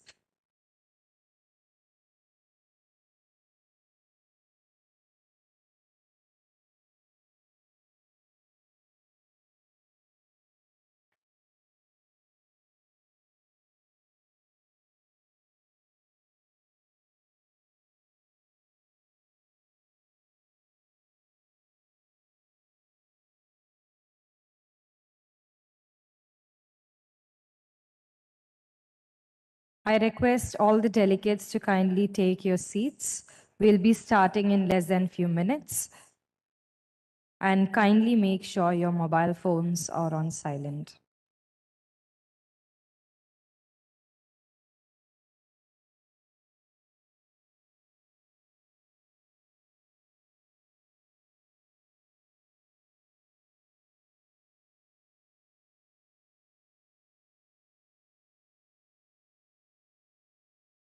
Delegates who are sitting at the back, you can come to the front and you can occupy the seats in the front.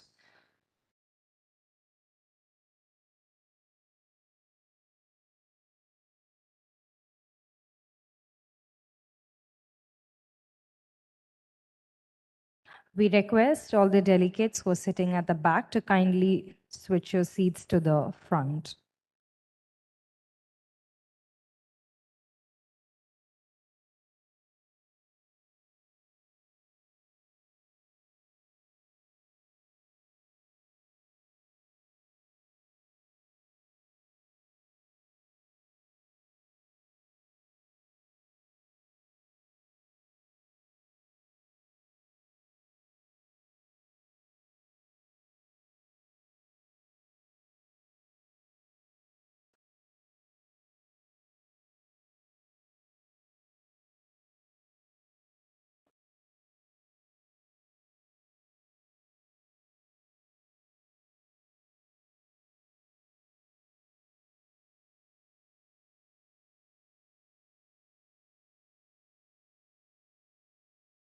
Let's put our hands together as the fireside chat on From Tamil Nadu to the World, Zoho's remarkable rise is about to commence. And Zoho Corporation is one of India's earliest and biggest SaaS success stories.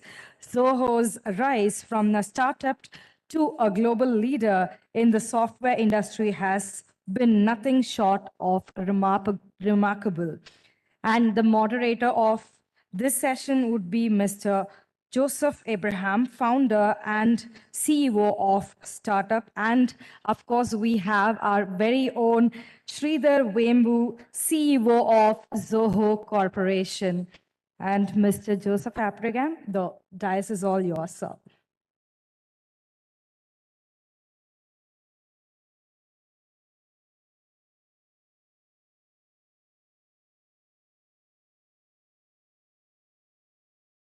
Check. Thank you so much for taking the time and coming to listen to Mr. Wembu. Thank you, Mr. Wembu, for joining us today, this afternoon. So this is going to be a very interesting session today. And the flow of the session goes something like this. It's going to be a very quick introduction, followed by a quick personal anecdotal story from Mr. Wembu. There's something that I want to personally ask him. There are questions of origin of Zoho, there are questions around scale, and the questions around Tamil Nadu to the world, right? Have a quick summary. We already have picked some questions from the audience prior to this, fireside chat. And we're going to ask those questions, and there's going to be a quick pit stop right after that, right? So very quickly, as introduced, we all know Mr. Wembu. Co-founded Zoho Corp in 1996, is emerged as a large software product. And we know that he has this whole element of being driven by this whole philosophy of being holistic in every aspect. In fact, he didn't have his lunch today. He had brunch, and that's his lifestyle. And so that's a little bit about Mr. Wembu. And coming to Zoho Corp, we all know how Zoho has grown leaps and bounds. 50 products, crossed $1 billion. In fact, we have heard of unicorns, but Zoho is one of the first companies to be a proficorn, right? So without raising money, you become a unicorn. So the term for that is proficorn, and he is at the helm of the affairs, right? Great. So I have this anecdotal question that I want to ask you. And I think we had this quick chat as well, Mr. Wembu, which is, you come back to India and to Tenkasi in specific, there's this whole element of rural roots, and you operate everything from there. And you also are very much, intentional about wanting to work with the rural students and the crowd, and you want to bring them into the mix. In fact, this is totally, it's a big paradigm shift from how talent development is usually done and how talent is acquired. So what are some of your philosophies that drive this, this whole aspect of rural to developing them from there? First of all, thank you. Thank you for having me here. Vanakkam, namaskaram, everyone. So this, I'll start with the context here. This event is hosted on our Zoho backstage. And what is interesting about that is that product, half the team is in Tenkasi, including the product manager of the team. His name is also Sridhar, and he's here somewhere in the event. If he's here, he can raise his hand.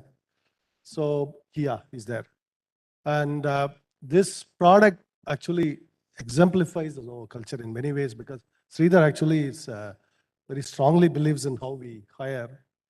About 50% of the team he recruits from people. He conducts what we call incubation. And he actually, when I visit the office, I always see him in the room with 10, 20 students in that incubation. They'd be from the surrounding villages. They may not have gotten jobs earlier. And then he puts them through like a month of program. And then in the end, about 40, 50% of them work out. He ends up hiring. And that is the team that built this product backstage, which this event is running on. And much of Zoho's philosophy is like that. And you go to Surandai, which is a town nearby. I posted this tweet about a couple of months ago. There is another manager, Murugesan, who runs a similar incubation training camp in his own town, Surandai. And that also he has recruited about 40, 50 people through that. And the people he was not able to recruit, some of them are in Chennai and Bangalore, they got jobs in other companies. And these people would not have gotten jobs otherwise.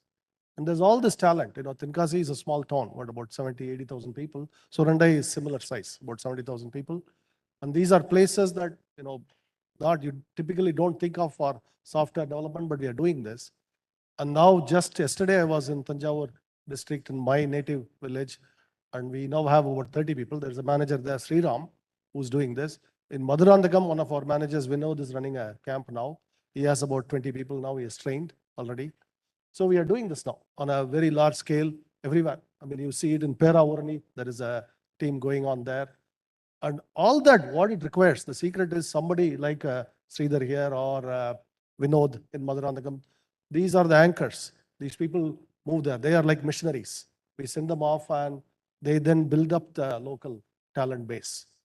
And that is how we have built, really. It's really how this happened throughout. And I continue to do this. Actually, last week I identified someone who was willing to go to UP and do this from UP.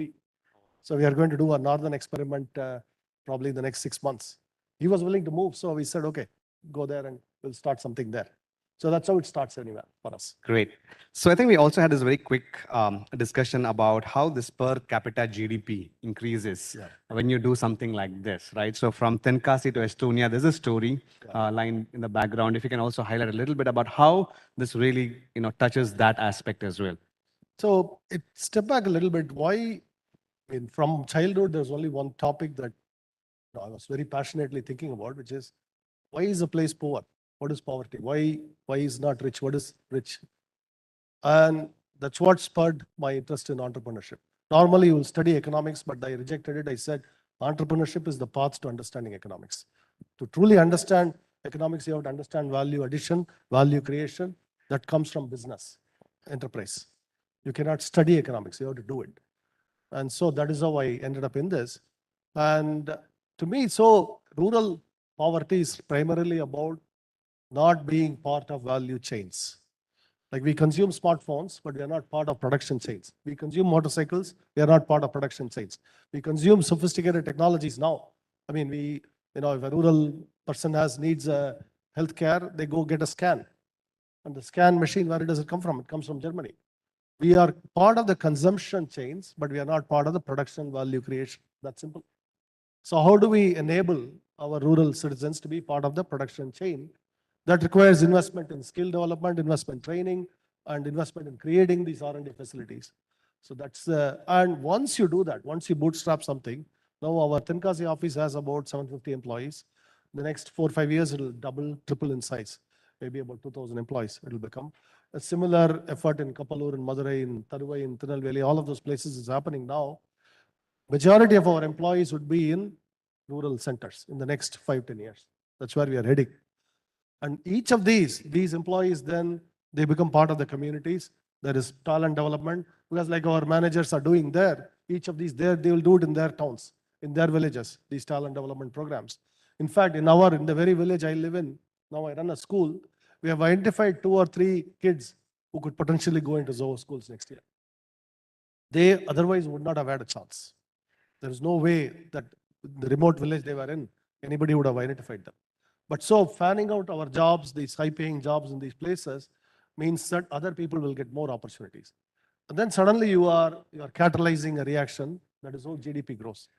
So this can be done in any district. Actually, we are going to repeat it in one place in the north, just to again prove this to ourselves again. So awesome. So now this company has grown. This grand vision has now become a reality. Yeah. But going back to inception, what inspired you to start Zoho? And before that, I have a smaller question. Why name Zoho? Where did the name come from? Yeah, so this, I mentioned from the beginning, even when I was a student in IIT, I was a student in Princeton, this question was kind of bothering me in the back of the mind always. Why is someplace poor? Why is my village where I come from poor? What is poverty? And why is Princeton rich? I go to Princeton, I walk around the streets, I would ask, what is rich? Why is it rich? It's there is 1,000 people in this place that is much richer than 1,000 people there. Why? And then I realized, you have to invest in. It is really ultimately if you create that value addition get people into that value creation, you can do this. Then I realized, maybe I convinced myself somewhere in 93, 94, that you ought to be in business to do this. The only place where value creation sustainably happens is through a business. So you have to start a business. So I'm not a natural born businessman. Even today, most people would not think I'm a good businessman, but I have a philosophy. So I focus on that. And a lot of our people now, our managers, everyone, they come to adhere to this so that it spreads, it keeps spreading. And that now in Chennai ecosystem, it has spread. So more places it spreads, more prosperity we can create. That's my hope. Great. So Zoo has a lot of products, about 50 products in Zoo. How do you prioritize a product and say, okay, we're going to bring this? I also realize that Zoo has a very unique product management philosophy itself. So can you elaborate a little bit about that? I don't prioritize, our managers do. And the reason is I actually only say, if you are in SaaS market, you have to have a sufficient breadth and depth of product. What is sufficient? That keeps changing. For example, when you may remember in the SaaS market, this company Slack was doing chat, and Zoom is doing video. Well, Microsoft Teams came along, you have to do both chat and video, otherwise you don't survive. Microsoft changed that nature of that market, where suddenly you have to have both chat and video audio. So both have been scrambling. Zoom is scrambling to get into this. So we have this product Click, which we have to do both video and chat, all of that. So the product vision has to keep evolving. You have to have sufficient breadth and depth to stay relevant. So that's all I focus on.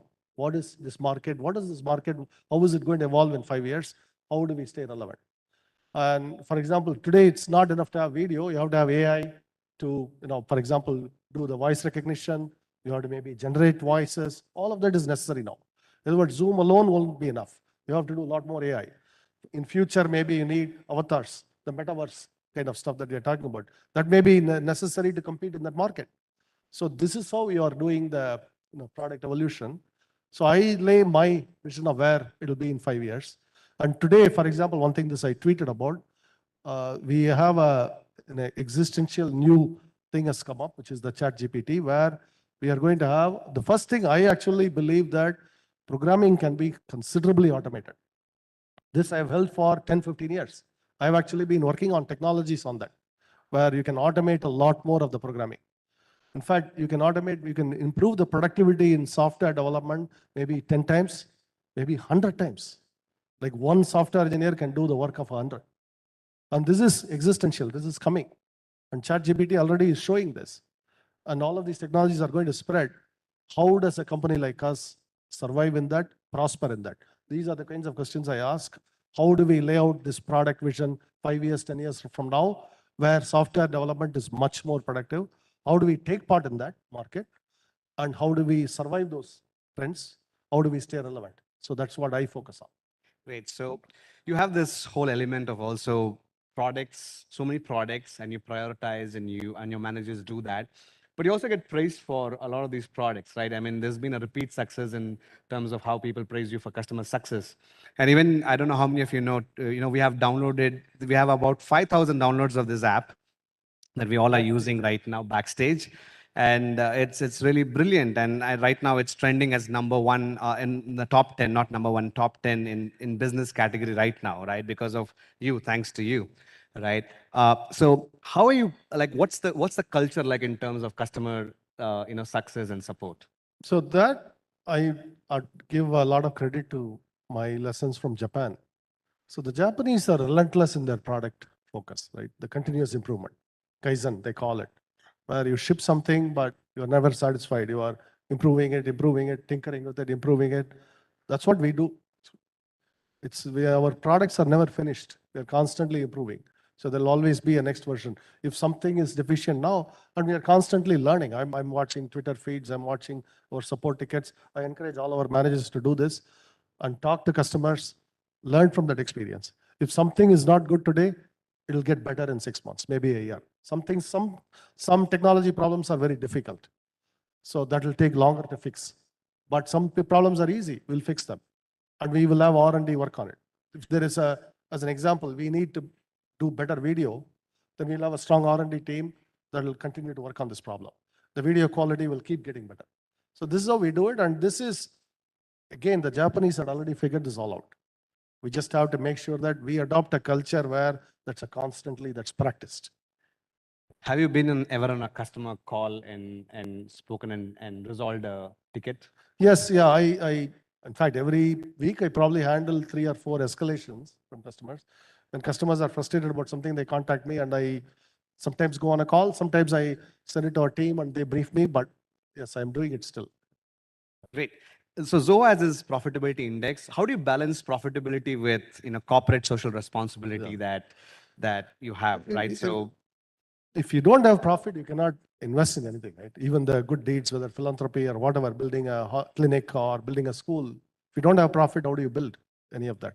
So profit is important. At the same time, where does the profit go? Some of it reinvested in R&D for the future, and some of it goes into our employees, taking care of employees better. Our pay scales keep improving with our productivity. And then some of it gets invested in communities, in Tenkasi or Tanjavur, wherever we are. So that's the way I see it. And for me, because being in rural areas, I am surrounded by people who have a lot less than people in this room, right? And then I'm saying, how can we fix this? So this is why I said Tenkasi, Estonia. How can we invest in the children of this one district, maybe 2 districts? That's what I can do right now, and lift them up to a level where they are globally productive. The poorest children, can we make them globally productive? Lift their income up to the global norm, maybe $10,000, $20,000 a year, from the $1,000, $2,000 a year today. That's what GDP is, right? You lift the income tenfold. Can we do this? So that's what I'm working on. So we are investing in those projects. And this actually has a side benefit for us. As the incomes get lifted up, we also will benefit as a company long term. So which is why I think this is a cycle. I don't see it as just philanthropy versus business, but we have to create enough value to be able to invest. I'll give you an example. Our school today, we are investing about 70,000, 80,000 rupees per child per year ourselves. That's the budget for our school. And we are giving a world-class educational experience there. These are all the poorest children from the surrounding villages. Almost none of them could ever afford to go to a private school.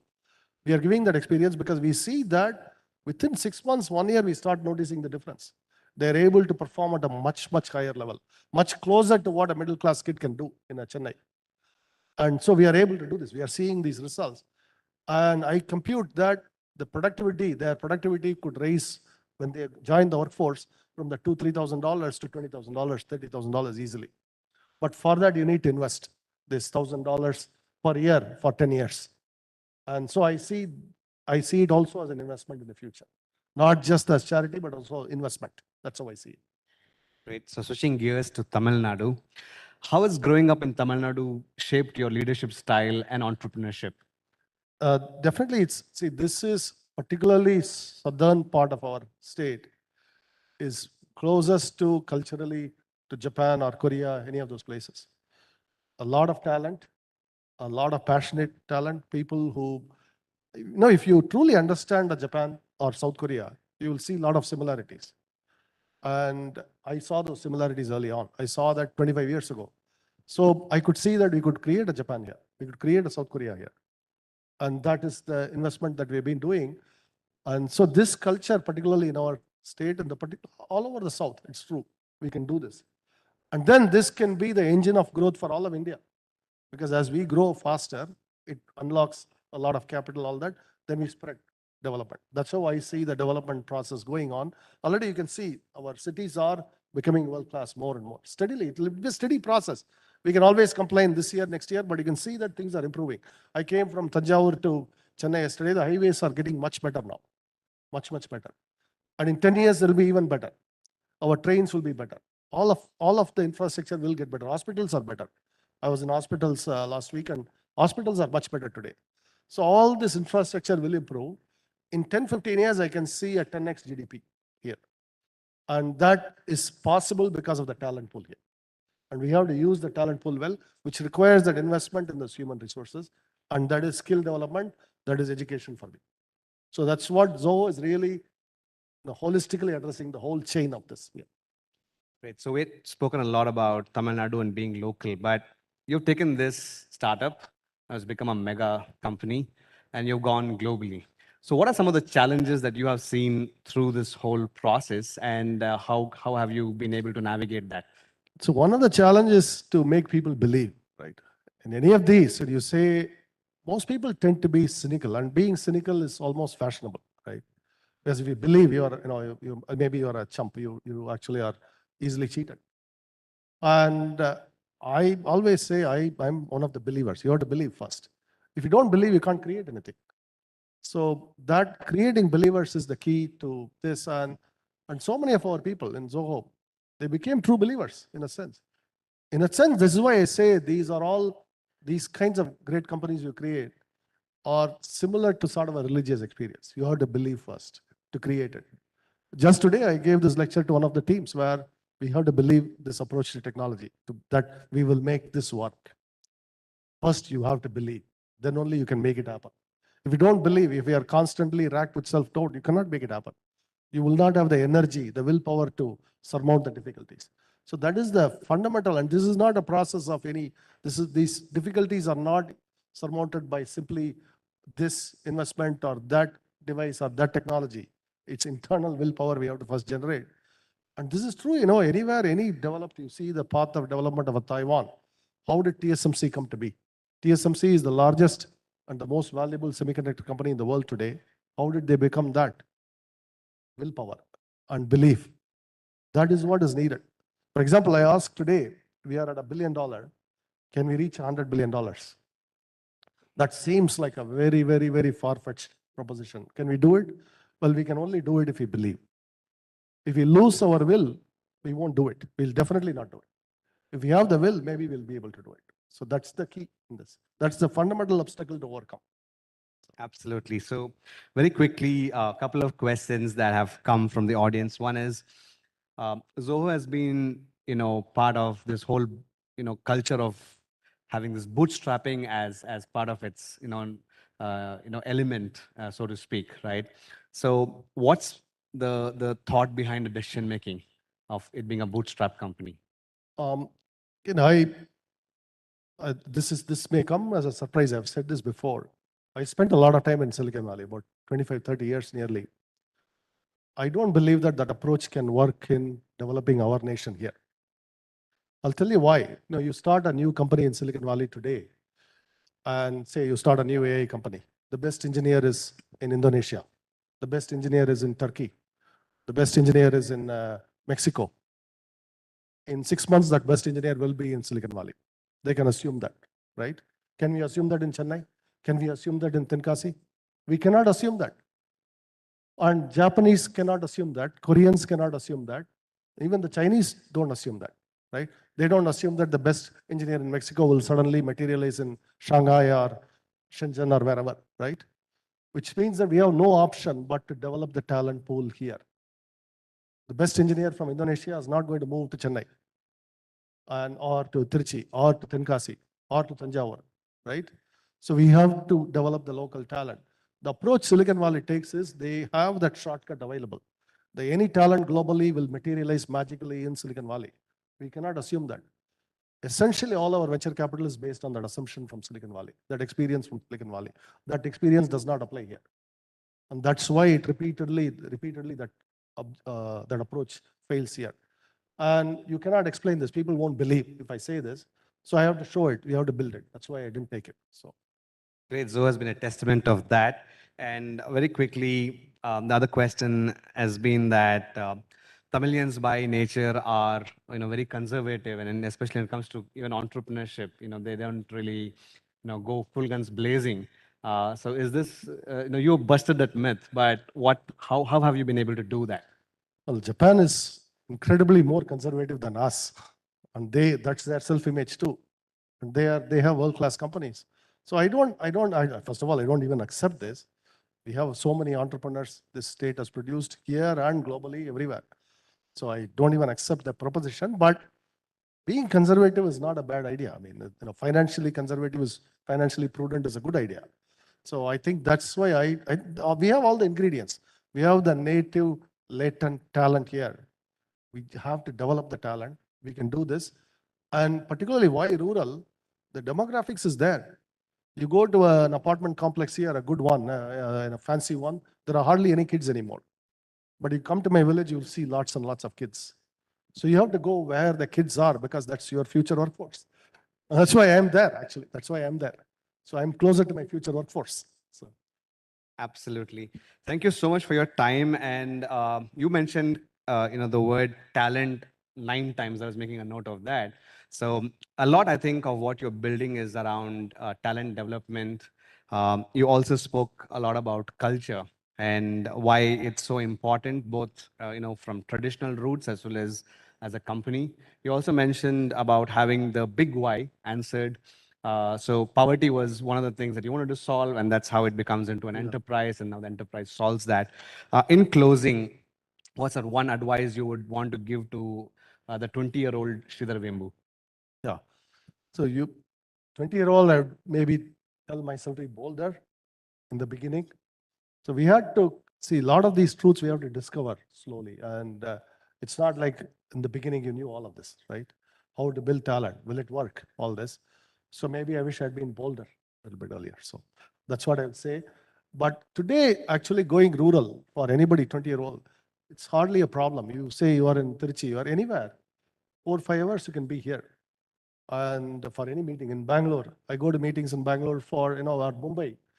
And even remotely where I live, it's not that hard to get anywhere in India now. Or to Dubai. I went to Dubai recently, all that. So you can build a company practically anywhere today. Practically anywhere. I have actually 250 megabit per second fiber optic connection, 2 of them in my rural home. So I'm extremely well connected. Extremely, sometimes too connected. I have to turn off my phone sometimes to get some sleep. So that's how connected. So it means that we actually can do our work anywhere. We have to assemble the right crew. We have to make people believers. See, all entrepreneurial challenge really ultimately is you have to make people into believers. First your employees, then your customers, all of it. Because first, the natural question is, why should they believe in it? Why should they believe? So the business, the entrepreneurial challenges make people into believers. And that is ultimately, it doesn't depend on location. It depends on your own self-belief first. So that's what I'll say. That's the one advice I'll give. Thank you so much. So in closing, be bold, go rural, and ensure that you believe in yourself. Yes, absolutely. Let's give a big round of applause to Mr. Vembu. Thank you so much for your time.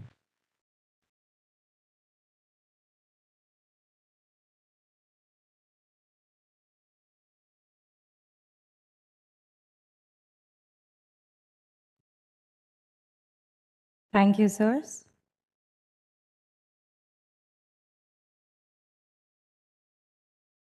There is a small token of appreciation for you that we would like to give.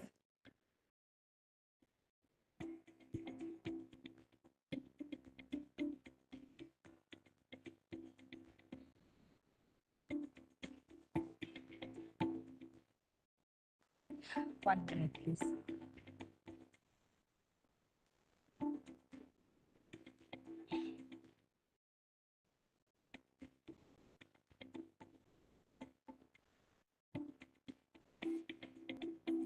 Thank you.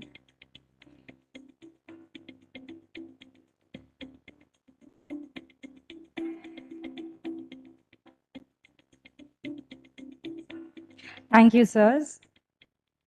And that is Mr. Sridhar Vembu and Mr. Joseph Abraham for you. Let's give a round of applause, please.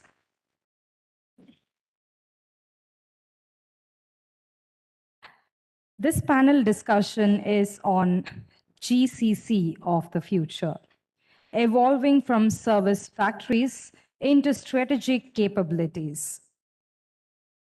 The GCCs are shifting from service factories to hub for strategic capabilities and innovation, leveraging their expertise in new technologies such as artificial intelligence, machine learning, and data analytics.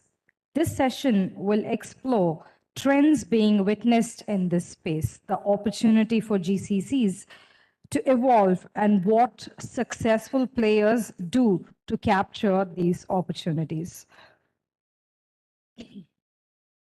For this session, we have Mr. Kevin George, Council Member, Future IT and Emerging Technologies, Government of Tamil Nadu as a moderator. Ms. Debasis Panda, SVP and Head, TransUnion GCC India. Ms. Eva James, VP Global Service Delivery and Global Hubs, Renault Nissan Technology and Business Center, India.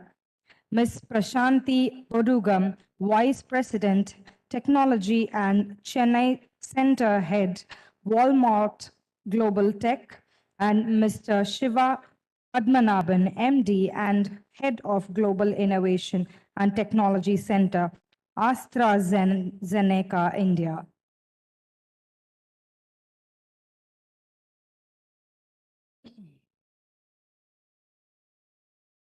And the session will commence in less than a minute. Meanwhile, we have other announcements for you. Delegates who are interested in seeing exhibitions can go to Hall 2, as well as other sessions are happening in Hall 1, 2, 3, and 4.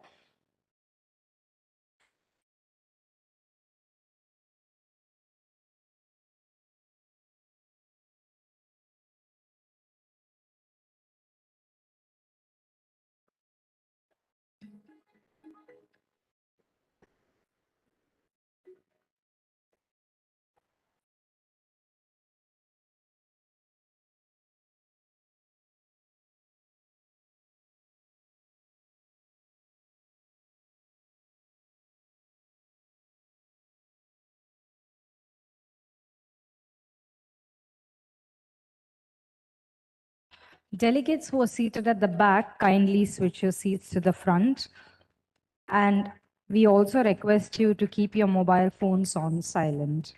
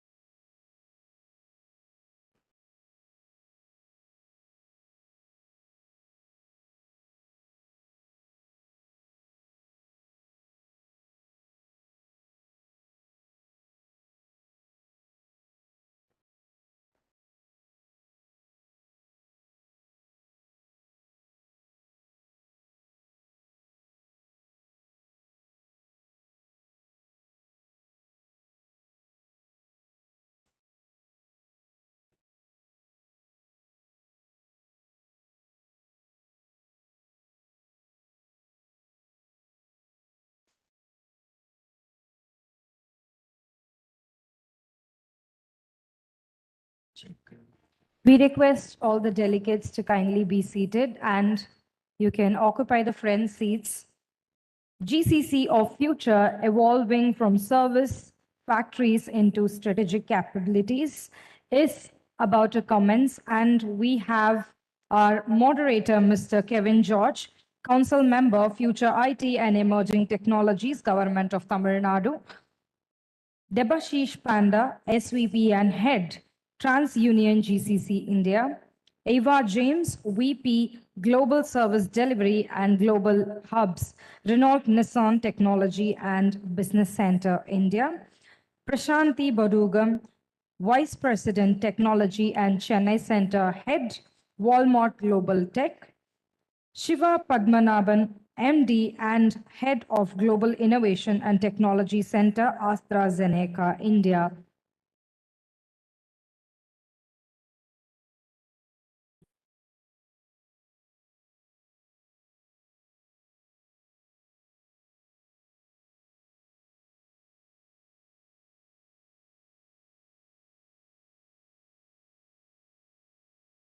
I now request our moderator of the session, Mr. Kevin George, to take over. Thank you. Good afternoon. Hope you're all keeping well after a good lunch. It's a very important aspect of the topic we have today. Maybe the state has not witnessed the growth of global capability centers as much, or many of us haven't talked about global capability centers in the recent years.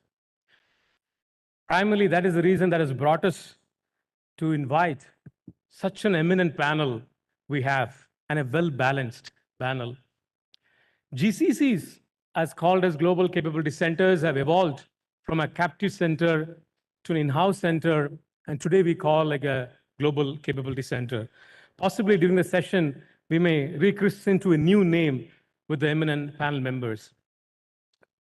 In the morning, all the speakers mentioned about the talent potential the state has. The state has closer to 20% of STEM graduates out of the 2.14 million we have in India. And not with that, the state also has the #1 in the research publication. And also, the state is #1 in the manufacturing. Why I'm referring all these things? Because these are the core component to build or establish the GCCs. So GCCs require the domain expertise. GCCs need the right talent. So we have talent available. And top of it, the GCCs need that research mindset. So state has all three components as an essential to establish GCCs. Over a period of last 20 years, Tamil Nadu has taken a much evolution on the GCCs. Today, I proudly say that we have 200 plus global capability centers are in the state. And the recent times, maybe last 1 year, we have seen around 30 new GCCs have established. And Honorable Minister and IT Secretary in the morning, they talked about the Tech City. And definitely with the establishment of Tech City, we would anticipate more GCCs, more global digital giants will coming and setting up their centers in Tamil Nadu. So without much ado, I will join the panel. And definitely we will also have at the end, a couple of questions we can take, time permits. But I have, again, as I said, well-balanced. I have Shiva Padmanabhan, who is the Managing Director of AstraZeneca India Private Limited, Prashanti, India Center Head, Walmart, Debashish, SVP and India Center Head, TransUnion, and I have Eva James, Vice President and Center Manager for Renault Nissan Technology Business Center.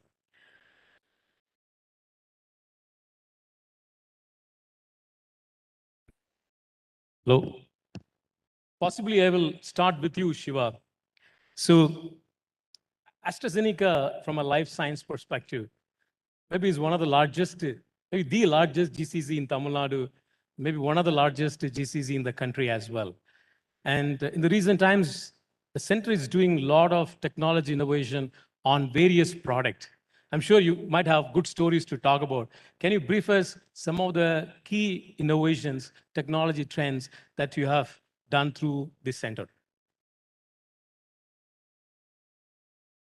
Thank you, Kevin. It's a great opportunity to be part of this panel, and thank you everyone for being here. So yes, AstraZeneca, we have been here for more than 8 years with our GCC in Chennai. It's been a fantastic journey for our company in terms of the access to talent, the ability, the support of the government, the ecosystem of innovation that is present in the state.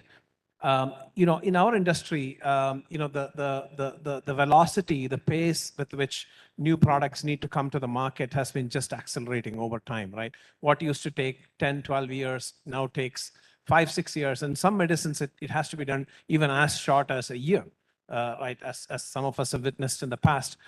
So the center plays a key role. The GCC model really helps us with speed in our industry, right? Because first of all, I would say the 4 main advantages we have. One is the advantage of contracting. We don't need to contract in the GCC with an external partner, so you save time there. You have the knowledge in-house. You don't need to go to someone else to understand your own processes and data. So we have the expertise in that. So that helps tremendously in driving speed into the value chain. We also have decision-making speed because we have the people who make decisions right inside. We don't have to involve somebody outside of the system. In the case of the traditional outsourcing, the decision-making was slower because you had to bring more parties into the mix. So all of these advantages have really helped us to move much faster. In some of the cases, we have to set up very innovative solutions because the product life cycle and the time that it demands to get into the market is much shorter than what we're traditionally used to. And with the GCC model, we are able to bring the innovation. We are able to bring new solutions in the supply chain and distribution and labeling, in research and so on, so that we can move a product that might have taken 5, 6 years in the past to get to market in a year or even less in some other cases. So that's a tremendous advantage that the combination of the technology capability, the innovative thinking, the support of the external ecosystem, and the ability to own and drive decisions and value from within the center has really enabled us to do. Well, very well said, Shiva. Maybe I'll move to Prashanti. Walmart, there are a lot of technological innovation, amazing digital transformation initiatives are happening, and primarily at the hub of the center, you're doing a lot of great initiatives. Maybe you can also talk about some of the core technology innovation and digital transformation initiatives that the India Center is leading at the forefront to distinctly deliver business value. Sure. Thank you, Kevin. It's a pleasure to be here, talk about the whole digital transformation that's going on in Walmart. For us in Walmart, technology is front and center of everything that we do. And it's critical in terms of it's critical in terms of the Walmart functions that we enable. We call ourselves as people-led, tech-empowered. By saying tech-powered, what I mean is how are we really powering the present for Walmart and also enabling the future of in terms of fulfilling the purpose. And the purpose is about saving money, saving time for our customers, and also giving best-in-class experience. And when we talk about experience, there are quite a few things that happen here. I'll give you a few words, so that you can look it up later as well. One such initiative is called Scan and Go. The second one that I can talk about is a last mile delivery. All of these in retail seems very simple words, but then when you start getting into the details, the other one that I can talk about is be your own model. Let me elaborate a little bit in terms of what they mean, right? Sure. Scan and Go, for example, is a simple app on a mobile, which gets activated when you get into a store. And it helps you, again, the barcode of the items, you can start scanning them. It starts totaling the items that you're picking. And then once you're there at the checkout, it reads your QR code of the customer and it starts, it pops up the options to pay. And the customer can just pay and go. So very seamless in terms of how a shopping experience can be enabled. Similarly, if I talk about be your own model, this is very cutting edge technology, especially in the virtual try-on technologies that we are experimenting on. And this one, if you really look at it, it's a leading technology in terms of how we are bringing the experience of a fitting room in store to the online shoppers. By just uploading a photo of yours, how do you really get the experience of getting a trial of your clothing and then go ahead and buying? So this is a great example again. I can go on with many examples, like as I said, but the one that I talked about is as real as it can come at a scale. So, yeah. Yeah, absolutely. I think scanning on go is amazing example and a much needed one. It saves a lot of time and also increases the footfall into your store. I moved to Deb. Deb, TransUnion is a very seasoned GCC in the state, right? And you've been in this GCC ecosystem for long. And you might have seen various types of operating models in terms of establishment of these GCCs. What would we think that the next gen operating model for a new GCC to set up? First of all, thank you, Kevin, for having me here. I mean, pretty intimidating seeing such a big audience here and as well as inspiring. Just to give a background about TransUnion, right? Before I go into the question which Kevin has for me, it's a global information and insights company, which is over 30 countries. We are into innovative solutions in primarily credit domain. Many of you would have heard the TU CIBIL score, which we use across the country. We also have solutions in area of the fraud. With digital being happening so much, fraud is a great area of interest for us, as well as marketing and communications. Now, taking forward to the TransUnion GCC, which we set up here in India, 2018, mid of June. We have been 4 years here. And we have rapidly scaled to 4 centers now. Chennai, of course, the pioneer for it. We have gone into Bangalore, Pune, Hyderabad, as well as we have it in Chennai here. And we moved across to other countries also as a part of the operating model, primarily in Africa, as well as in Costa Rica. Now, over the 4 years, we evolved in a very sequential manner with respect to the global operating model. We started with staff augmentation like any other GCCs used to start a few years back. Then we went into extended kind of one team models where we say, okay, part of the team is in India, a part of the team is in the headquarters, and we operated like that. Then we started evolving into self-content teams, then fully functional teams, which drives innovation. Now, over the last few years, what we had seen during COVID, right? Everything got accelerated. Things which would have taken 5 to 10 years for us to accomplish. All of you are part of that journey. We just did it in few months when COVID started, right? So what it does, it did everybody to reimagine their models, whether it's actual business or a GCC. And we had to also look at how we reimagine our model. So to answer your question, if I look at the next generation model, Kevin, it's like GCC is an enterprise, just like the enterprise which operates, right? It's the enterprise, complete with your set of functions. You run the functions completely out from India or wherever your GCCs are. You are accountable for the business results and you have the leadership here, right? So that's what I feel about the next gen operating model. And I will have a little more explaining to that, Kevin, just to give the background of how we look at it, right? So when I look at the basic construct of it, the next gen operating model, the way I visualize is you will have customer journeys, a very, very integral part of the operating model. And I'll take TransUnion as an example.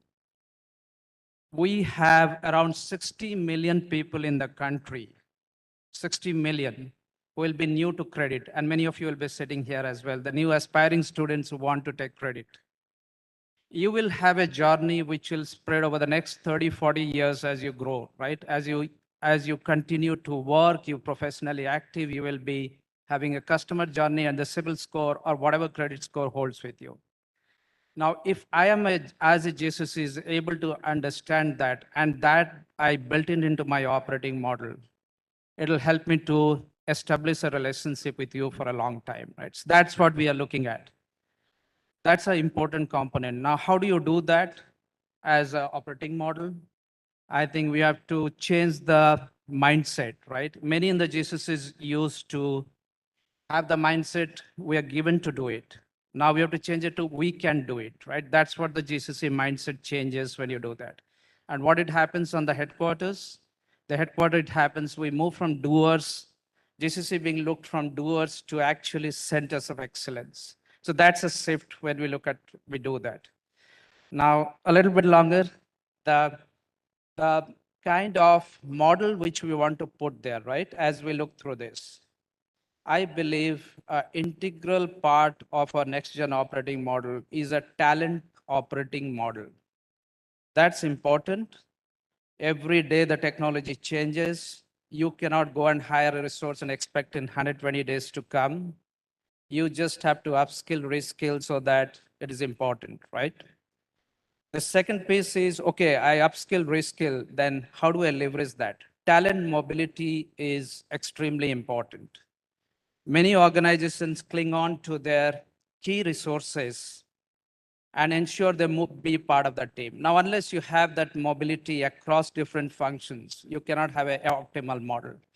Now, how do you do that again? You have to move to have great leadership there.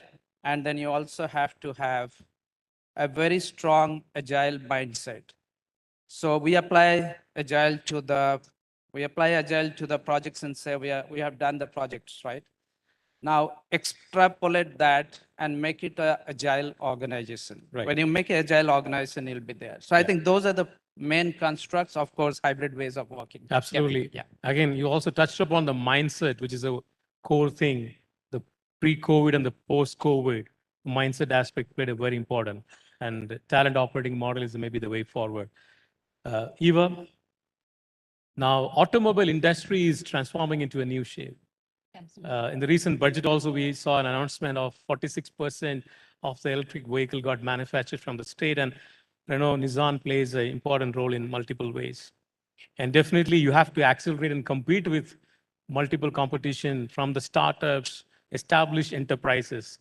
How, from a technology unit perspective, how are you coping up with these technological evolution innovations? Maybe you can share some of the examples what RNTBCI is doing. Thank you, Kevin, and thank you, audience. I am from RNTBCI, which is Renault Nissan's Technology Center, and we've been in the system for 15 years in Chennai. As Luca De Meo, who's our CEO, mentioned, as a part of the grand strategic plan, he said, we want to transform ourselves from a car company leveraging tech to a tech company leveraging cars, right? So that is the mind shift change. And when we were set up 15 years back, just like everyone else, it was a captive organization. Most of the sunsetting applications were moved here. And as we progressed, we realized that that is not going to bring value. And how do we adopt and support the organization in this technology transformation? So about 6 years back, this whole, as he rightly mentioned, this mindset change. How do we shift from being a captive center to a capability center? So the concept of centers of excellence, adoption of modern technologies. Because today, vehicle manufacturers, unlike the past where they were offering mechanical features, today consumers are looking for features which are driven by software. Be it very innovative infotainment systems or fancy driver assistant programs, intelligent connectivity programs. So in this context, technology is going to be the defining point. And we as an organization today are driving many of the digital transformation programs. I will just name a few of them. The digital twin, which is a very, very common thing that we all hear in the automobile industry.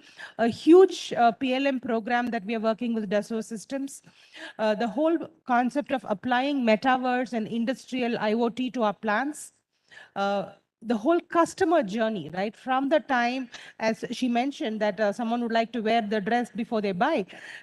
during COVID times, we wanted to try the cars that we wanted to buy, right? How do you bring the virtual showroom to their homes? How do you give them the real-time experience of different colors? How does a car open to the left and how does it turn to the right? All of these experiences, can it happen on your mobile phones?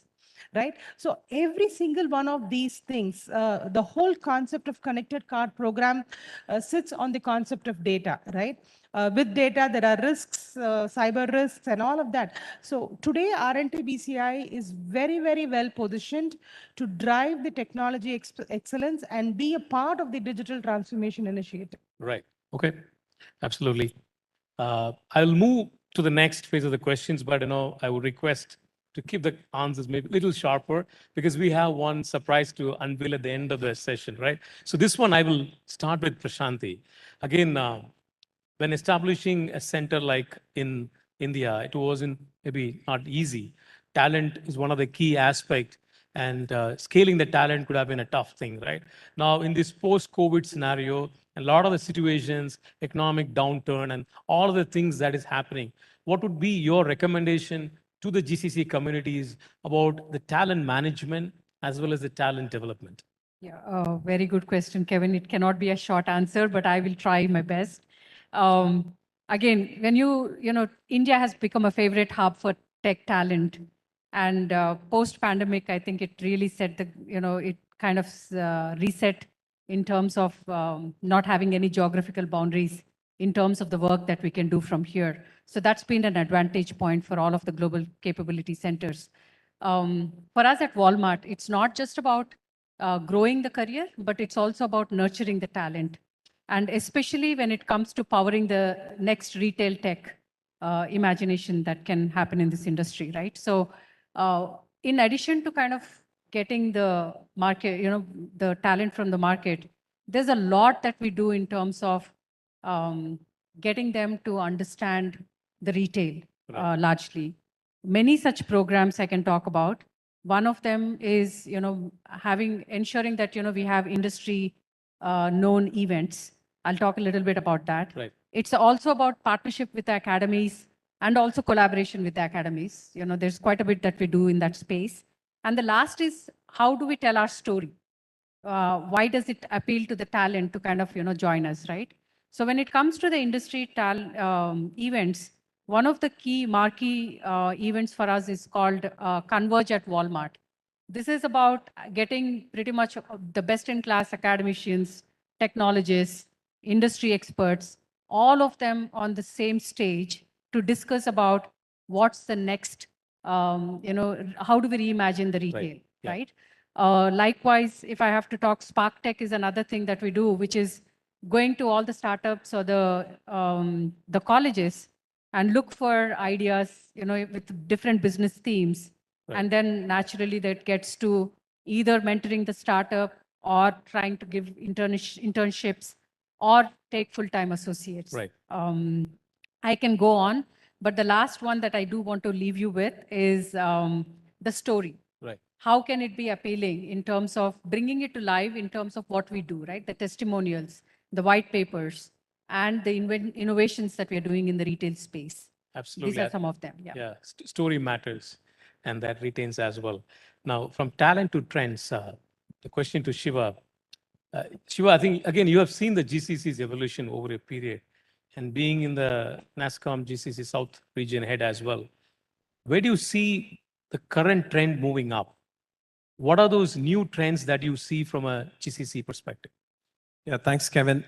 Yes, absolutely a great question. And again, I'll attempt a short answer here, but I think the first thing that we need to do as GCCs is make sure that everything that we do, we bring innovation every single day into that, right? It could be about embedding AI into our processes, automating more intelligently, because this is really necessary to free up the capacity and the mind power to really go to the next thing that I'm going to say, right? So I think the biggest challenge for GCCs will be to make sure that we are smart in everything we do so that we have the capacity to do the smart things of the future.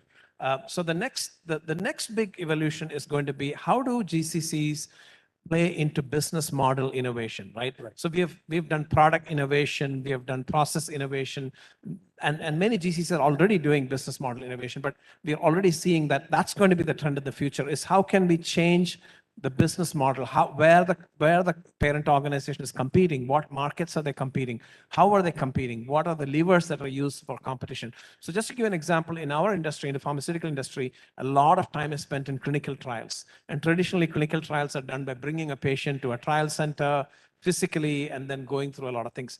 Now, if we can virtualize that clinical trial, right? Because today we have wearable devices, we have extended reality technology for which we have set up the Center of Enablement in Chennai for the whole world, for example. We have IoT, all these things where we can actually virtualize a clinical trial, and maybe the patient doesn't even have to leave their home.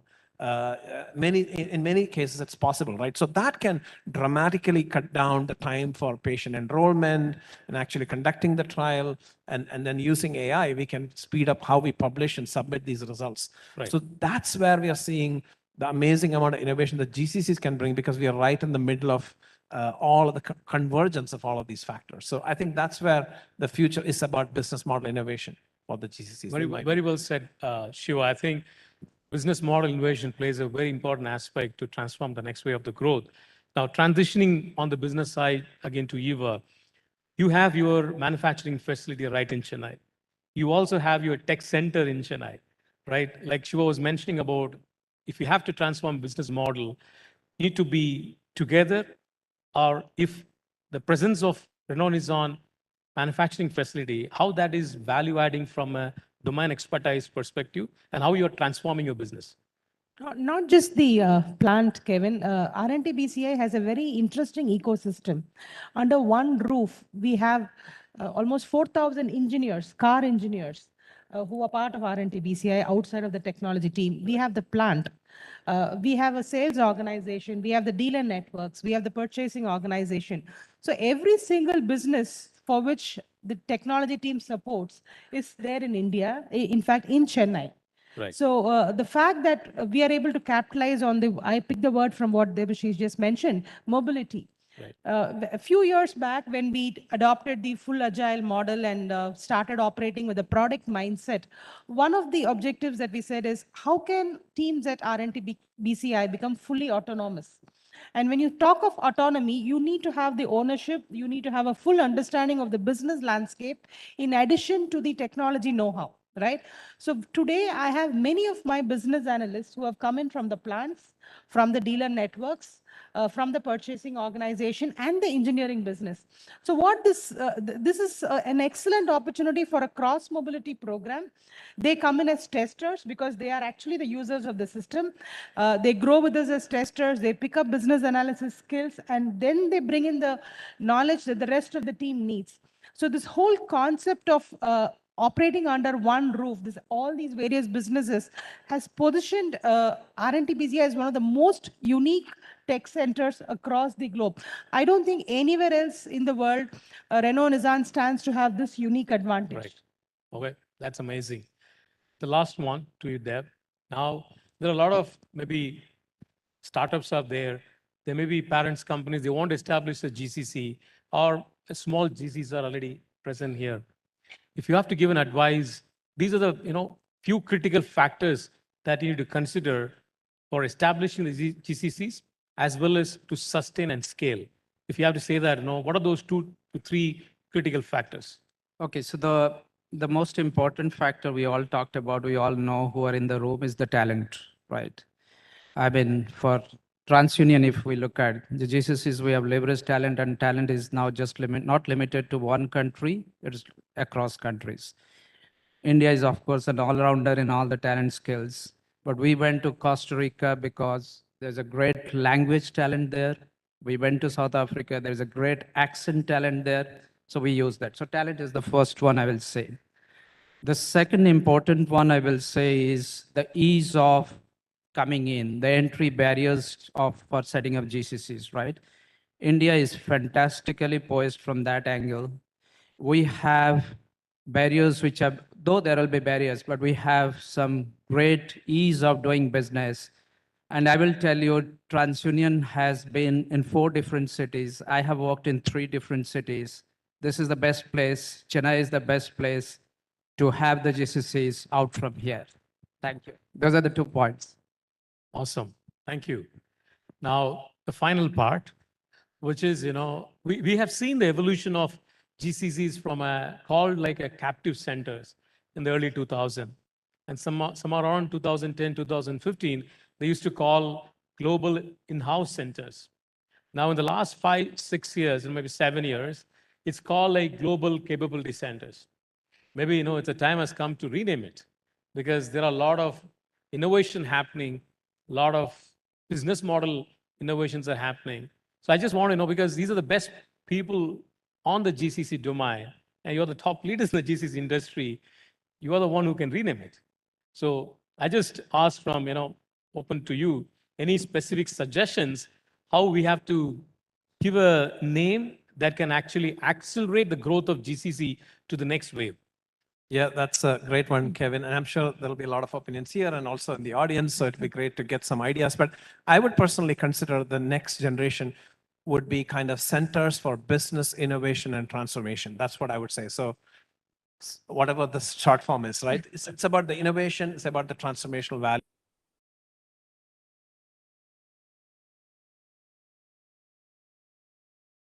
Then I'll also say, how about accelerators? So maybe global digital and accelerator centers. Global Digital and Accelerate, GDA. That's kind of the name. Okay. I would add another letter to the whole thing, GVCC, Global Value Creation Centers. Global Value Creation Centers. Okay. Mine overlaps. I open it up to the audience as well. But what I generally feel, we are always been looked as a volume or where we give volume. We have moved significantly to value, global value centers, but open to the audience as well. Global Value Centers, Global Value Creation Centers, Innovation, Business Model. No, these are the names of comment. We have few minutes left. Anybody from the audience you want to, this is the time for it to rename the industry. So anybody is keen to share some of your thoughts?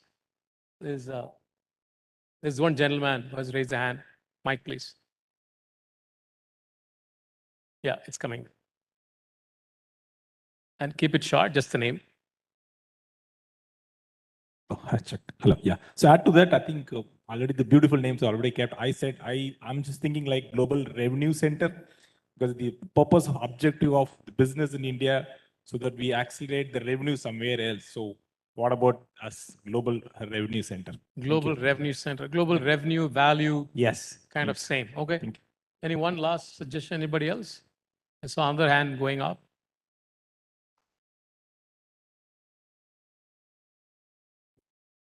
Hi. Sure.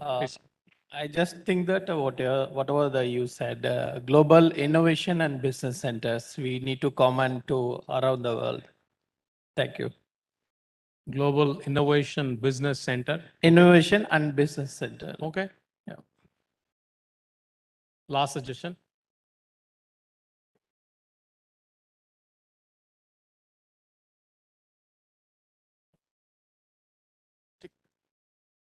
Hello. Yes. India has to grow into a center stage of the world. So we can say it global and then enabling center of the world. Okay. Thank you. Thank you for all the suggestions. So maybe, I'm just hearing from all of you. I'm just floating an idea. We can ask for the hands up and say that which goes majority. So tying up all the words.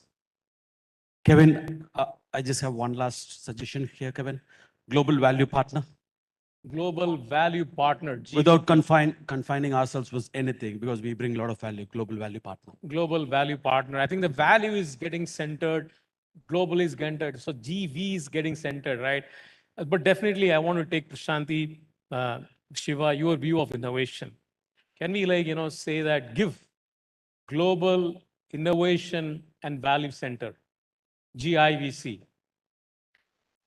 How many of you say yes? You can raise the hand. GIVC. I think pretty majority. A lot of hands gone up. All right. I have the NASCOM representative also sitting there. Kindly take note of it. And we want that come in the tomorrow press morning, saying that GCCs are renamed to Global Innovation and Value Center. Thank you very much for the wonderful talking points and sharing your insights and thoughts. I thoroughly enjoyed. I'm sure all of them also enjoyed. Have a great evening. Thank you very much. Thank you, Kevin.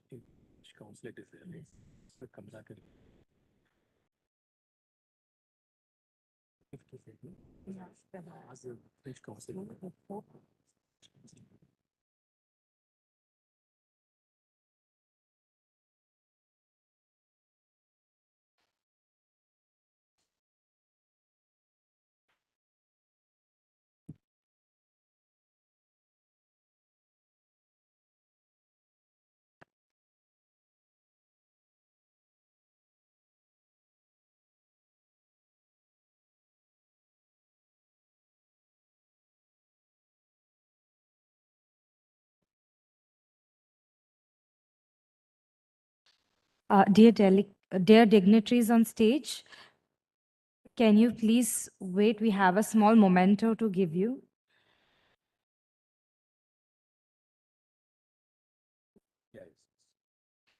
We request Ms. Lise Tabobar, Consul General France, to please present memento for our dignitaries.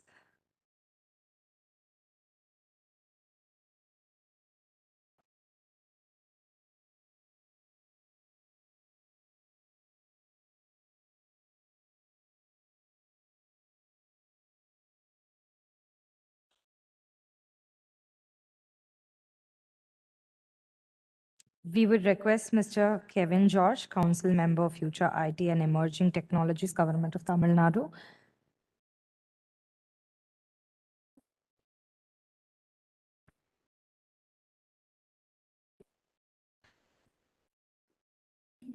Mr. Debashish Panda, SVP and Head TransUnion GCC India.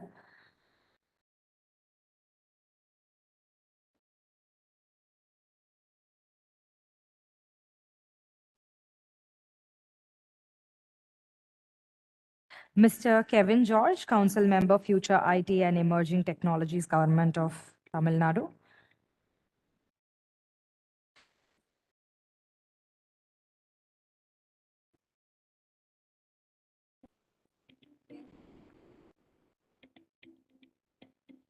Mr. Shiva Padmanabhan, MD and Head of Global Innovation and Technology Center, AstraZeneca, India.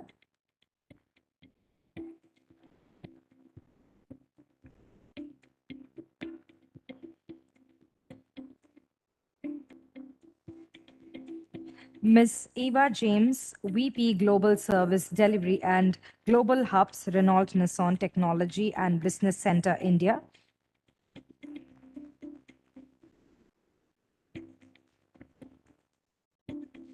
Ms. Prashanti Bodugam, Vice President Technology and Chennai Center Head, Walmart Global Tech.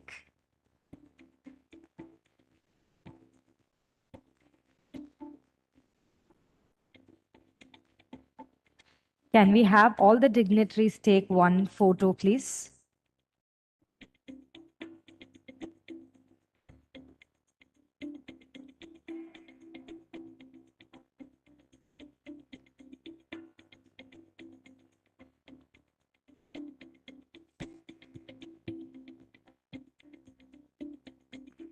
Thank you, everyone.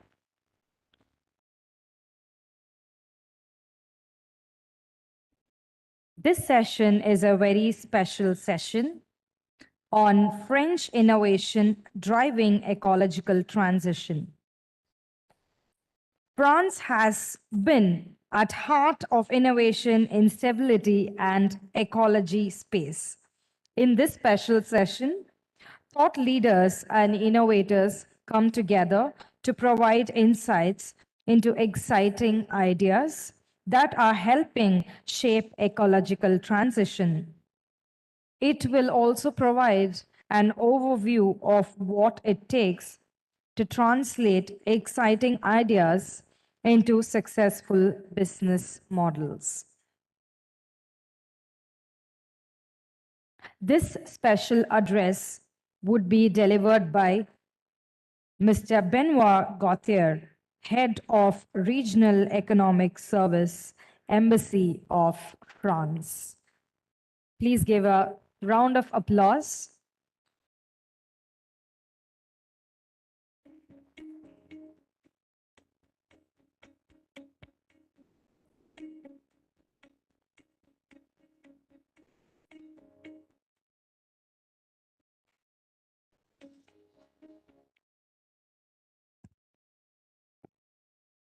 Good afternoon, everyone.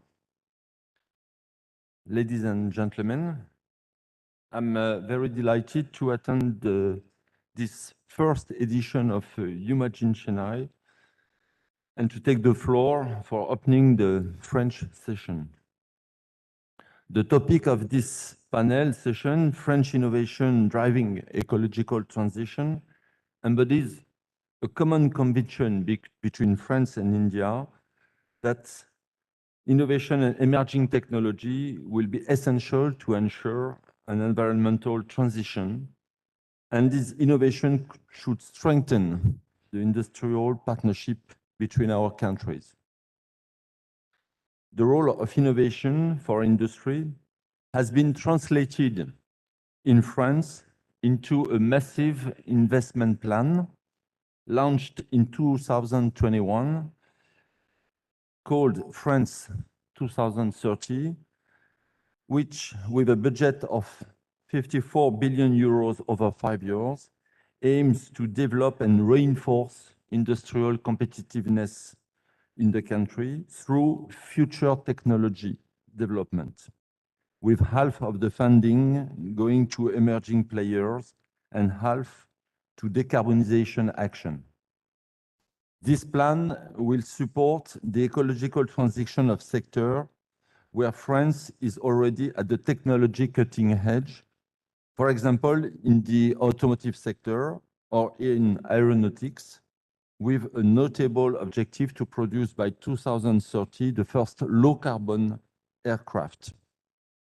This plan will also focus on a few industries that are going to be pivotal for the energy and digital transition, such as green hydrogen, renewable energies, batteries, artificial intelligence, or quantum. In all these sectors, where India has also strong ambition, there are immense opportunities for cooperation between our two countries. They could trigger massive cross-investment and partnership. Our panel, which includes representatives from various sectors as well as the companies present on the French pavilion, will be able to demonstrate in a concrete manner how French companies are innovating for the ecological transition and ready to engage in collaboration with Indian counterparts.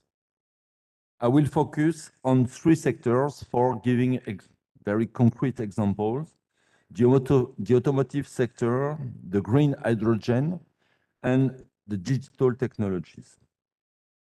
On the automotive sectors, which gather all the ingredients for fruitful cooperation between India and France. First of all, India and France have strong ambitions to decarbonize this sector. India is aiming for 30% of total car sales to be electric by 2030, while there will be no more sales of thermal vehicles in France from 2035. French automotive players are already well established in India, specifically in Tamil Nadu, working with Indian partners.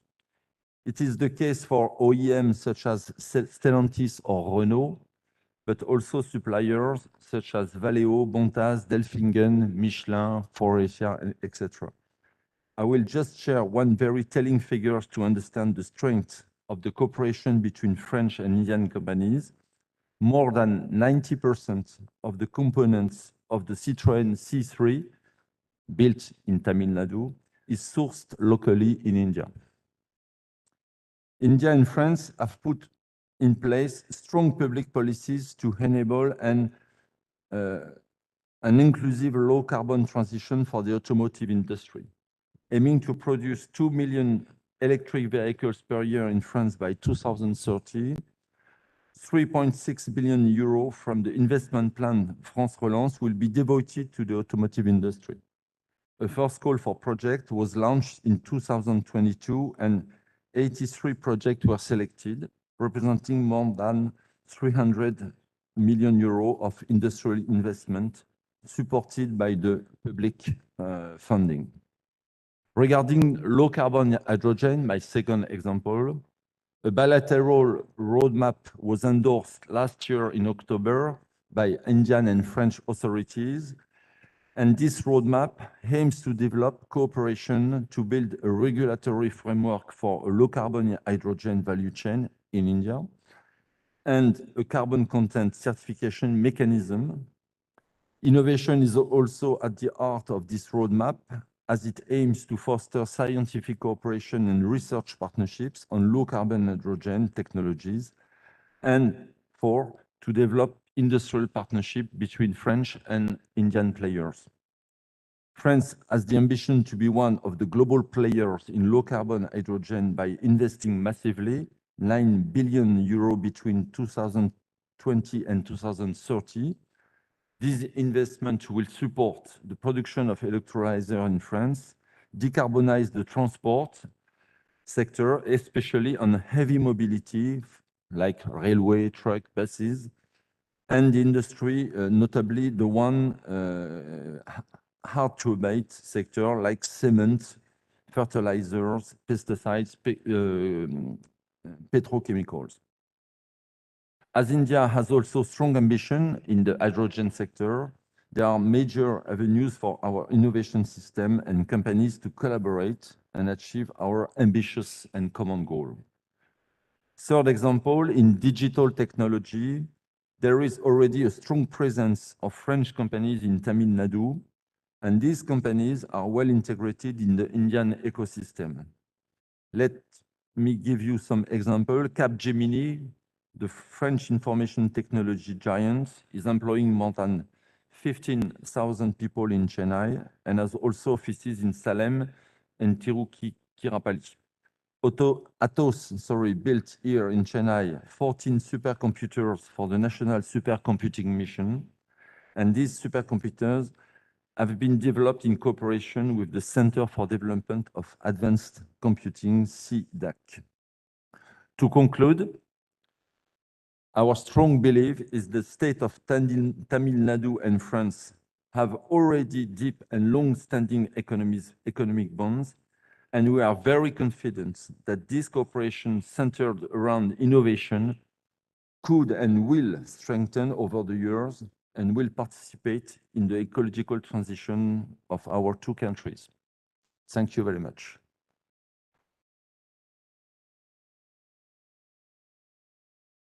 Tu la sors là? Tout seul?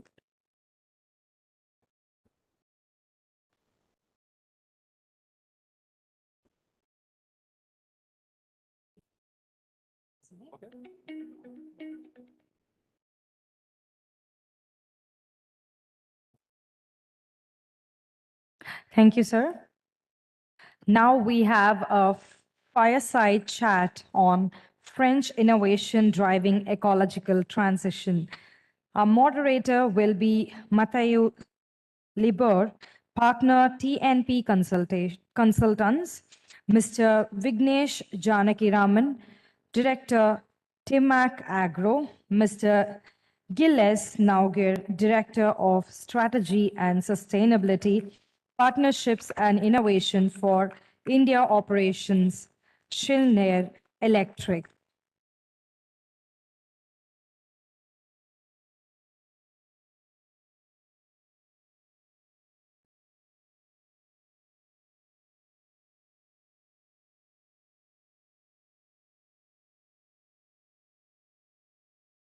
I would now request Mr. Mathieu, partner TNP Consultant, to take the dais. Thank you very much for your introduction.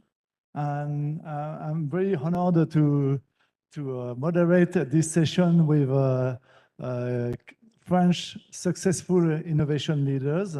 And maybe to start, we are going to do a short introduction of who we are, what are our activity in India, to show that we are committed to driving the ecological transition using digital. Maybe you can start, Gilles? Sure. Hello, everybody. Thank you for the invitation. I hope you can hear well. I'm working for a company called Schneider Electric, which is a global company, 29 billion euro revenues, 130,000 people.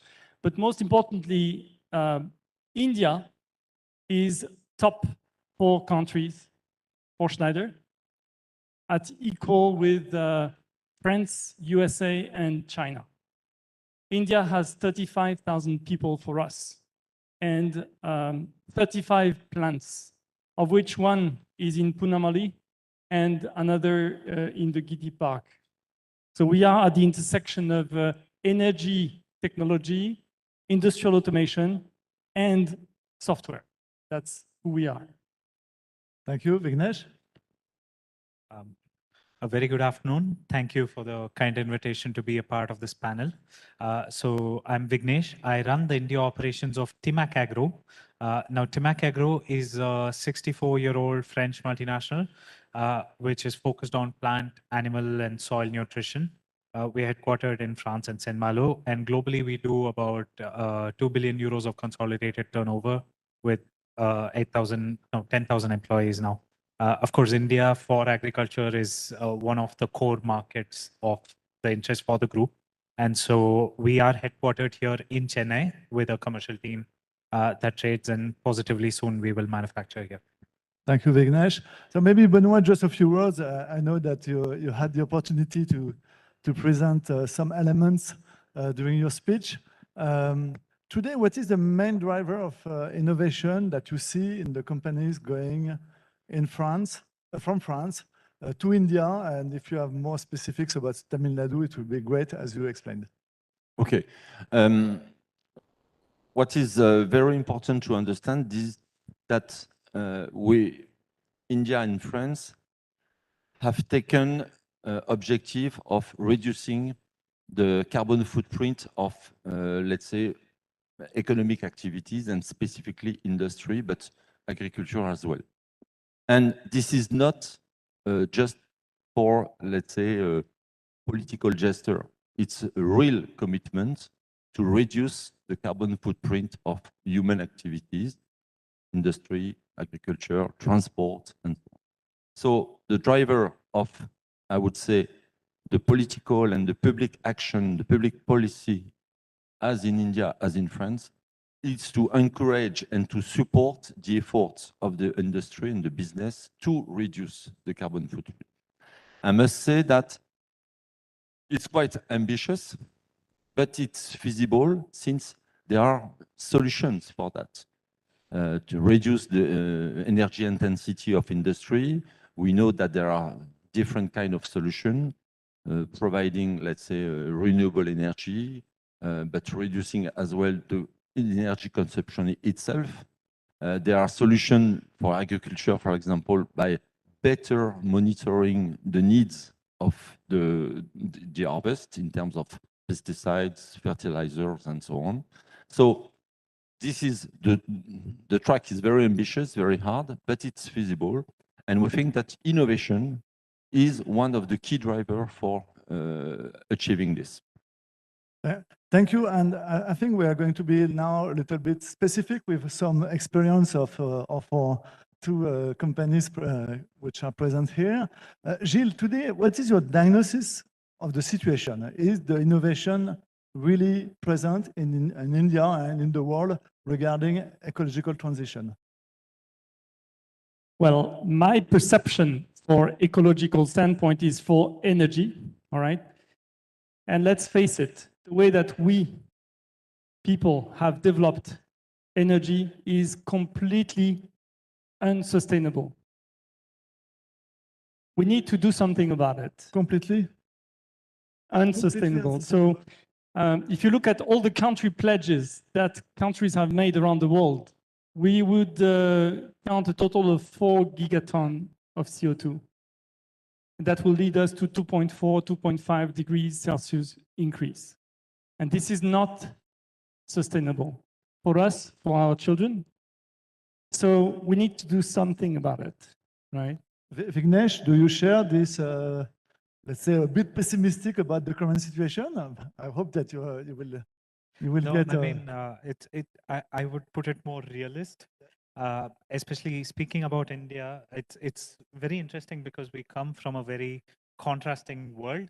The work that we do is principally in rural India, and India is the second largest producer and consumers of fertilizers globally. That being said, the fertilizer industry has its own share of contributions to CO2 emissions.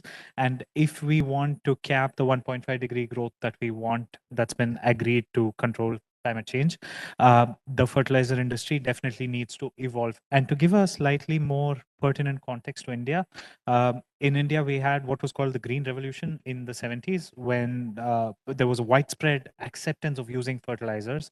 But what has happened is over the decades, because of the same type of subsidy system in place, we have an indiscriminate, disproportionate use of certain fertilizers, which has been hampering soil health. So today's requirement. Today, you said it's, fertilizers are mostly emitting CO2. What is your objective in terms of reduction of that? So there are basically 3 levels in which CO2 emissions from fertilizers come. So scope 1 is obviously your factory working, scope 2 on logistics and better transport. The main area where a transformation is needed and where Timac Agro especially excels in, if I can put it that way, is in scope 3 emissions, which is in improving nutrient uptake efficiency and in basically producing more efficient fertilizers, which reduce the need for polluting the soils or in nutrifying water, while at the same time keeping our food productivity high, because obviously food security is at the base of what we need. So in terms of numbers, do you have any ambition that you can share to us? Okay, so India, in terms of consumption of fertilizers, we do about 60 million tons. It's enormous. And so the amount of emissions, we look at around 70,000 gigaton equivalents of CO2 emissions from farm to fork. And a bulk of that actually comes from nitrogen, which in India, urea is our biggest market. So that's the reason why we would need to bring in, the government's policy is also to shift from subsidy and move more towards sustainable agriculture. So the need of the hour is to have more efficient, better performing fertilizers. And the timing couldn't be better for me. It's been 2 years since I moved into India. But what Timac Agro has been developing for the past 60 years is highly efficient, high performing fertilizers. Thank you. Gilles, I'm sure you have a lot of solutions to improve the current diagnosis. And what Schneider Electric is doing? Yes, well, can you give some specific examples, for example, in India? Sure. So the way we believe we will address the challenge is through technology. So this is a pivotal moment for energy in the world and in India, because for once in a lifetime, there's an alignment between the midterm strategy, which is to reduce emissions, and the short-term need to reduce cost of energy. And this moment is pivotal because technology is there to make it happen. So we have renewable energies at a technology scale. We have digitization, which is helping us to reduce consumption. We have all the components to make the solution real. Yeah. So Schneider Electric, what we do is we help our customers get more sustainable and more energy efficient. And we believe we'll do that through digital. Because as soon as you can measure something, you can do something about it, right? Like we are today in a mode of supporting our customers to get visibility on their key performance indicators, how much they consume of carbon, how much they consume of energy, and see what are the levers in order to reduce and optimize. So some of the innovative subjects would be digital twin, right? So how do you first design a plant and then operate it and compare the actual operation to the initial model. Second aspect is artificial intelligence. And in the field of energy, this is typically optimization layer.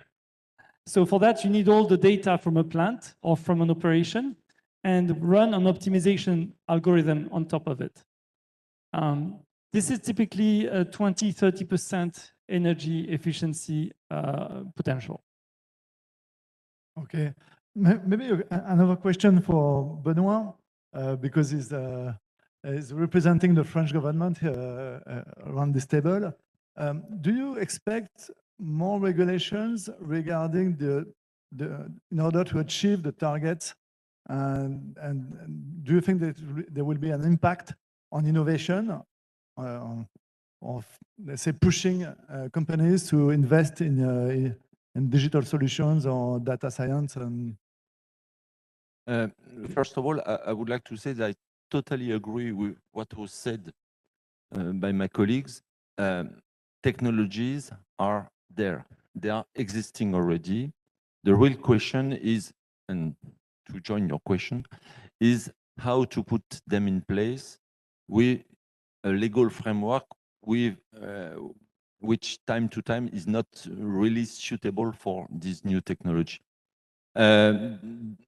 But I think beyond the question of the legal framework, the real question is how to make people conscious of their impact in terms of CO2 emissions when they are, let's say, moving from A to B place and so on. So yes, for sure, there is an issue regarding the regulation and the legal framework.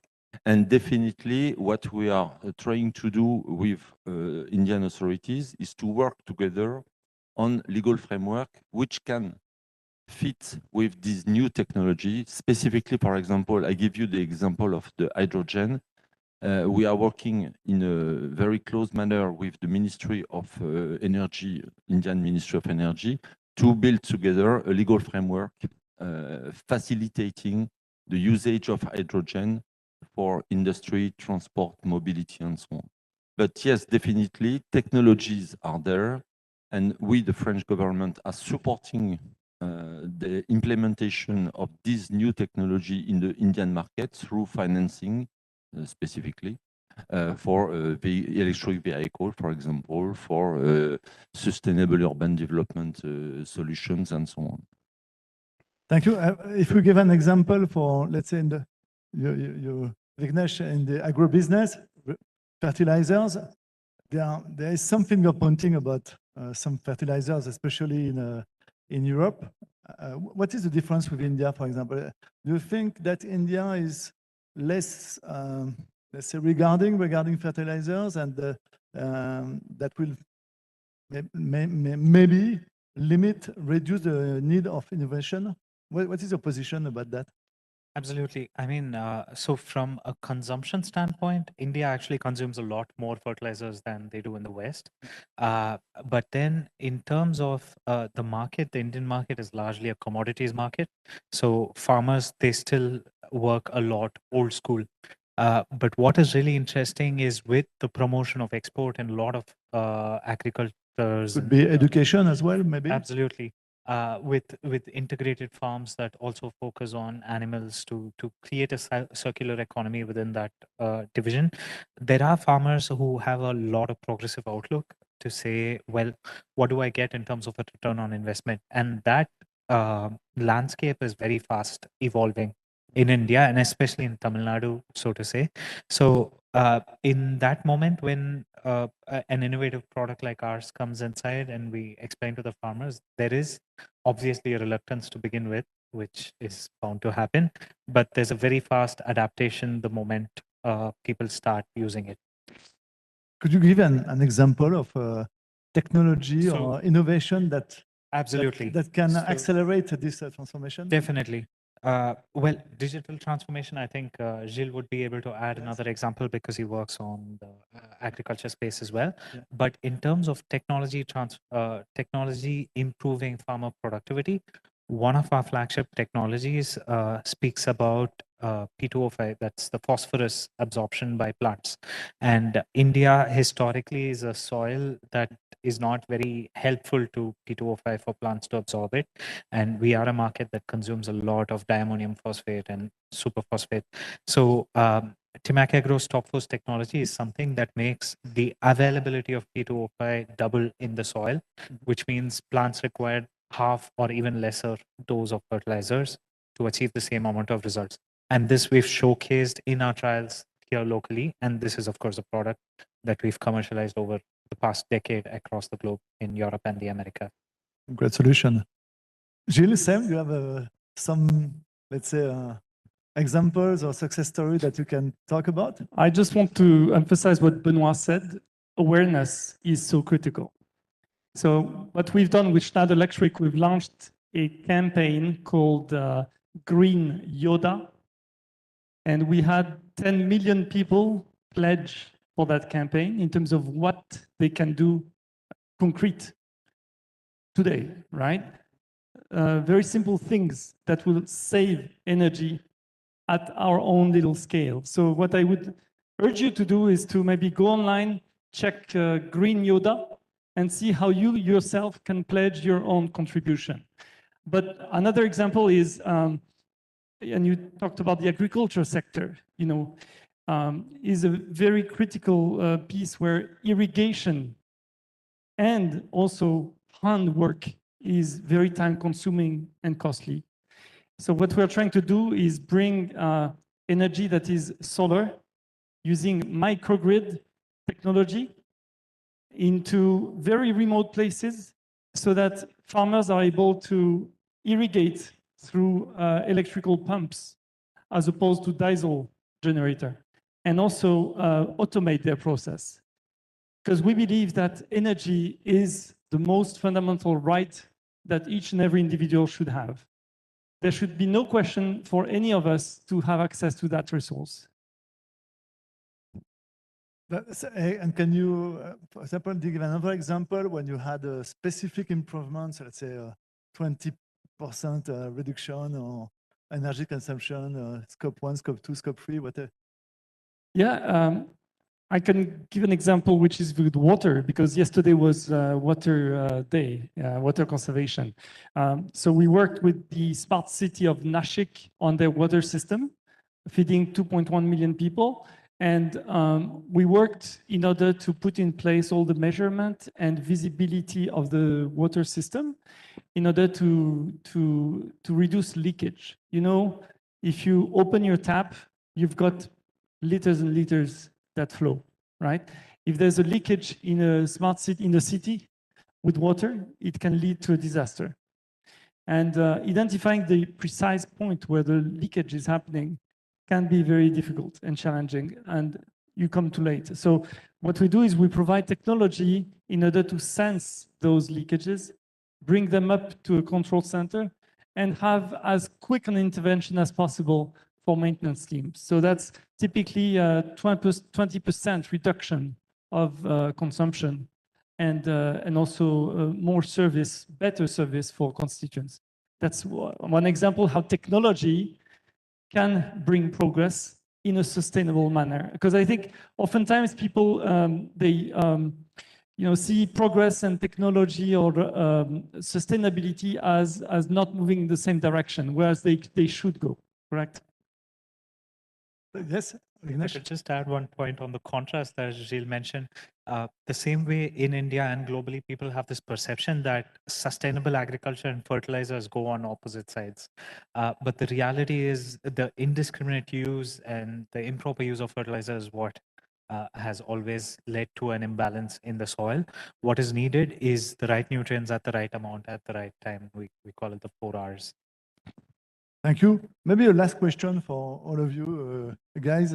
It's regarding the amazing talent pool that we have in India for digitalization, data science, IT, and so on. What is your vision about that? Do you think that India will be a driving force in innovation for decarbonation of the world? Definitely, India can be a leading force for the decarbonization of the economy, using specifically its assets in terms of data science. The real question for, let's say, wrapping up what was said, that the reducing CO2 emission is a global challenge, but there is no global solution. There are a multiplicity of different kind of solutions. Some of them very simple, that was said. Others using technology for sure, and mobilizing, let's say, a changing in the habits. But yes, definitely, collaboration is needed. Digital economy can be one of the solutions. Yes. Okay, thank you. I think our time is up. So thank you for your insights, comments, and I hope that we'll have other opportunities to share this with you in the attendance. Thanks a lot. Thank you.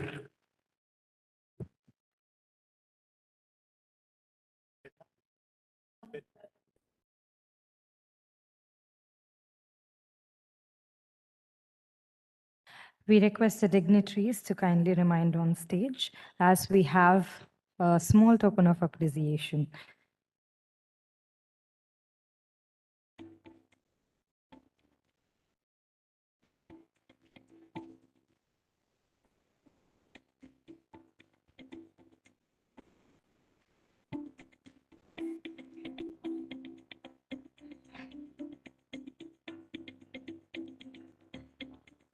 Ms. Lissy Tabot-Barr, Consul General of France, is here, and we request her to kindly hand over the momentum for the dignitaries.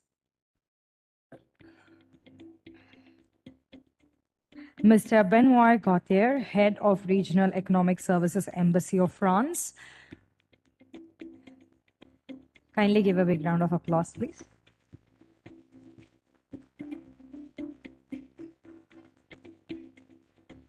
Our session moderator, Mr. Mathieu Libior, Partner TNP Consultants.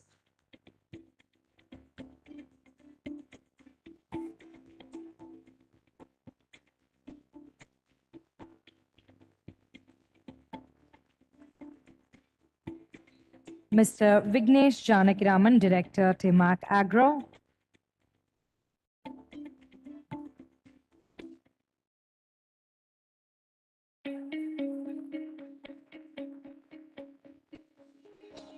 Mr. Gilles Nauger, Director of Strategy and Sustainability, Partnerships and Innovation for India Operations, Schneider Electric.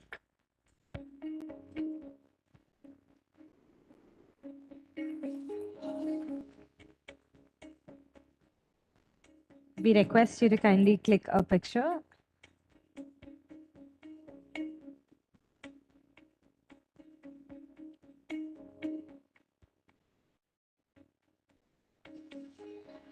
Thank you, ma'am and sirs.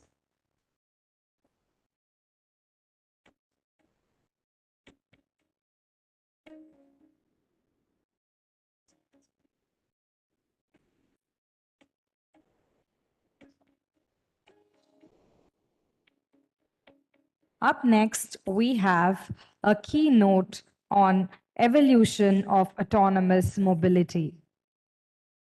Over the past few years, we have seen the growth of many mainstream ADAS applications in vehicles in India.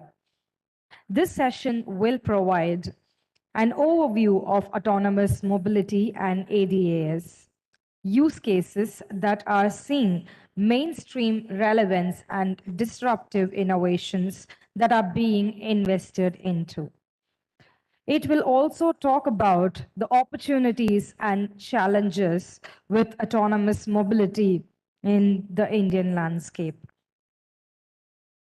We have Mr. Satyakam Arya, immediate past chairman, CII Tamilnadu State Council and Managing Director and CEO, Daimler Truck Asia, to deliver the keynote on evolution of autonomous mobility. Let's give a big round of applause and welcome him on the stage.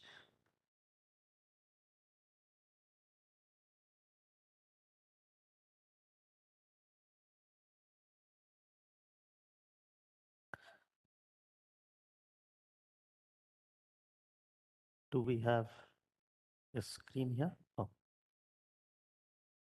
All right.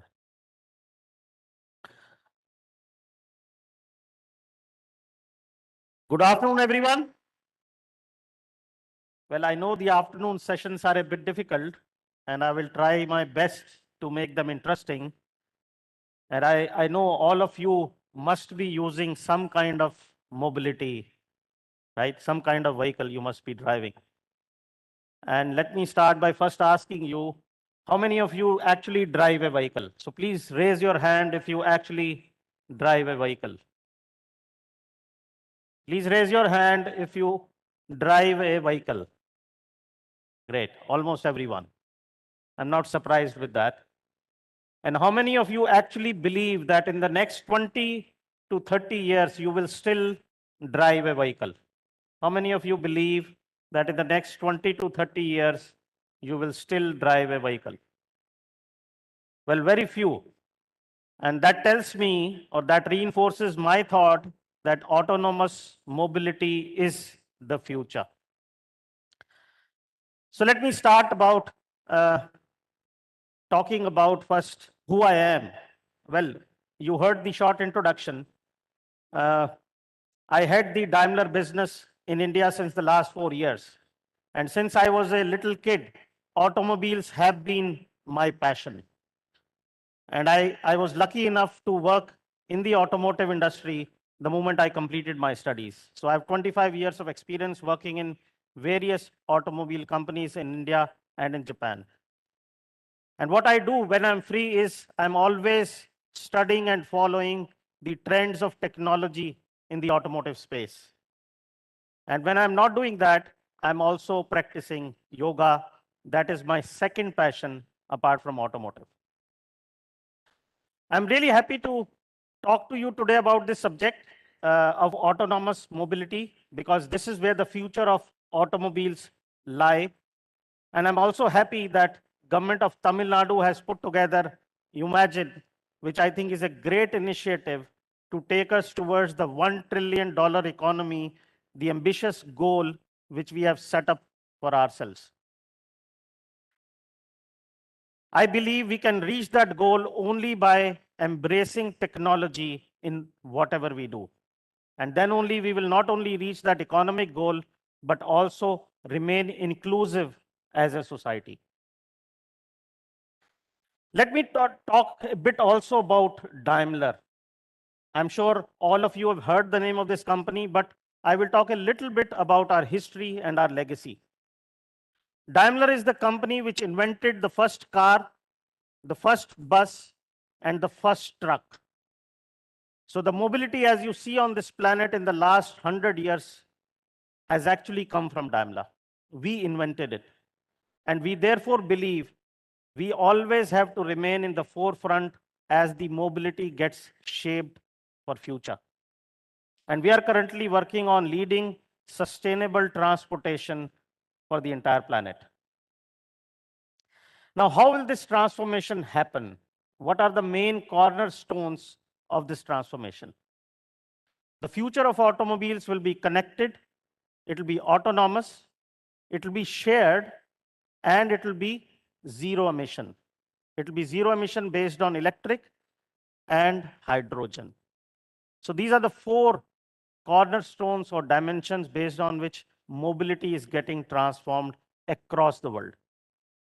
And today we are going to focus only on one aspect of this, which is the autonomous driving. So how will I talk about evolution of autonomous mobility? I have 3 chapters in my presentation.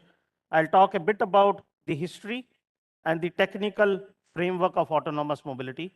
And then I will talk about how Daimler Truck the company which I work in, is actually bringing autonomous technology to the entire world.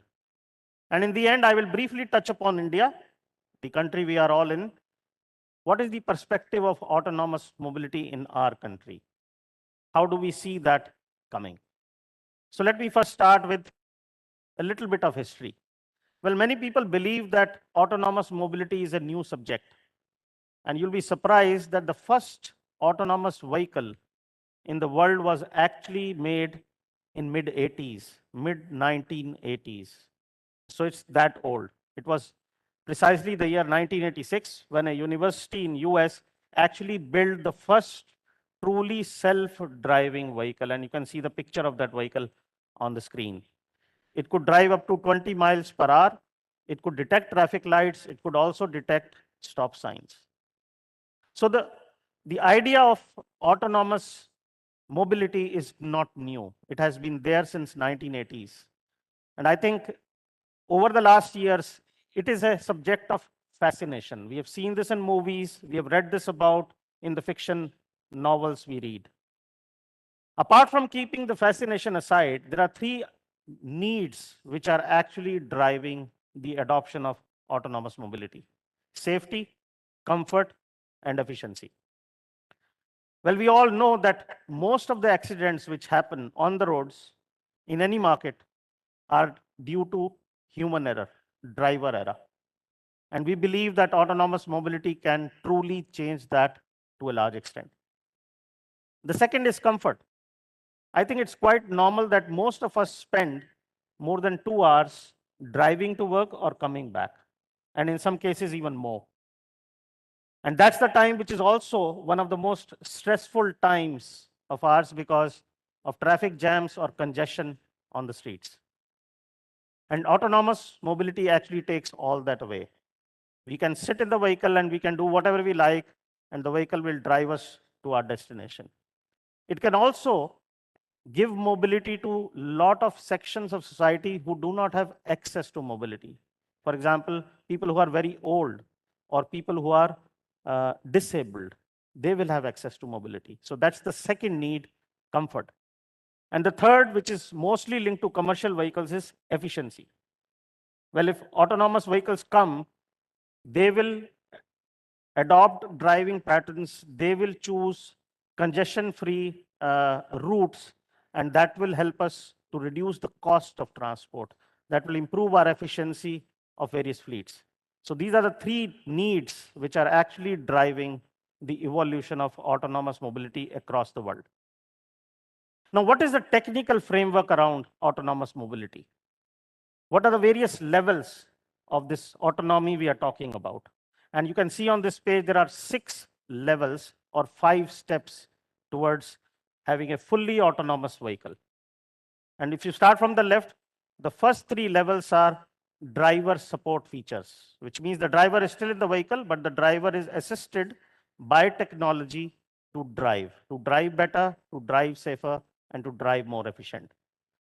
Then the level 3, which is in the middle, is called conditional automation, where the vehicle can do most of the driving, but you still need a driver because in case something fails or in case a situation arises which the technology cannot handle, the driver has to take over. So that's the level 3 of automation we are talking about. And then it's the last 2 steps, level 4 and 5, which means almost fully autonomous, and you don't need a driver behind the steering wheel. You can also see some examples of various levels. Well, automatic emergency braking. This is a feature which is available in passenger cars in India as well. So if you have an obstacle in the front, the car will brake itself. Blind spot warning. When we take turns, there is a blind spot and the vehicle can warn you if there is a pedestrian or a bicycle in that zone. The lane departure warning. If you divert from your lanes, the vehicle will bring you back in the lane. So those are the features which we see in the Indian cars or Indian vehicles today. The level 2 automation features are already there in the triad markets. In markets like US or Europe or Japan, these features are already quite prevalent. But the legislation around the world demands that the driver has to be present behind the steering wheel today. And if we have to bring autonomous vehicles, we don't need a driver behind the steering wheel. So that's the technical framework. And I will come to that later when I talk about a fully autonomous vehicle. Let's look at what are the market conditions which drive, again, the evolution of autonomous mobility. Well, here I put together 4 big markets in the world: US, China, Europe, and India. And you can see various factors which again drive the adoption or evolution of autonomous mobility. Do these markets have the conditions that this mobility can be installed there? First is the potential, and you see US, China, and Europe are ready for it in terms of market size, in terms of structure of the market. India is still ambiguous. And then you look at the customer structure.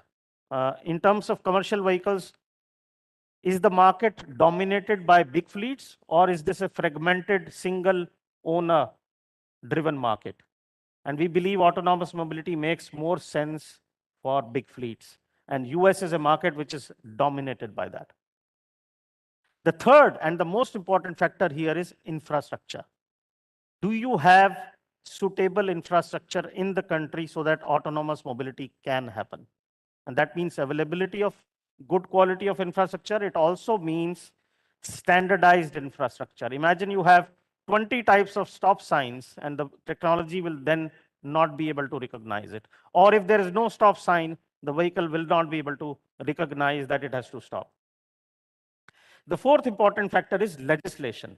As I earlier said, today, in all the countries, the legislation demands that there has to be a driver behind the steering wheel.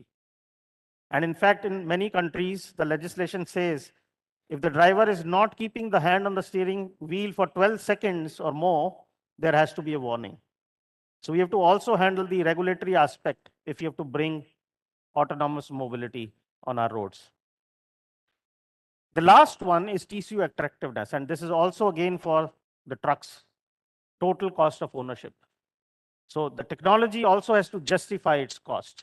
And if that is given, then this technology will definitely come. So if we put all these factors together and the rating which we have done, it clearly shows that US is the most promising potential market for autonomous driving. This is the market which is ready. And we believe that in the next few years, China and Europe will follow that path. When it comes to India, we have said that this market is definitely not ready for autonomous mobility. And I hope that within my lifetime, we will see some autonomous vehicles on our roads. I also want to share with you some more data from US which confirms this study or this conclusion which we have drawn. Well, 94% of accidents on US roads are caused by human error. And we believe autonomous mobility or this technology can actually bring that down dramatically. US is a very promising market in terms of growth in freight volume. We expect that in the next 10 years, this market will have a 30% growth in the amount of freight which is carried on the roads. The cost of driver per mile is also quite big in US. It used to be $0.53 per mile in 2014. Now it's touching around $0.74 per mile. And you completely save that if you don't have a driver behind the wheel. And on top comes the shortage of drivers. In 2021, we had 80,000 short in terms of number of drivers we needed. And we expect that in the next 10 years, this shortage will actually double. We'll have 160,000 less drivers in the market than we need. So where is the solution? The only solution then is to use technology for driving. Now, I showed you the 5 levels earlier. And I clearly said that these markets are already at level 2 of automation. And we believe the level 3 automation will not make sense for markets like US, because if the truck can drive on its own, the vehicle can drive on its own, and you still have the driver, then you've not taken the cost element away. Therefore, the next step of evolution for autonomous mobility will be the level 4 of automation is what we are working on, because we believe with that, you have a potential to unlock value by having no driver, but you still can transport goods over long distance. The level 5, we believe, is still some time away. Now, let me show you a use case of that. How will that come in US? How are we bringing that technology to the US market? Well, if you typically see the US market, and when goods have to be transported from one place to the other, you have a short phase of driving within the city from where the goods are picked up. And then you come to the highway, and you have a typically very long distance which has to be covered across the length or breadth of the country. And then you reach the destination, which also has a city driving element in the end, right? So we want to divide this whole operation into 3 parts: the first and the last mile, and in between, which is the major part of transport.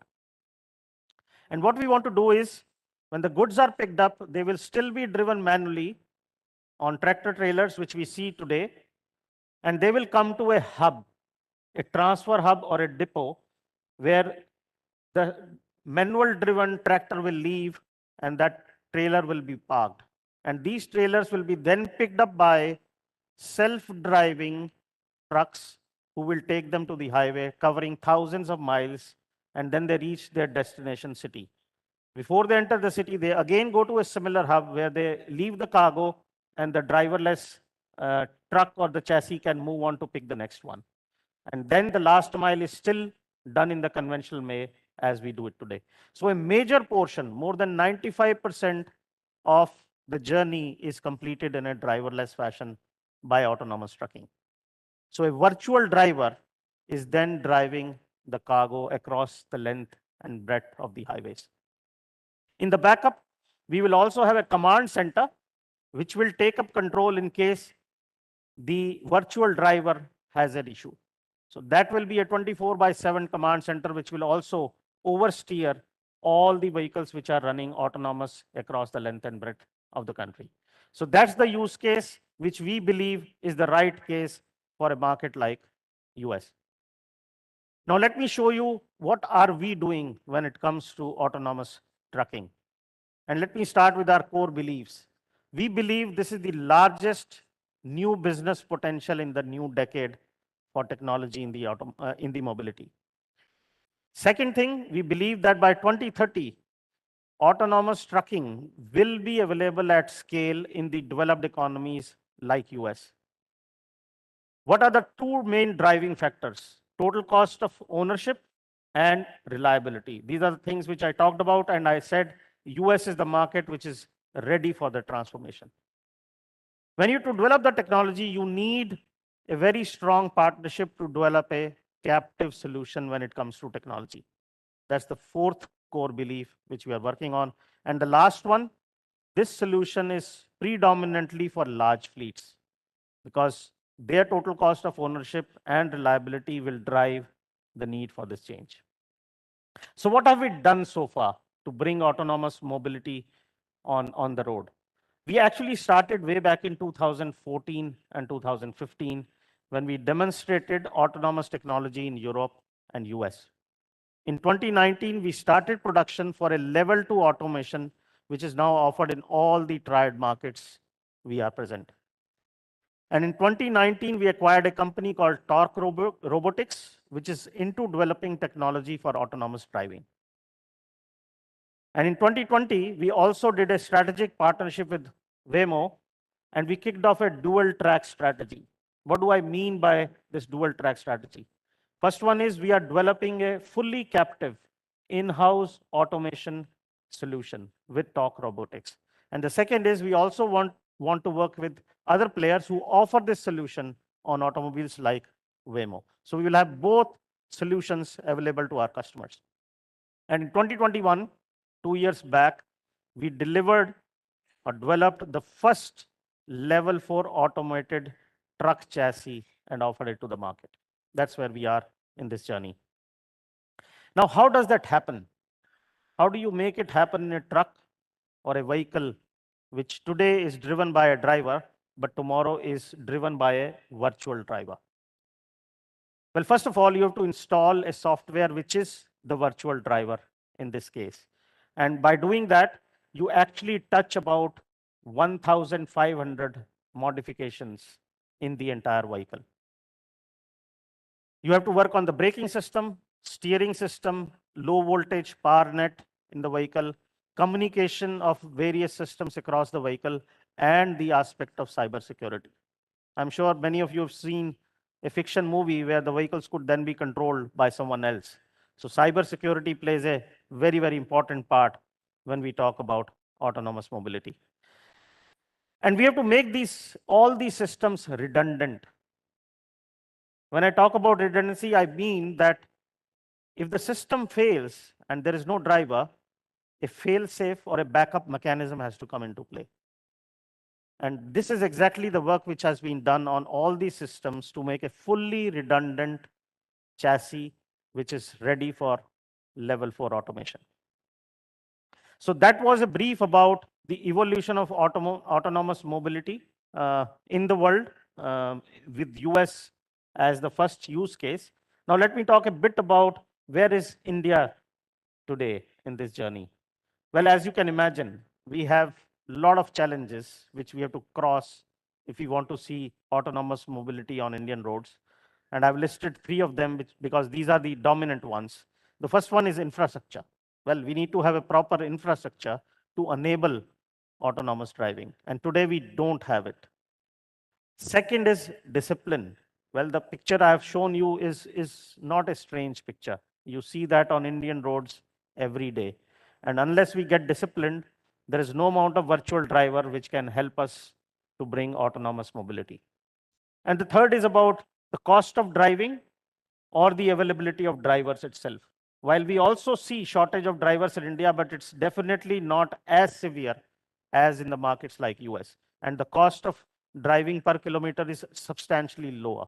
So unless that changes, you will not have a total cost of ownership advantage by bringing autonomous mobility.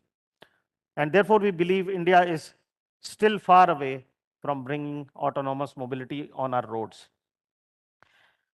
Now, there are a lot of things which are also changing in the CV industry in India, and you can see some of these trends which I've listed on this page. And some of them will definitely then impact how autonomous mobility comes on Indian roads as well. Well, we have to work on the regulation side.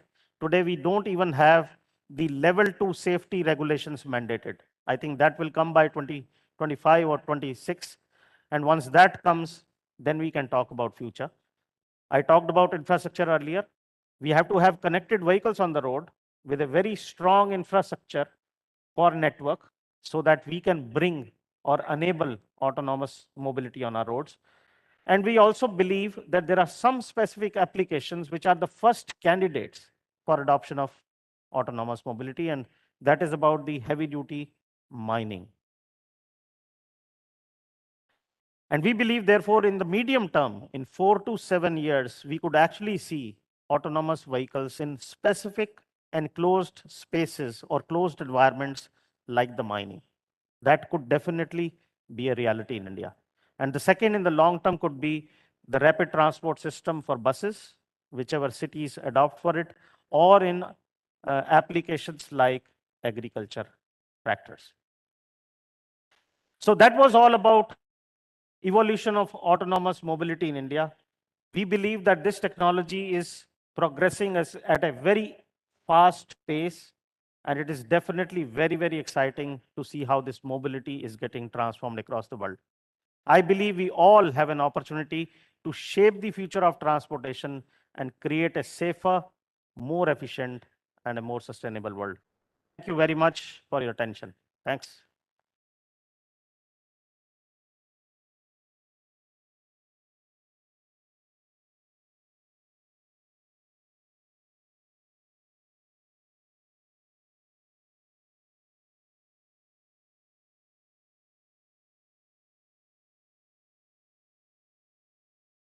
Thank you, sir. We have a small momentum for you.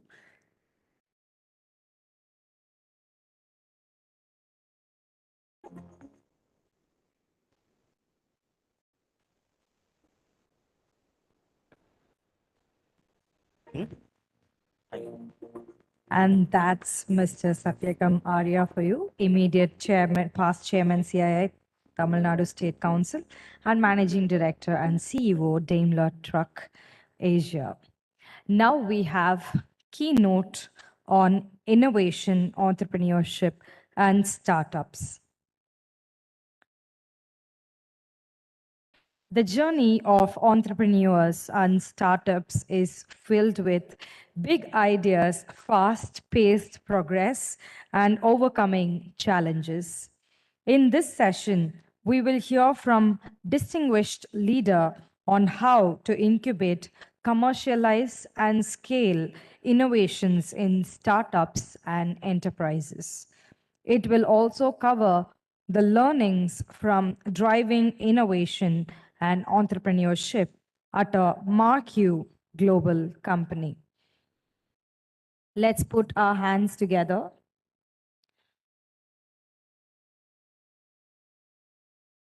Right. This keynote will be delivered on innovation, entrepreneurship, and startups, and it will start in less than 2 minutes.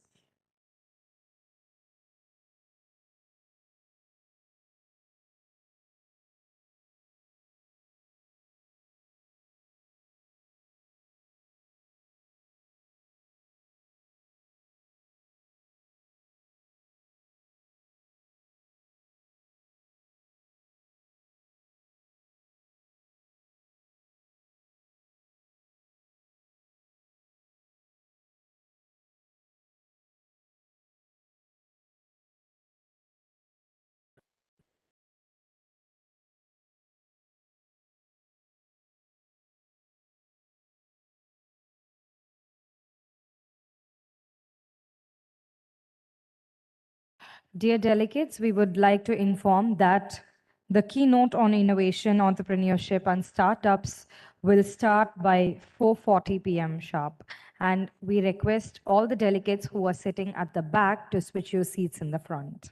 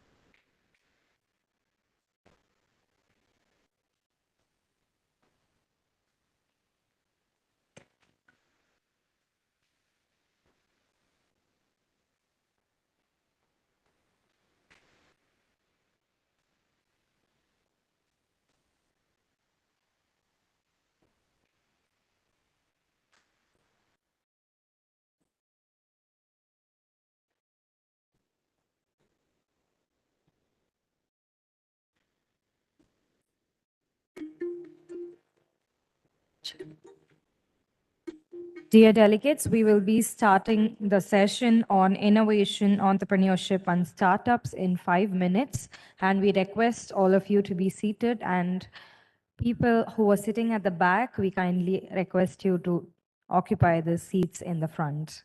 And please also keep your mobile phones in silent. This will be the final session for the first day of Umagine Chennai.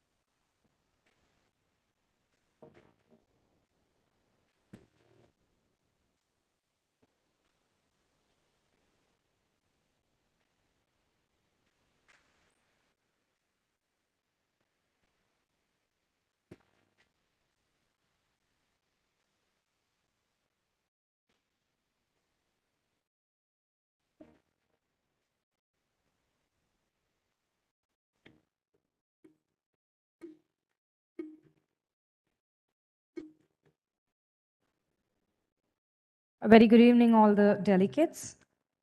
The final session of Umagine Chennai is here, and the keynote on innovation, entrepreneurship, and startup will be commencing in less than 2 minutes. We request all the delegates who are seated at the back to occupy the seats in the front.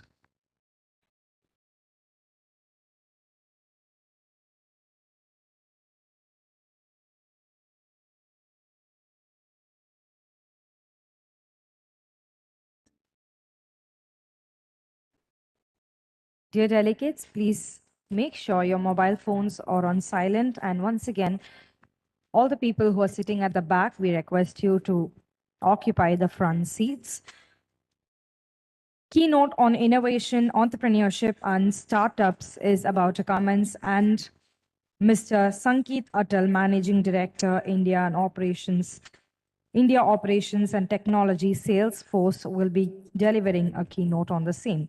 The journey of entrepreneurs and startups is filled with big ideas, fast-paced progress, and overcoming challenges.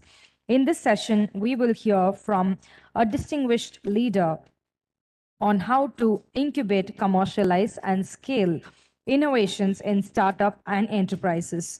It will also cover the learnings from driving innovation and entrepreneurship at a marquee global company. Let's put our hands together and welcome Mr. Sangeet Atal onto the stage.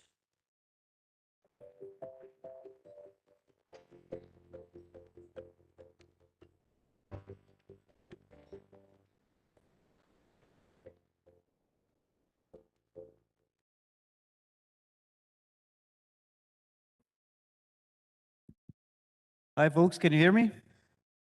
We're good? There are a lot of these round tables in front, guys. Feel free to move up. It'll make the whole thing much more fun. Those back there, you guys want to move up? All these round tables are here. All the VIP tables are free. Exactly. VVIPs.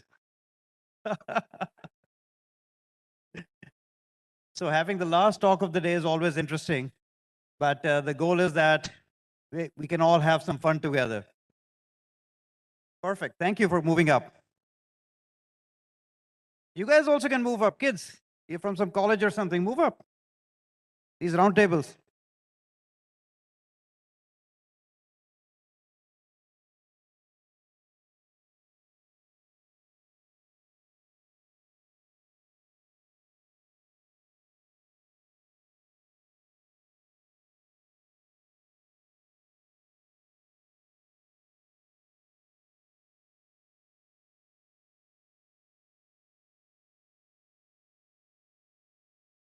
Excellent.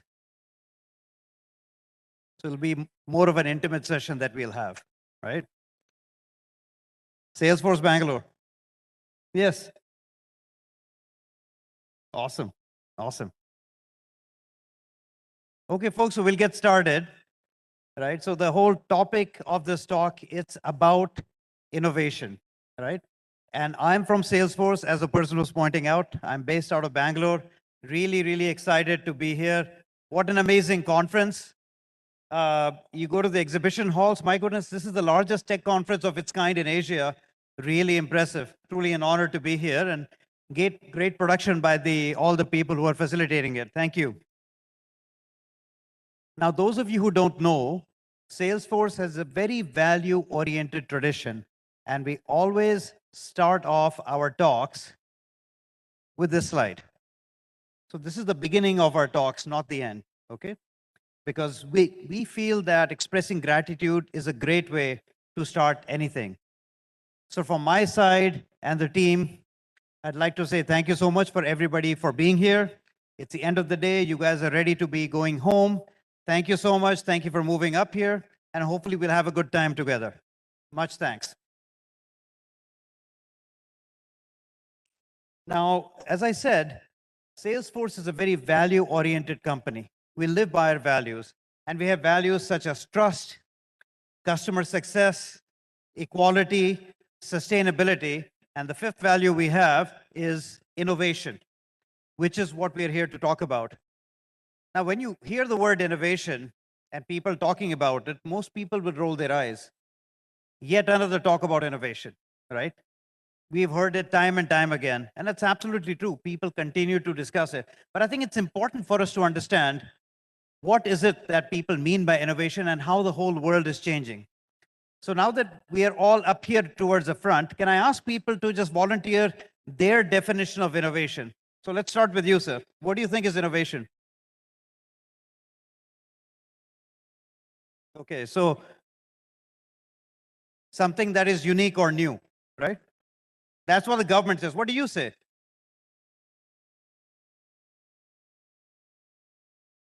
That's okay. That's okay. Okay, so what's, okay, something new, something unique. Anybody else here? What's your definition of innovation? Something useful to society, absolutely. Easier way to solve a problem, brilliant, brilliant. Anything else? Quality oriented, okay. And safety, yeah. Improving an existing technology, absolutely. Wonderful. Yeah, so, yeah. Something that is a future fit, right? Yeah. So all of these things are definition. It's a spectrum, guys. And typically when you ask people about innovation, they think it has to be something big, something breakthrough, right? Something drastically different that'll change the world. And that is a great way to not have innovation in your organization, right? Innovation, especially, I love the way you put it, sir, right? Innovation can be something that's incremental, but brings a difference, right? For example, if I'm used to drinking my coffee in the morning with my right hand, I might decide one morning that, hey, let me hold my cup in my left hand. So on my right hand, I can have my phone, right? I am doing multitasking. That is innovation. At the same time, an innovation could be some complete breakthrough, like perhaps Tesla or SpaceX or something. So all of that is innovation. We should embrace that. That's the fundamental point that I wanted to make here. Now, with that, I wanted to bring about some interesting examples. Anybody know what this is? But it doesn't say Red Bull, does it? The logo shows Red Bull, but it doesn't say Red Bull. Okay? So this is a drink that originated in a country where I grew up, a country called Thailand. And the language there is Thai. And the original name of this drink was Krating Dang, which means Red Bull. Okay? And what was interesting about it is that it was perceived as an energy drink. Now, when I was young, we used to come to India and I used to find ads for something called Glucon D. You guys remember that? You're coming home after a long day at a conference, you go home and you mix some Glucon D, you drink it, and now there's energy, you can go out and play, right? You're smiling, you've seen that before, correct? It's sugar water, right? But fundamentally, that was a big thing. This was the thing that people in Thailand love to drink, okay? What was interesting in it was, it uses this chemical called taurine. Taurine comes from the bile of a bull, okay? It used to, by the way. They have changed the formula now. This is how it got started. That's why the name Red Bull. That's how it got started. And then what happened is, Thailand is one of the most visited countries in the world. And there was a guy from Austria who came to visit, and he decided, hey, there is something very special here. There is something I can do with this. So he took a partnership in it, and he took it to Europe, and he took it to America. And what he did was, he was very amazing with his ability to market in a very special way. The formula was already there. He just needed to get it out to the market. So what he did was, he introduced it in very exclusive ski lodges, okay, in Europe. So you go there, very exclusive stuff. People are sitting, having fancy champagne, and then this is there. It got in the minds of people, this is a very special drink. Similarly, in the US, oh, this is super interesting. They're collecting garbage as we're talking. Guys, can we delay this garbage collection till later? Guys, can you do it later? In the US, the way he introduced it was in health clubs. And one of the famous places for bodybuilders in the US is a place called Venice Beach. People have heard of Venice Beach? All the pictures you see of these bodybuilders doing this, that's Venice Beach. He introduced it there. So people started associating it with greater health. Not a big marketing splash, but basically getting into the minds of people and the minds of the people who see these people. And with that, it became really popular. He rebranded it, and it became, of course, something that gives all of us wings, right? So that is Red Bull, and I checked. It is a perfectly vegetarian drink now. No more of this Red Bull, the bull bile, etc. But what I wanted to share with this was, this is not a major technological innovation, right? This is something that it's a rethinking of the approach to the market. It's taking it to the market where it was not existing before. And as this gentleman had said, it's something incremental, but something game-changing. Today, Red Bull is available everywhere around the world. A phenomenal achievement. Okay, so we have to start thinking of innovation in something like this. Now let's get closer to home. There were floods in Chennai a few years ago, pretty bad ones, if you all remember. And then something like this happened. People recall what this is? Crayons, right? But what's happening here? Lighting it. So when electricity was gone, people used crayons. They discovered, hey, I can light a crayon and it can stay lit for 20 minutes. It's a candle replacement, right? So people began doing that.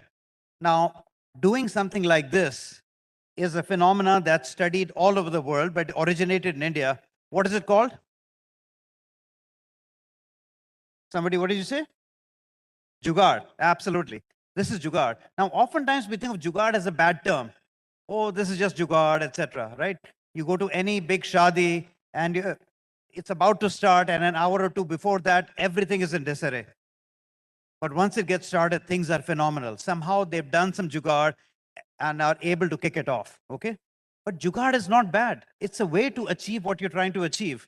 Nothing wrong with it. Maybe it's a different style, but it's something that we should respect. Okay, it's being studied in Harvard Business School as well. Another example from the same floods is this. Okay, gas cylinders were not available. How do you do your cooking? Well, let's plug in the clothes iron, put it upside down, and now you have a little convection thing. Okay. What I find cute about this picture is it's resting on a book that says Java on it. So it's a great picture for this particular conference. Another one that's very close to my heart is farmers typically live a little bit of distance from their farms, okay? Because you want to stay in a community, etc. Now what happens is the accessibility to water is there, but there's a timing issue. So you want to turn water on and off at certain times. What that entails is you have to typically walk over to your farm, you turn the water on, wait, and then you can head back. Or you just turn it on and leave it and you waste water. So this was a problem which a lot of people, especially here in Tamilnadu, were facing. And there was no solution available. Then an interesting guy came along, a guy named Ganesh. Oh, we have the cleaners again. Ma'am, can you, excuse me, hello, ma'am.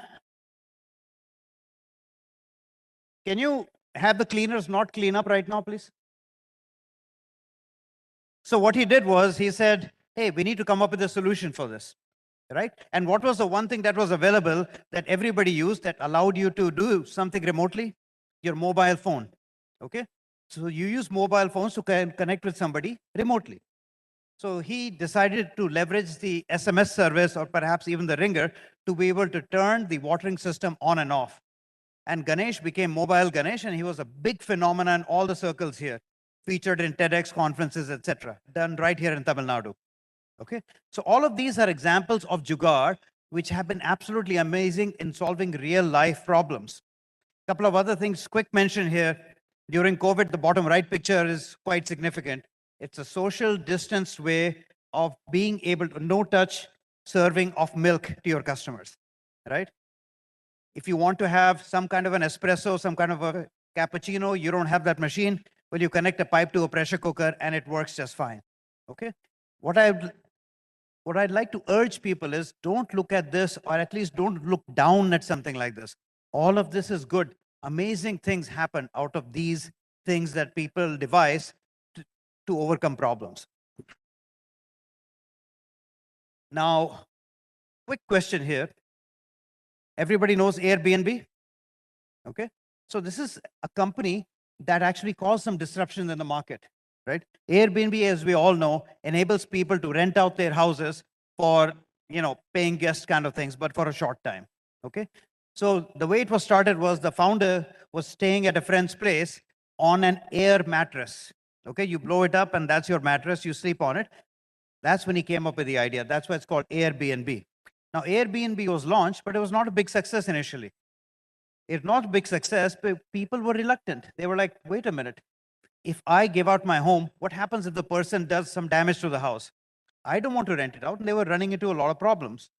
So what Airbnb did is that they decided, we're going to give you a guarantee that in case there is some damage done to your house, we'll deal with it. Okay. With that, Airbnb took off. And it became one of the biggest phenomenons in hospitality over the past decade and a half. Another example I have for you is this company. Everybody heard of this company? Uber, right? Started off in the US as a way to make getting transportation easier. Okay. There, typically, when you had to have transportation, get a taxi, you had to call the person, they would come, something along those lines. And there was a problem that people wanted to be able to do gig work as well. So to solve both these problems together, they enabled individuals to sign up with their service and use their cars, kind of similar to Airbnb, use your own personal cars, run them as taxis, and all of the transactions are enabled through the software developed by Uber. That's the thought, okay? And it became a big success. Now, for India, what did they do? We use Uber just like US, but except in India, the cars that I use are not private cars. They're all taxis, okay? So that's a great example of innovating to penetrate the India market and being able to provide the same service, but a contextual manner. Very, very important. Now, these are examples of companies that have created amazing disruptions in the market. But here's a company that actually disrupted itself. Netflix started off as a DVD rental company, okay? So DVDs, you could go online, order the DVDs, they would come to your house. After watching them, you could just mail them back. Absolutely amazing. But then they realized big broadband was coming, right? Streaming services would come. They decided to disrupt themselves when they were at the peak of their limelight. Stock market, they were doing really, really well. But they said, okay, we're going to stop the DVD business and we're going to get into streaming, okay? That is a heck of a call. Okay, but what typically happens is in a company's life cycle, when you're going up and you start plateauing at a particular thing, either you disrupt yourself or you start declining. They decided to disrupt themselves. When they changed to streaming, there was a problem. Their stock price tanked. People are like, what the heck are you doing? I paid for the whole thing, not this one. But look where we're at today. Netflix is everywhere. It's doing really well. So it's an example of being courageous and being willing to change everything, even when things are going good, because you're seeing the future. Okay. Another area I'd like to touch upon quickly is what this guy is doing. So he's sitting in his train, I think, talking on his phone, writing with his hand. He's doing something we all know as multitasking. Everybody multitasks, right? Now, there is a concept that's become popular. It's called slow motion multitasking. Anybody heard of it so far? Slow motion multitasking? What it basically says is any person working on innovations or breakthroughs should be working on multiple tasks at the same time. All the great inventors of the world have done that. And what it enables to you to do is when you're working on something and there is something you get stuck on, you're not able to make progress. You can't think what the next step would be. You put it aside and start working on the next thing. And then once you make progress on that, you get stuck, you go back to the previous one or work on something else.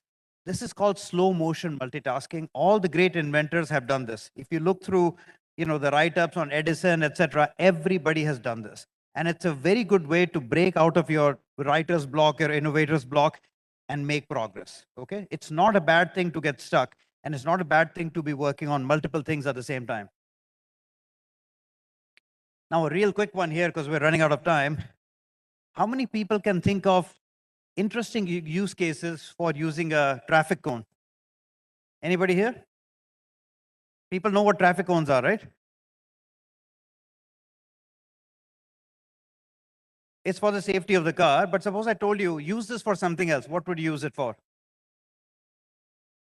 Okay, so you use it to identify what the roads are in the walkway. Yeah, Anybody while else? toilet cleaning and airport also while passenger walking. Number Yeah. 2. Number 3 in the traffic, etc. But some other use, something Some other besides use that. is in the construction area, which is widely used while fire is happening. Okay. Anybody else? Workouts. Nice. How?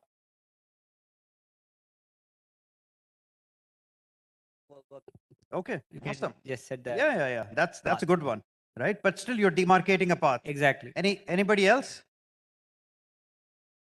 Make boundaries, right? Like a football field or something. Okay. Anybody else? My son uses it as a funnel. As a what? Funnel. That's good. To put things. Exactly. That's a very innovative use of it, right?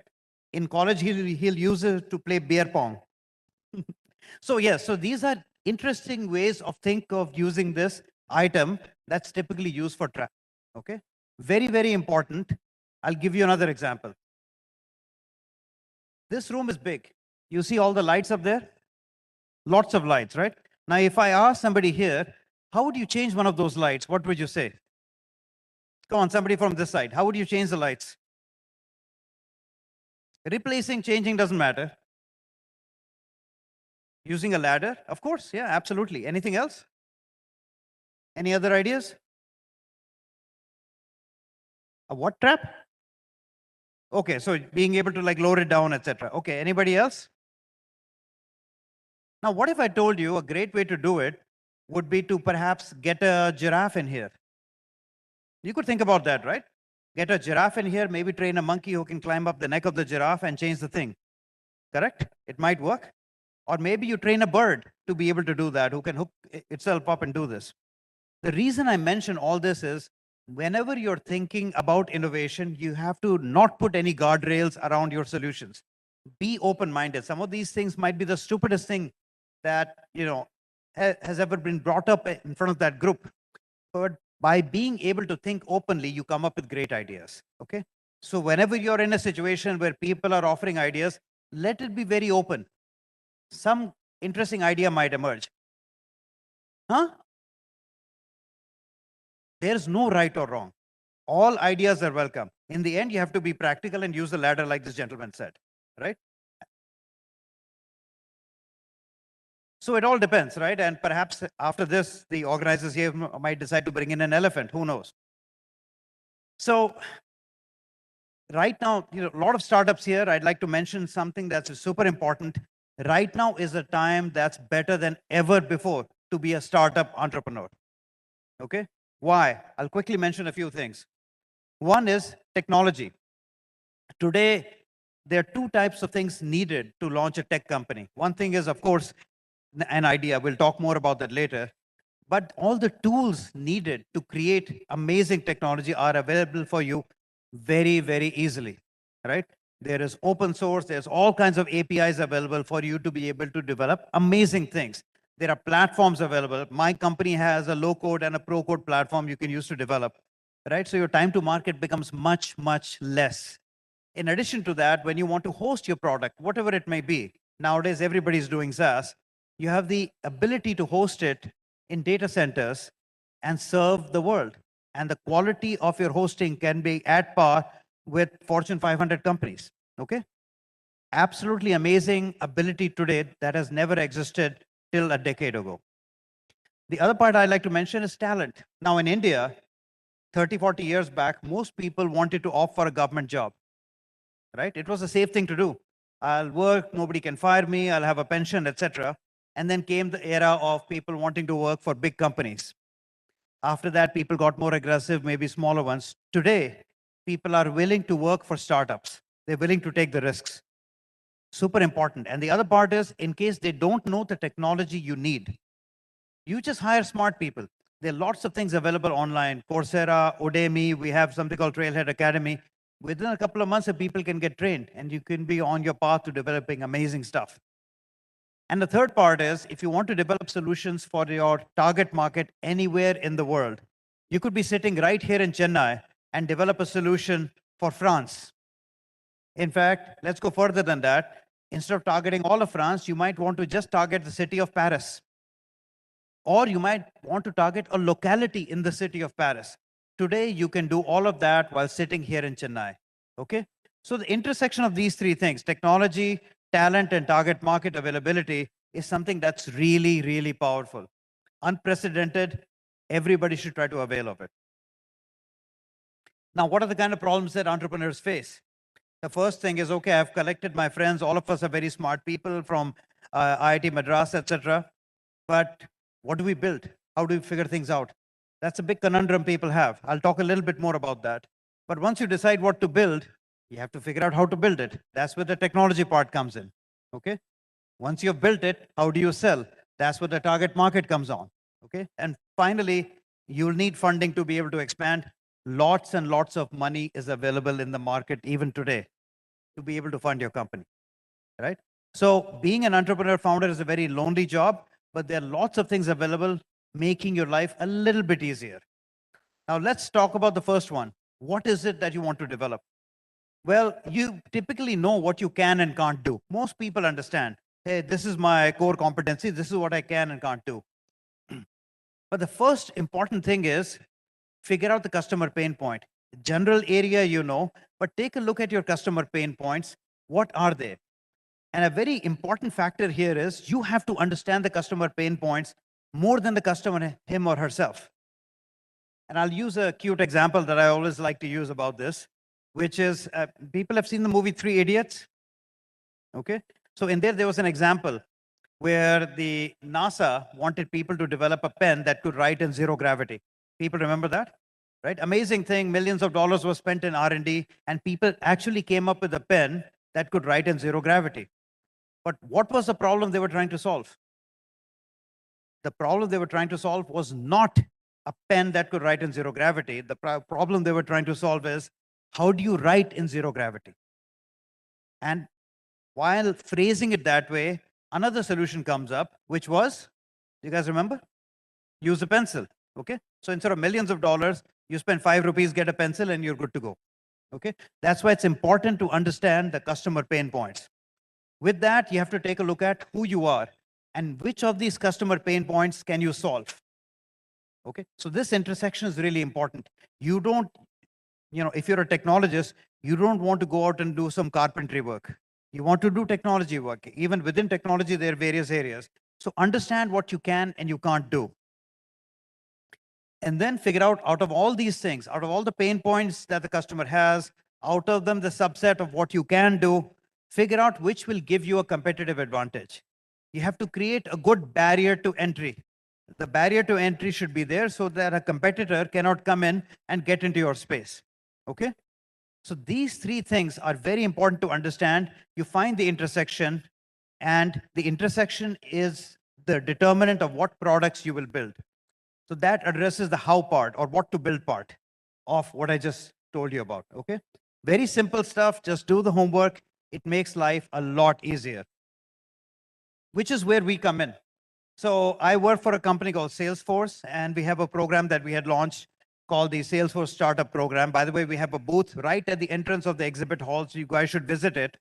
But the fundamental idea of that is there are lots of things within the Salesforce which are designed to help the ecosystem, lots of them.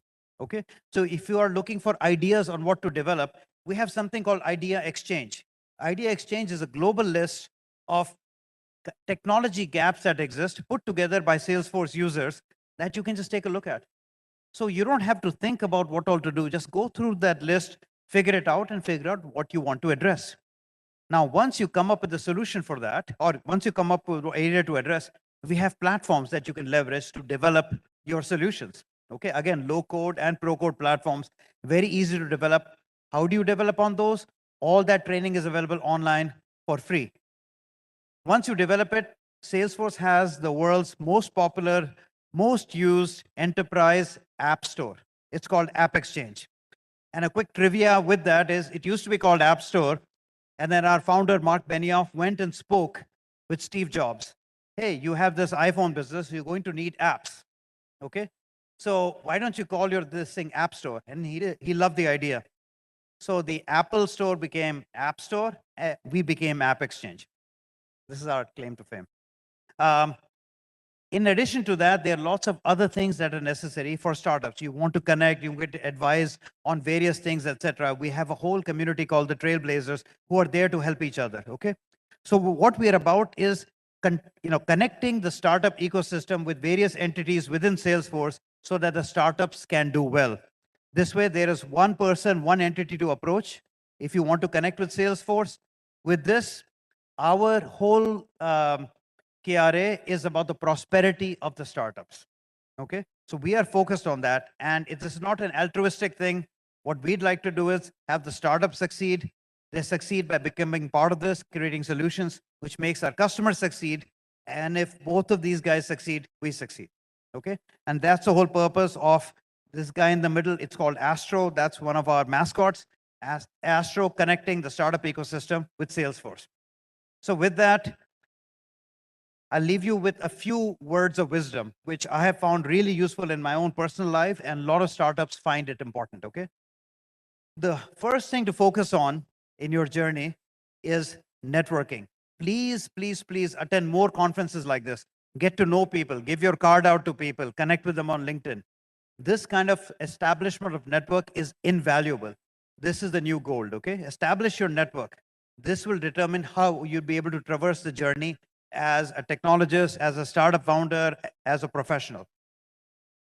The other thing I'll say is, oftentimes when you're in a meeting, you're talking to somebody, you're scared. You're scared to ask questions. You're scared to ask for something. Say you're meeting an angel investor, you're scared to ask for money. Don't be. Go ahead and ask. What's the worst thing that can happen if you ask somebody for something? What do you think? They'll say no, and that's okay. Go to the next person. Be bold, be almost shameless, because you're in the pursuit of your own prosperity. So you have to have the courage to be able to do that. And finally, be ready to fail. Nowadays, failure is not a bad term anymore. This is how you learn. So the combination of these three things, growing your network, and Umagine is an amazing conference to be able to do that. Being bold, asking for things, you go to the booths, ask these people for help, showcase what you're serving. And finally, be adventurous, man. Get ready to fail. It's okay. It's perfectly okay. With these three things, I think things can happen really, really well. My time's also up. I'll just leave you with this. This is the URL for our program. Thank you so much for inviting me. Thank you.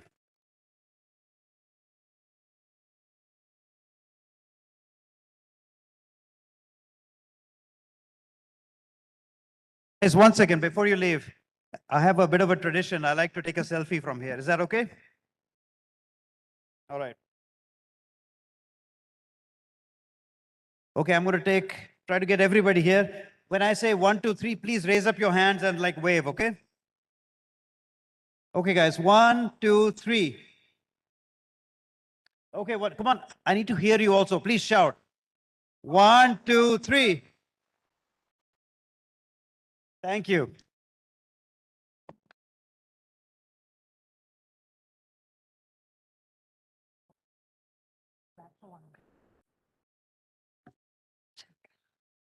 Thank you so much for that lively, interactive, and enthusiastic session, Mr. Sankeet Atal.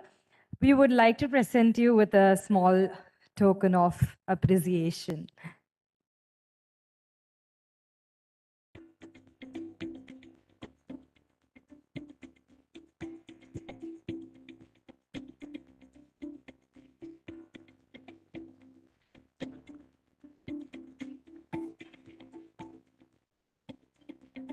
Thank you, sir. Once again, a grand round of applause for Mr. Sankeet Atal. He is the Managing Director, India Operations and Technology, Salesforce. You've been an amazing audience and a set of delegates. Do not forget that tomorrow and day after we have the summit going. So thank you, everyone. And it's a wrap for Umagine Chennai Day 1, organized by Government of Tamil Nadu, hosted by LCOT, co-hosted by STPI, and the event partner is CII. Get ready tomorrow to engulf yourself in talks on future with technology, role of technology. leadership, mindsets, metaverse in entertainment, and much, much more. Tomorrow, you will hear from Minister for Finance and HR Management, Government of Tamil Nadu, Minister of IT and Digital Services, Government of Tamil Nadu. Kissflow CEO is going to be here. McKinsey's partner is going to be here. Co-founder and executive director of Kaveri Hospitals, film director and producer, Mr. Vignesh Shivan. So all of the many people are going to come just for you. And do not forget to be here by 9:30 a.m. The session starts. Yes, so I request all the delegates to be present at least 30 minutes prior to take your seats at the Umagine Chennai Summit. And the exhibition is open for all of you till 6:30 p.m. Enjoy your day. Very good evening, ladies and gentlemen.